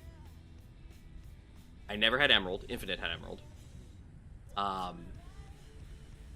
Then for Gen 4, I had Diamond, Pearl, and Platinum. I think for Gen 5, like I said, I had White version, and then White 2. And then I didn't have anything until Ultra Moon, and then Omega Sapphire. And then I was playing emulated. I was playing Legends Arceus. I haven't finished it yet. I only started doing this just this year. And Pokemon Shield, because I can't get Sword to work. For some reason, Sword just does not work with the emulator. With the bases and the digging stuff. Yeah. For like Palkia. Palkia is cool. Palkia is pretty cool. Palkia, for me, I didn't mind its design. I thought it looked pretty cool, but it just, something about Dialga just screamed, better. Hi, Manta. Hey, how's it You want going? to get those blocks? Which ones? The yellow ones up front. Yellow ones up front. What are you talking about? On my screen, there's the yellows ones right in the center here. Oh, I don't have any. Not on my screen. Huh. I can definitely take a look. Oh, here they are. I see them. I see them in spectator cam. Yeah, But I don't right see inside. them highlighted. All right. Oh, you know why? I don't have damaged on. There you go. I see him now. Yeah, I can probably get to him. Let's see. That's floor level, so I won't be able to come up from the bottom because we'll pop in. So I'll have to probably come in through the top, I guess. Dang it, I should have paid attention to that. I went to Italy on vacation as a kid and brought my Game Boy Color with Pokemon Silver. Met this kid who spoke French there. Didn't understand each other because of the language barrier, but didn't matter because we played Pokemon together. He even taught me how to do the duping glitch. Oh, that's awesome! Yeah, I remember doing that. That was fun. I liked doing the duping gift glitch and getting the 99 Master Balls, 99 rare candies, 99 this, 99 that. I just found out recently. I was actually looking into it, and I probably figured it out beforehand. But I really was looking into it lately. Just actually, I say really looking into it. It was in passing. And I found out that the reason you, like the sorry. No, that can't be right. Where's the temperature right now? Day. What time is it? Almost midnight. 70 degree. Okay, I could probably open. Hold on one 1 second, I'm gonna open this window. Getting a little sweaty.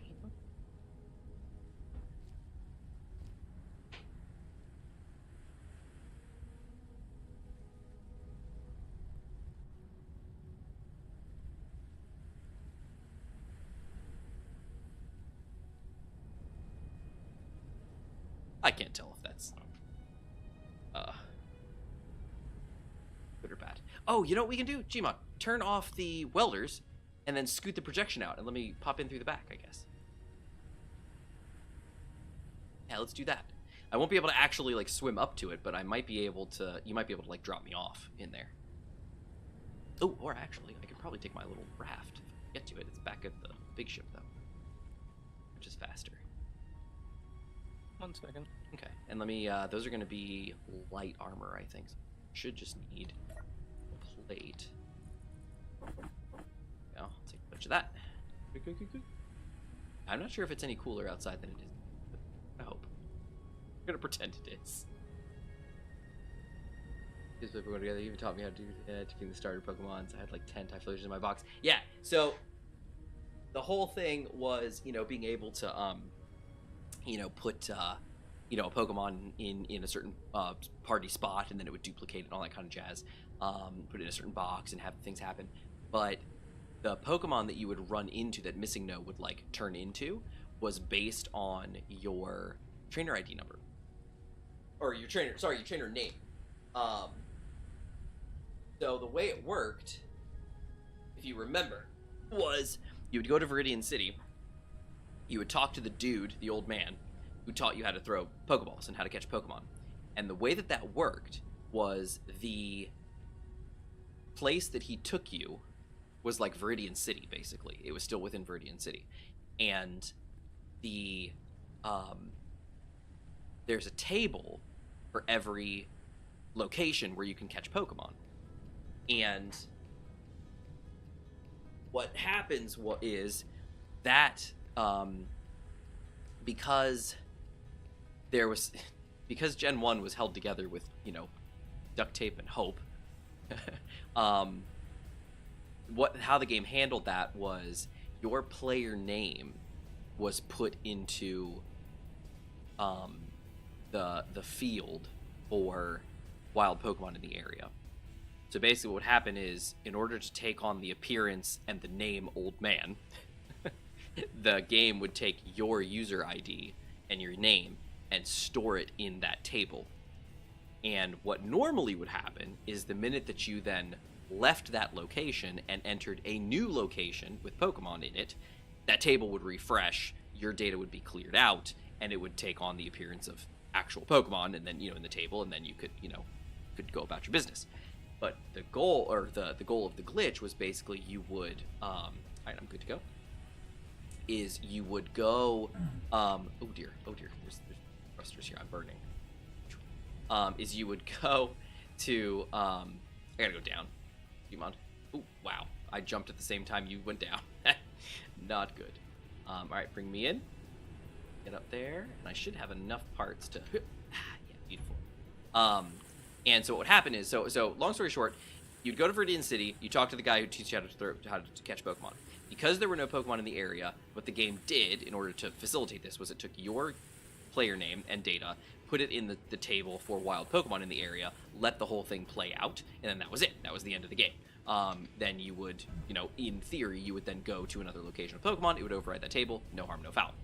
But the glitch was go talk to this guy, then immediately go to Cinnabar Island, which had no wild Pokemon on the actual, you know, city itself, and then go out into the ocean and surf up and down the coast. There were 2, I believe, tiles of grass that were not showing as grass, so they were invisible grass, on the ocean on the coast. Because they were not supposed to be there, they did not have any Pokemon registered for that location. So what would happen is it would pull that same table from Viridian City, and your player name was there. And it would try to match that to a Pokemon name in the table.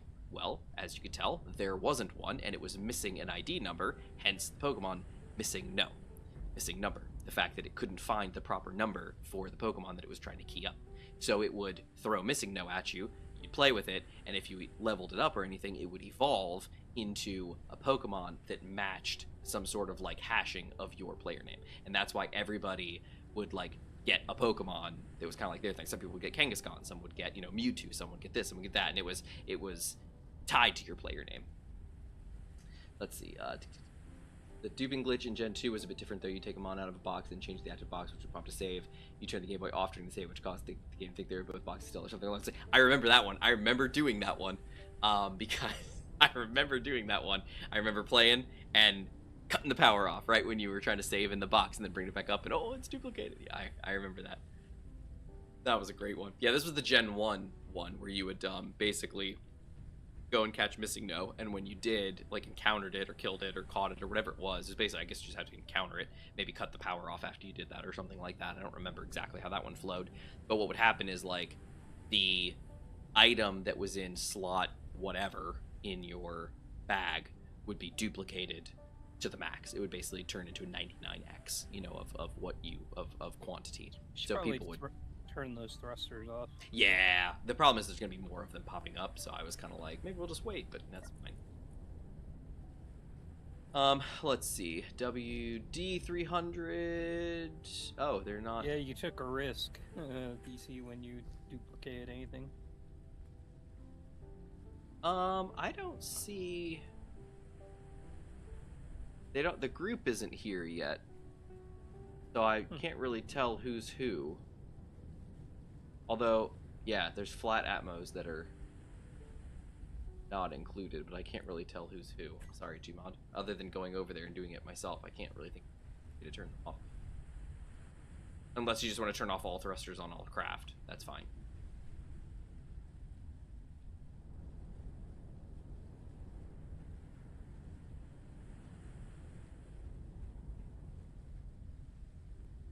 Okay. It's very easy to corrupt your save files. Well, yeah, no kidding. You could use the Missing No glitch to find specific Pokemon as well. You had one where you pause the game just as the trainer tries to fight you right before Viridian, I think. Then fly to the ghost town and walk out the left side, and boom, Mew appears. Yeah, and that's kind of what I was talking about. This one is the going to Lavender and doing that. But if you did the Cinnabar Island one, that was when you'd run into Missing No, and Missing No was literally tied to your player name. So what it would evolve into would be, the thing. Like, I know, I had a friend, my neighbor actually, who got like a level 120 Alakazam, and he was like, "Oh, it's so powerful, it's amazing."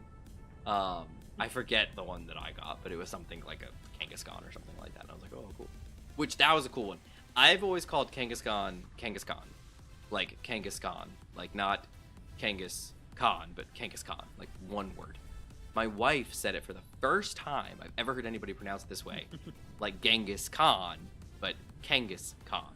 So she like paused. She was like, Kangas Khan, and I was like, and I stopped and I looked at her and I was like, huh, like that's. I've never heard, like, that's the inspiration for the name, for the English name. I was like, but I've never heard someone pronounce it that way. I was like, that's interesting. Genghis Khan, and I was like, that's cool. Like, I've just always said it as one word, one flow, like Kangaskhan, but it was interesting. Let's see. Yeah, the Missing No also calls the item in your 10th position. There it is. Yep. Kangaroo and Khan. Yeah, Kanga, Khan. But also Genghis Khan, the name Genghis Khan, it was the play on words. That's it. Talking to the guy who did the English translations, not Oda. What was his name? I forget what his name was. But he was the guy that did all the English translations for Pokemon, especially in the early gens all the way through. And I listened to a interview with him recently, look at an interview with him recently, and that was one of his things. Is he always uses like portmanteaus where it's like my Space Engineer just crashed. Oh, uh-oh. I just saved. I'm in. Player disconnected, Gmod. Oh no, Gmod, no.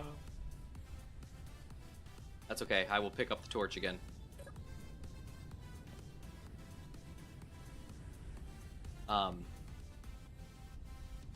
As a Dutch-speaking person, hearing some English pronunciations were very shocking. Yeah, no, it's...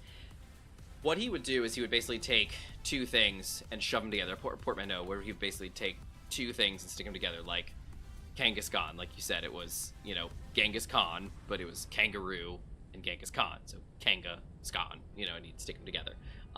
Another one was like, you know, Charmander, fire salamander, Charmander, stick them together, you know, like that was Charmeleon, fire chameleon. Oh, there you go. You know, Bulbasaur, and he'd just stick those things together, and that was how he did it. Once you hear that, you're like, oh, yeah, that's like every Pokemon name. Like every single one of them is that two-part, you know, thing stuck together, and it kind of makes you like annoyed when you hear it. At least I did. There you go. There it goes. Yeah, beautiful. It's really annoying when you realize that and go back later and you're like, oh yeah, every dang Pokemon. There are some that kept their Japanese names and stuff like that, you know, like Dialga, Palkia, what was another good one? From Gen 1. It's a good one. Mew, obviously. Mewtwo.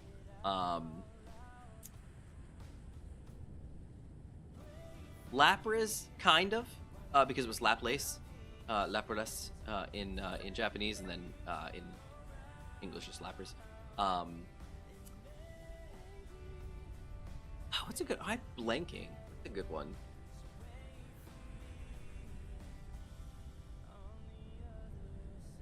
I cannot think of anybody.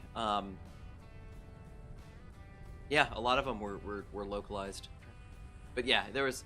Well, Pikachu, Pikachu and Raichu. Those are good. Those are Japanese names that were just brought over.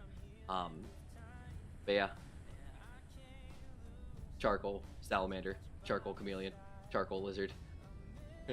Rattata was a very controversial one when it came to pronunciation. Yeah, people today call it Rattata, and I always called it Rattata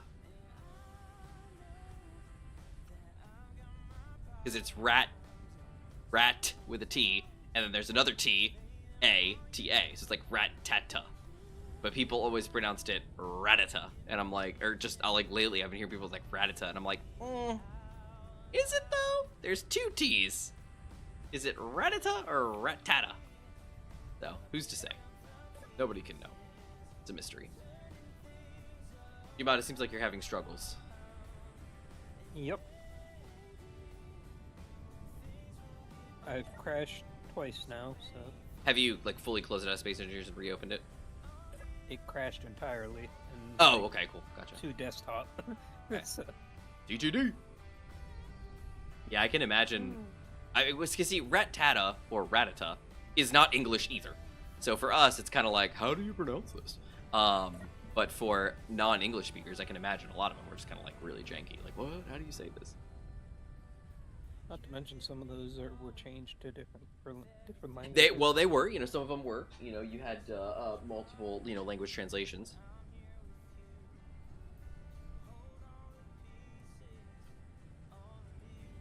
Well, my fan's not ramping up, so I'm assuming this is going to crash again.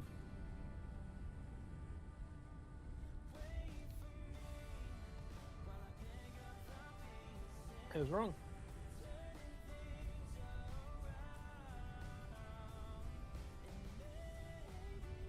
Or not. I was just gonna say, you're in? Maybe. It might be just about to crash.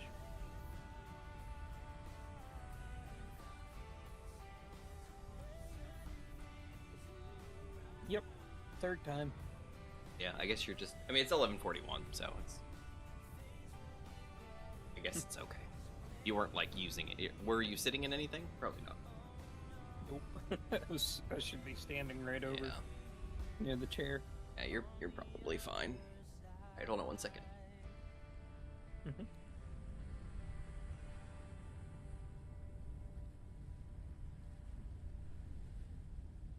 I'll try one more time.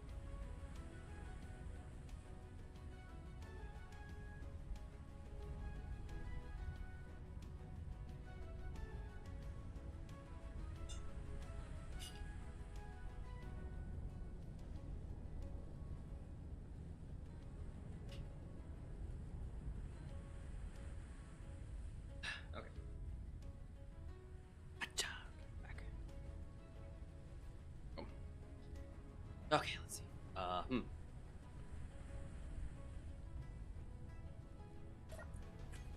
Uh-oh. God. We're out of iron. Well, I would love to help. Interesting. We're out of iron.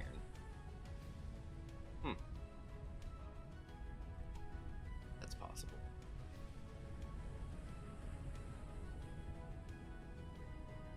Well, we're not on disassembling either anymore, so. Oh, do you think we want to do that? Kick it back on? Sure.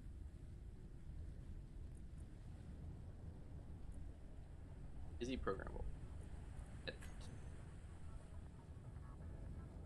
Enable Okay, I disassembling. haven't crashed. I'm going to go into bed. Before. Oh, you're in? Nice. Yeah, I'm gonna go just jump it. Oh my god, it's rubber banding me back all the What way is to the happening? platform. Poor Gmod. I'm like, dude, just log me out safely. There it goes. Yep. Okay. Getting ready to start breaking stuff down. 620 superconductors we want to get rid of.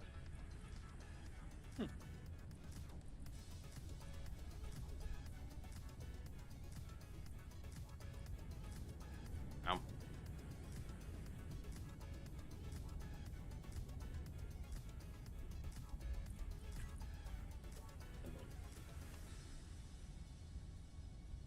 Oh, that's only in this assembler, though. I didn't even consider the other assemblers. Well, if you turn on the Izzy, it should. Well, I know, but that's what I'm saying. I'm just looking at the one assembler, though, and checking stuff out. Like, that was 600 some, I think, in just this assembler. There may be superconductors in the other assemblers as well that's being disassembled. Think about that. Yeah, there it goes. Yep.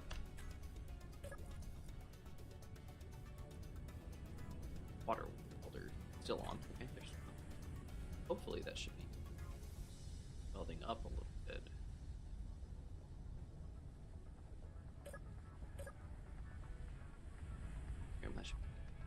Chicka chicka boom boom. We had the English version, but I still try to pronounce it in a different way. In very simple terms, Dutch E sounds more like the English A, Dutch A sounds more like English I, and the Dutch I sounds a lot like English E. Oh, goodness gracious. Not completely accurate, but it's along those lines. Although now that I think about it, English is just weird because the way you pronounce I by itself is completely different from pronounce it in King.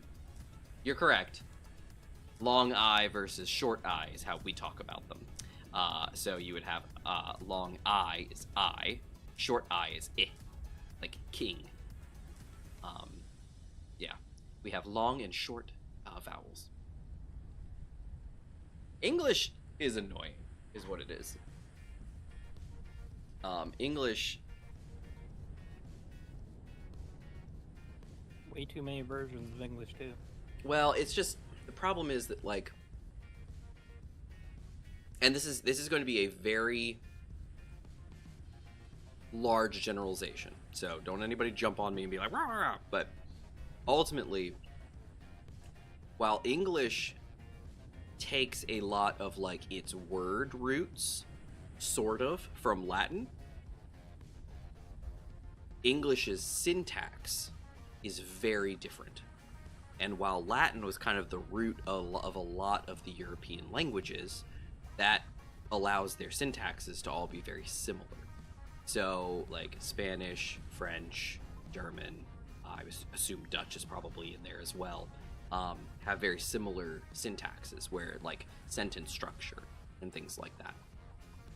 Their words may be very different, but their sentences are the same, for the most part.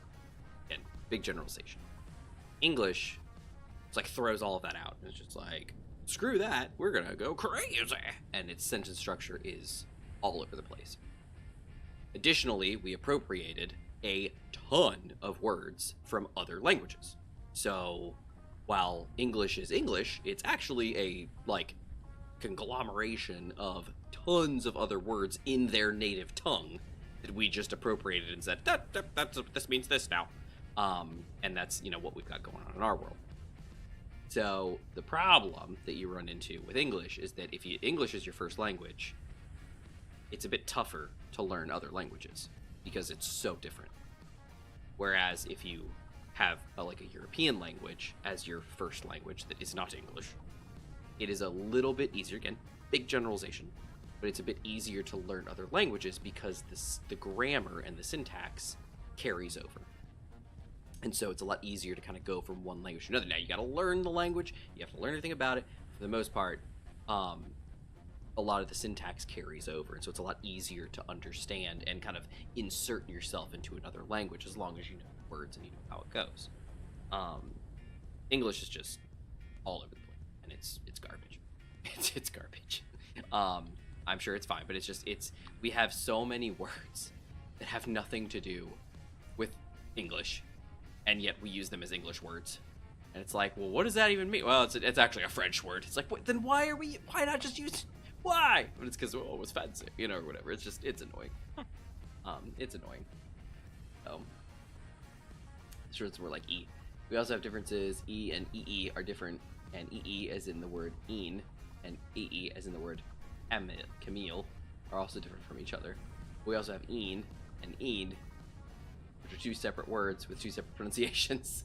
This is not just English. Yeah, and that's the thing. In English, we have homonyms, which are two words that sound the same but mean different things. We have antonyms, which are two words that mean the opposite of each other but sound similar. And then we have other things. But yeah, it's all weird. It's all weird. English is just funky. Okay, let's see. If we're looking at assembler 1, he's disassembling like crazy. Assembler 2 is disassembling like crazy. Assembler 3 is set to assemble, and he's slowly making plate, very slowly. Assembler's doing nothing. This assembler's doing nothing. This assembler's doing nothing, and this assembler. I'm assuming they're on different ships. Yeah, so we have 2 assemblers that are just deconstructing like nobody's business. And then one that's trying to assemble, but he's having a struggle. We have bank as in couch. Bank as in bank. That's great.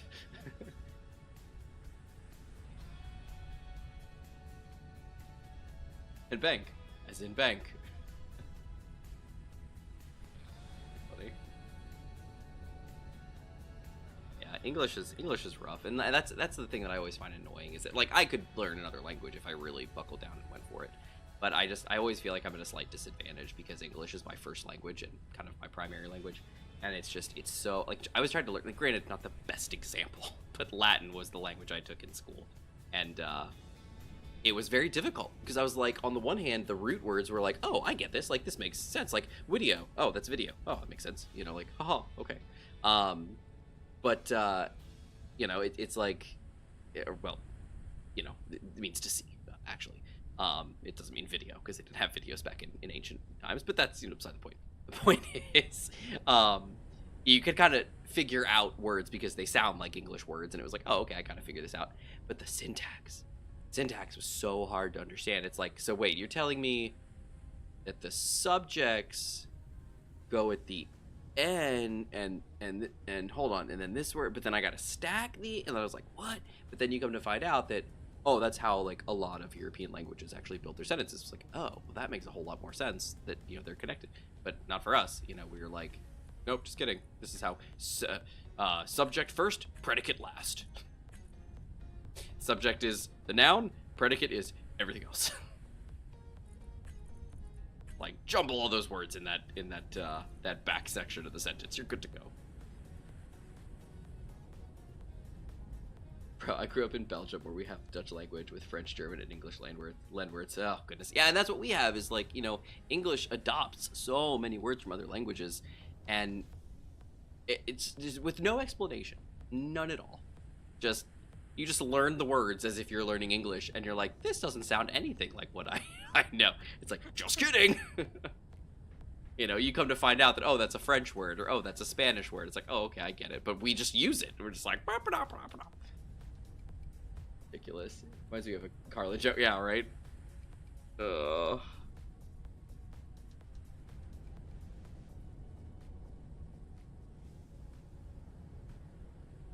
Whoever said it best. The French don't have a word for entrepreneur.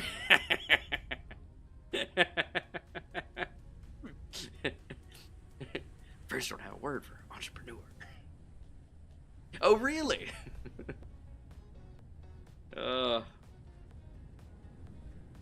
Interesting. It's funny. Alright, we're cooking with gas. I'm gonna switch over to assembling so if I can get some of these steel plates made. Come on, Izzy. Give me some steel plate up in here.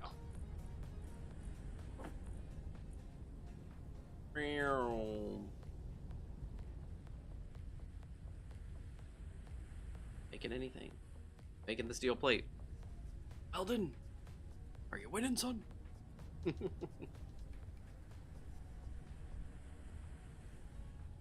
I can't tell. I feel like steel plate's being made, but I can't see anything welding.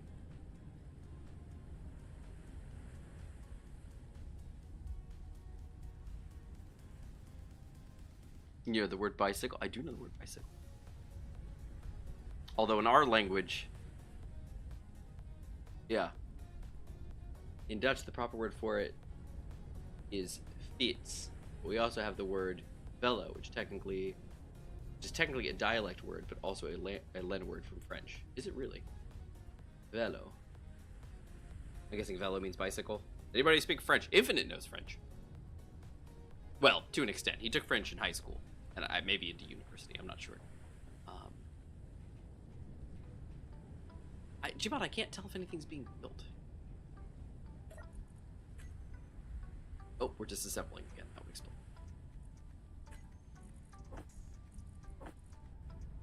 Build the steel plate.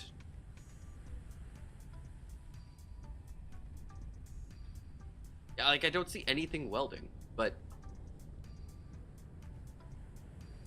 oh, there it is. Okay, it's going. Okay, whew, thank goodness. I was like, okay, there we go.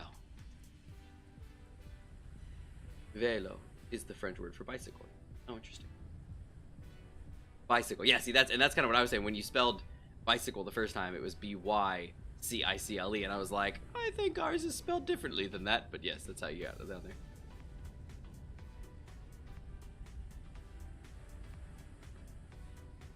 Yep. Yeah. It's the common but informal word. Yeah, see, for us, like, I bet cycle comes from something. Bi is a Latin prefix for two. I believe. Assembling. Go! Make those steel plates. That's all I need for this layer. Just make the dang steel plate.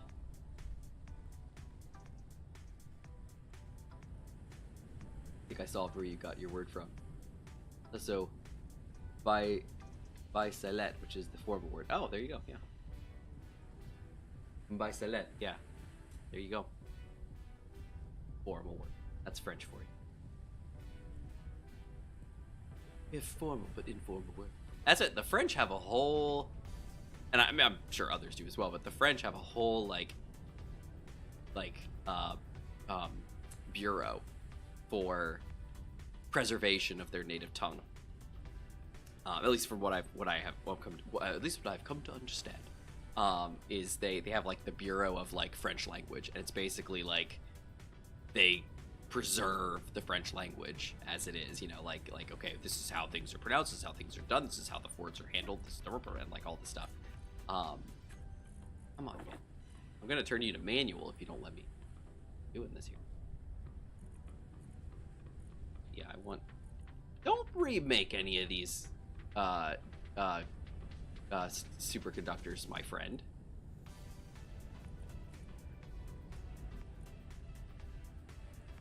Don't you remake like, superconductors.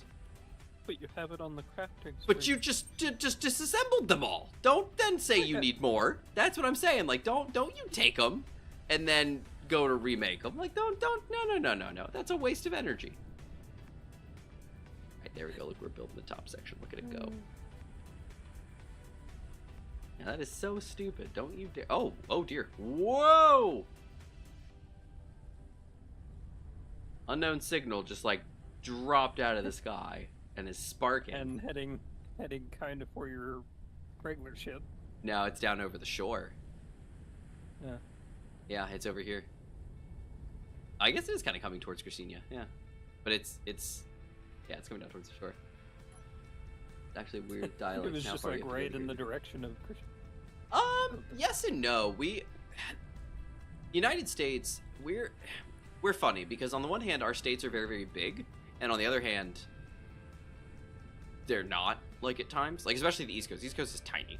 Some of our biggest states, like like California and Texas, like they're pretty big, and so there's like a lot inside of them. Like California spans a lot of distance north and south, and so they're like they got a lot going on over there. They got different languages throughout the state, because down at the bottom of the state you're basically, I believe Baja is like Mexico, and so like you're right on the Spanish borders. They have like a lot of Spanish influence, but then as you go more north you get more Pacific Northwest, and you start getting into that zone. And so it's just, California is one of those where it's like, this is a very long state. Texas, pretty much all southern dialect, but it's so big that you do get a little bit of variance, because again, you're like right up against the coast around the Gulf of Mexico, and then you go south and you're against Mexico. You go north and you're in the Midwest. So yeah, it's an interesting one. Just in Belgium alone, we have different dialects in every province, and Belgium itself is the size of a city in the U.S. Like go west for like 3 hours, like they're speaking a different language. That's crazy. Yeah, ours is funny because north-south is the big differentiator of like y'all. You don't really say y'all up north. I know I was born up north and came down here when I was about 6, and we say y'all all the time. And but I don't have a very strong, well, at least I don't think I do, have a very strong southern accent. And so when I go back north, it's kind of like for a southerner I talk kind of proper. For the north, I sound like a southerner because I use a lot of the language and the words and kind of speak with like, not with a drawl, but like a little bit. And but yeah, it's funny.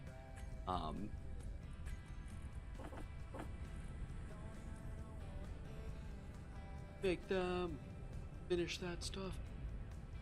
You can do it. Because it's 12 o'clock. Yeah, but it's still fairly understandable unless you go really far. Meanwhile, the dialects can become that's different, way smaller. Well, it's because you only have so much room, probably. The thing is with us is that like some of the states are like almost empty too. Like there's a lot of room in some of our like western states that are just empty. It's just funny to think about because the United States has such a large population, but you look at our population centers in the Midwest, it's like not that. You just don't have a lot of people out there. I mean, you do, but in comparison, it's not that much. Compared to a small European, city or European country, you probably have a lot. But for us, like some of us, it's like Texas has a very large population, but a lot of them are concentrated in certain areas. Wisconsin, they've got a lot of population in very specific areas. Montana, Wyoming, states like that are just very wide. Widely dispersed, as far as the people are concerned. All right, we've got like 4 or 5 blocks over there that need to get done. Come on, friend, you've got this. He's booking it. He's booking. Come on, you got this. You got this. You can finish those. Come on. It's 12 o'clock. Yeah, we have more population per area. Yeah. You kind of have to. We have a lot of room to spread out.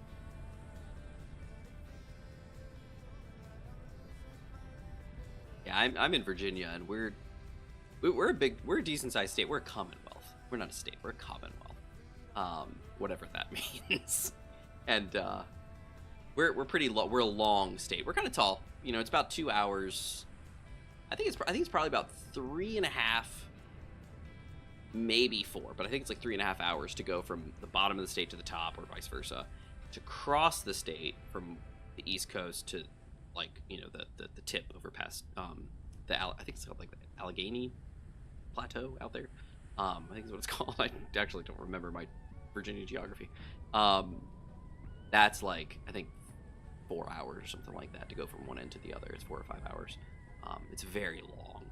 But West Virginia like kind of crushes in on the side on the the western, border. So gotta kind of go south and move around to get around West Virginia. We usually cut through if we're going north. If we're going up to Ohio, we sneak through West Virginia. Nobody will know. All right, there we go.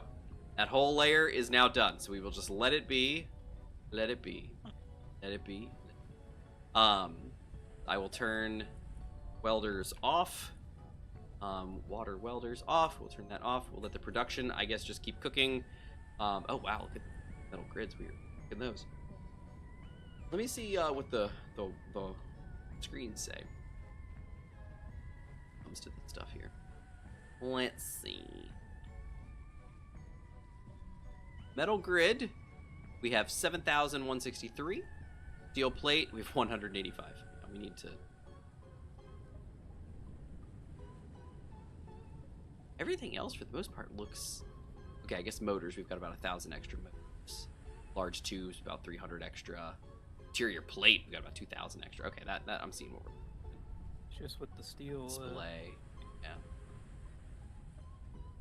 Not being available, everything's gonna run out pretty soon. Yeah, well, I'm looking at what needs to be ground down because I was like, man, what do our numbers look like? But yeah, they quite a few things that have like quite a bulk of stuff.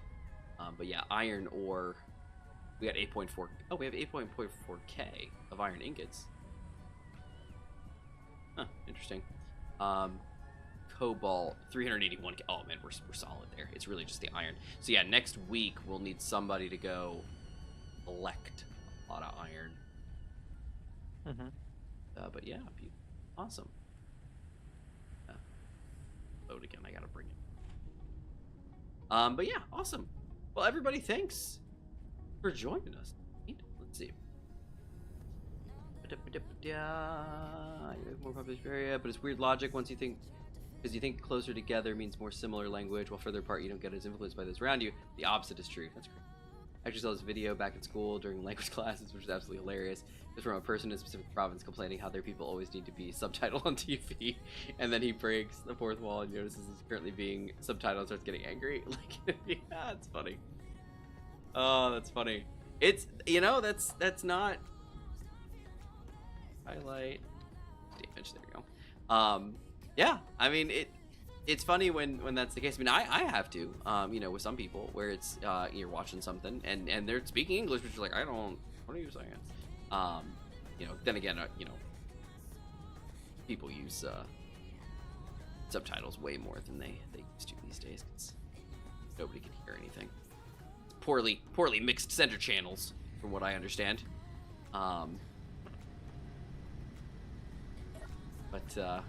Yeah, that's funny. Yeah, there are people that you just don't know what they're saying. I mean, I have trouble sometimes with heavily accented foreigners. So like if I'm on like a support call and somebody's speaking a heavily accented, very thick accented other language, or speak English, of course, but speaking in a heavy accent, sometimes it is hard for me to understand what they're saying.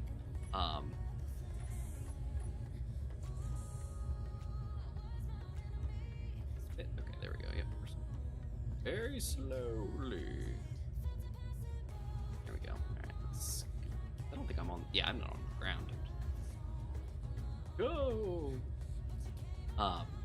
Yeah, it can be hard to understand. People even in our own country. Some people talk really fast. Some people just talk slow. Some people talk with the wrong accent. Don't. Dialects you can blend into. Oh yeah, no. Britain is, the UK is crazy because not only do they have, Britain being so different, and stuff, but then you move to Ireland, you move to Scotland. I mean, they're all heavily different. In the US, you have dialects, but really hard to understand. You are. Yeah. For the most part, anybody in my local state, I'm pretty solid with, and for the most part, like Virginia, North Carolina, West Virginia has a connotation that they have a reputation that they're hard to understand. Kentucky a little harder, but like North Carolina's fine. South Carolina gets a little tougher. Georgia, tougher. Florida's not too bad. Florida's like the southern state that's not really a southern state. Like they have the climate of a southern state, but they're like You can understand them perfectly. There we go. Slow down. Toasty! No worries, we're about to sign off. I'm glad we waited a little bit because you're here. You can see the other boat getting started over there. See it coming out of the printer. The beaut. All right, so what I need to do here is I need to get my projector off. It's just making it as easy as possible on the server when shutting down and starting up. I don't imagine you'd have issues if you work to Washington or Chicago. No, well, you know, it's funny because New York has an accent, and taking so long down side to side. New York has a very strong accent. The New York accent is a very, very commonly understood one around here. That, like, you know, in the United States, that, like, New York has a strong accent. It's like Boston or, you know, something like that. Boston. New York. They're the ones that, it's like a heavily, like, it's like an Italian accent kind of mixed in, like a, you know, yeah. Funny. But yeah. Yeah, Washington is fine, because Washington is funny because Washington's one of those, like, you know, big melting pot cities. It's the capital, you know, so you've got people from all over the world that come to Washington, D.C. to work, you know, is in politics and government, so you get tons of different people there. But yeah, as your example stands, yeah, it's understandable. No, dialect, same thing. Oh, yeah.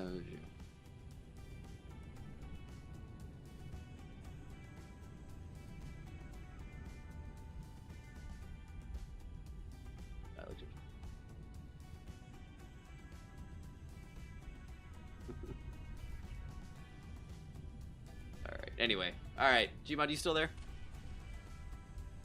Yep. Oh, I was sure I was gonna be like, no, he's asleep. All right, awesome. Well, everybody, Not thanks. yet. So, yeah, thanks for being here. Thanks for hanging out. Really appreciate it. DC, thanks for carrying the chat here. It's great hanging out, chatting with you, as always. And of course, Toasty, welcome. I'm glad you're able to be here and say hey. Let's see. Tonight we had Zeron, let us out strong.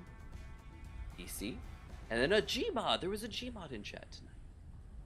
Silver was here. Oh, Silver, I never got to ask you my question. That's okay. You're probably gone. I do want some bear steak if you have it. Yeah, I wanted to ask you. I don't even know how to really word it, but basically, like, you know, because I'm thinking about, you know, I'm working to get with Infinite and go and eventually, if I get a hold of the guy, to go out, you know, camping, you know, going backpacking and camping overnight. And I just like, I've never really done it, and so I was wondering if you had anything like where you were like, you know, oh, well, don't do this or do this, or don't worry about this, or come up with this, or do this, because, like, I've obviously looked up, like, you know, like hiking stuff and you know, like, you know, backpacking and jogging and you know, climbing and stuff like that, and just trying to, you know, kind of get an idea of, like, what people carry, what they don't, you know, when they're going camping and stuff like that and all the jazz. And it's one of the concerns for me is always just like, I don't know, I just don't know anything about it, you know, like, I've looked into it, I've kind of got it, I've kind of, like, know what I need, and I've, you know, got stuff now. But, like, if I'm going just camping just, like, overnight, you know, I don't need, like, a whole bunch of stuff. And I'm going to be camping at, like, technically probably a campground, you know, at the location. And, so, you know, just, like, kind of stuff like that. But I didn't get to you, so, you know, if you hear it, leave a comment or chat next time and let me know. But I just, because, like, you just live that way. It's like, yours is kind of a different story, but, like, if it was somebody just going and being, like, you know, like a one-off kind of thing, because, like, the idea would be, like, you could do one of these hikes in a day, but the expectation is, like, it's like a 5-hour drive down there, so it's really going to be just, like, buddies hanging out kind of thing. So, like, we would drive down, go hiking for about half of the trip, and then, you know, camp, and then do the rest of it, you know, the next day, and then drive back. So just kind of like that. Anyway, let's see. Dialect differences. Yep, yeah, no worries, Toasty. It's all good. Why does DC have a crown? It's like they said, it's some new YouTube thing. I don't know. It's called Top Fans, is what it's called. And so what it does is it ranks. So I'm looking right now. Top fan number 1, it's DCS. Top fan number 2 is Xeron. Top fan number 3 is apparently Gmod. Top fan number 4 is Silver, and top fan number 5 is, it looks like you, Toasty. So leading us off is DCS with 300 XP, and Xeron with 100, and Gmod with 75. Oh, and Silver with 75. So technically, you guys tied. I don't know why you're ahead. And Toasty's at 75. The three of y'all, it's a 3-way tie, but you got the number 3 for some reason, Gmod. So I don't know. Okay. Yeah, oh, hold on. There's a question mark next to it. What's it going to tell me? Top fans and XP. What's the leaderboard? A place for fans to stand out in the community. The top 3 get special badges in live chat. It resets every stream. You can always try again. How do you get on the leaderboard? You'll need to collect experience points, or, quote, XP for you non-gamers out there. I'd add that part. Here's how you get them. Send live chat messages. Send super chats. Oh, please do that. Yes. Send. Oh, and I don't think you actually can. I don't think I have enough subs. And super stickers. Learn more or turn off in the help center. I don't know. It's interesting. It's interesting. Not harmful. It's not harmful, but I don't know. It's weird. I don't know. It's fine. It's better than the hearts. Yeah. Oh, yeah. I turned all those off. That's not happening. It's something new. The more you chat, the more XP you get. Like at the top of chat. Same on mobile though. On mobile, I see the XP thing. Yeah. So basically, like what I just said, it's basically if you chat in the chat, you get experience points, and as you get those XP, like you rise in the rank, and so you're battling it out basically for the top 3 positions. Presume that accounts can steal the crowns without ever appearing in chat. What?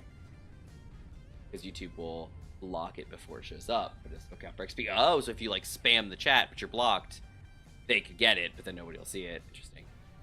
Yeah, Toasty, you got 75 experience points. It's pay to win as well. Yeah, you could a super chat. So I don't know if it's how it correlates. You know, like if you give like a $1 super chat versus a $10 super chat, do you get more XP? Probably. So if somebody like, you know, because I've seen streams where people drop like, $500 or something like that at the beginning of the stream or something like that. They could technically run the number 1 spot for the whole stream, probably doing that. But I don't know. It's not something I do. I don't know.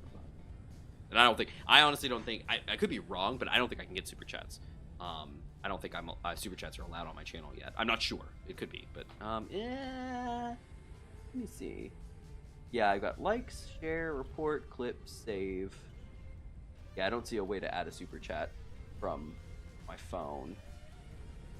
So yeah, but there's 5 likes on the video. Thanks, guys. Anybody who's no, that's fine, Toasty.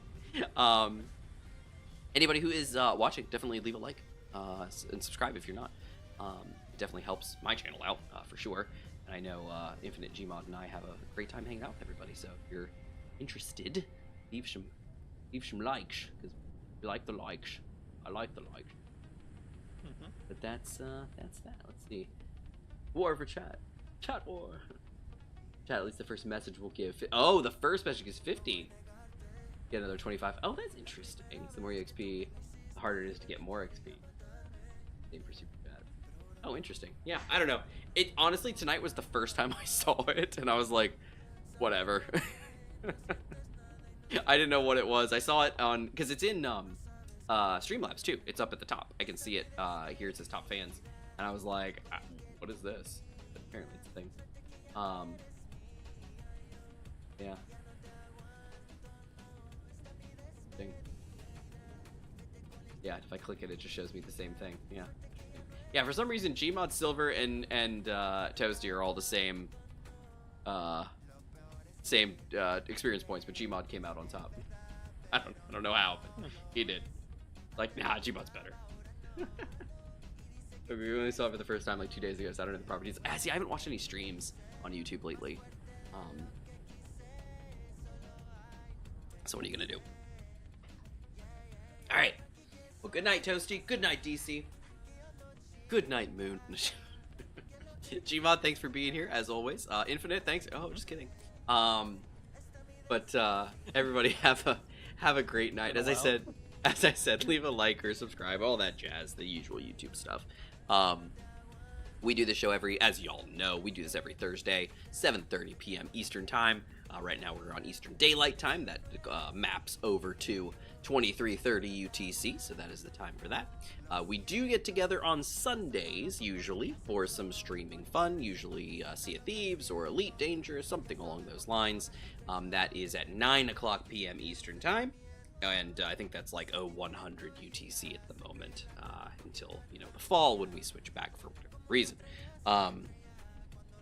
We didn't do this last Sunday. That was my fault. I got a concussion over the weekend, apparently, and that was the thing. So I was not feeling up to it. I had stayed home all day on Sunday, just with like nausea and head pain and just all general. I didn't sleep well the night before. Couldn't sleep, and stuff. So it was a mess. Did you head in the retro shop? No, I was putting my son in the car. He was riding on my back. I was giving him a piggyback, and we went all the way out to the car. And I went to go put him in the car, but I turned around, and it's a back seat of like a crossover SUV, so it was it's not the biggest open door. I went to turn around and I like hit the top right corner of my forehead on the door frame, and I hit it hard. At the time, I was like, okay, it's fine. It was like rubbed my head for a minute. I was like, oh, it'll be fine. Got in the car, and we were driving out to Amelia, which is like 30, 40 minutes away. And we were driving out that way, and like halfway out, my head was like started to like hurt, and I was like, man, my head hurts. And it just stayed, just hurt and hurt and hurt and hurt. And I was going out to get a lawnmower. Actually, I bought a nice lawnmower, zero turn. It's a Club Cadet. It's a great mower. Really excited. I'm using it tomorrow for the first time. I'm very excited. But we were going out to buy that, and so we got about halfway, and I was just like, man, my head really hurts. And then it got worse, and then it just stayed through the day until I got home late in the day, and I was just like, I need to lay down. And so I like laid down, like passed out for like an hour and a half, and then woke up, and then got through the evening, and I tried to sleep, and I just could not sleep. And then when I finally woke up in the morning, I had just like really bad nausea, and my head was still hurting in the same spot. It was a mess, and I was like achy, and like I just kind of bleh, and it was a mess. And so I looked it up, and it was like, because my wife was like, did you get a concussion? I was like, how? But then I thought about it and went through the stuff, and I was like, oh yeah, maybe I did. Like, do you need to go to the doctor? I was like, I'm okay, I'll handle it. Oh, I'm better now. So I was gonna say everything. Nah, we hang out. It's 12:20 now. It's 4th of July tomorrow. It's a holiday. Nobody's going to work. I'm out. I'm good. Yeah, I've only had a concussion once before, so I understand the feeling. It's not fun. Yeah, it's not fun. I might have gotten one in the past. I don't remember.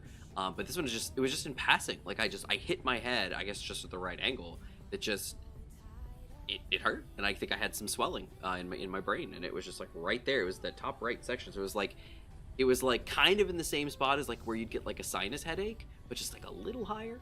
But it was like I didn't have a sinus headache. I didn't have any sinus problems. I had no sinus headaches, and it was only on the one side. It wasn't on the other side, and I was like, this is weird. But then that coupled with like the nausea and the not sleeping, I was like, okay, I think I have a good. But it's all right. Everything's fine. I didn't realize that one either until I started getting really nauseous and ended up throwing up. See, I didn't throw up. I was good. I laid down and stuff like that, and I did pass out a little bit in the day. I was able to sleep a little bit, but yeah, it was rough. So anyway, when Sunday night came, I was feeling a little bit better, but I was like, I didn't sleep at all the previous night. I want to get some rest. So I told Gmod and Infinite, I was like, I can't make it tonight. Never heard back from Infinite because, whatever. But it's all good. But yeah, all right, everybody. Well, I will let you guys go. Happy 4th of July for any of those in the United States. It's our Independence Day. I guess it's worth celebrating now. Who's to say? Things are chaotic right now. But yeah, so if you're in the U.S. and you suddenly hear a bunch of fireworks going off tomorrow, that's why. Just be aware what day it is. But yeah, fire! Yeah, I know, right? I heard one tonight, a big pop, and I was like, I'm going to assume that was a firework. I have no idea. But yeah, see everyone. Have a great night, morning, whatever time of day it is for you. And we will catch you next time. See you potentially on Sunday. Have a great night, everybody. See ya. Have a night.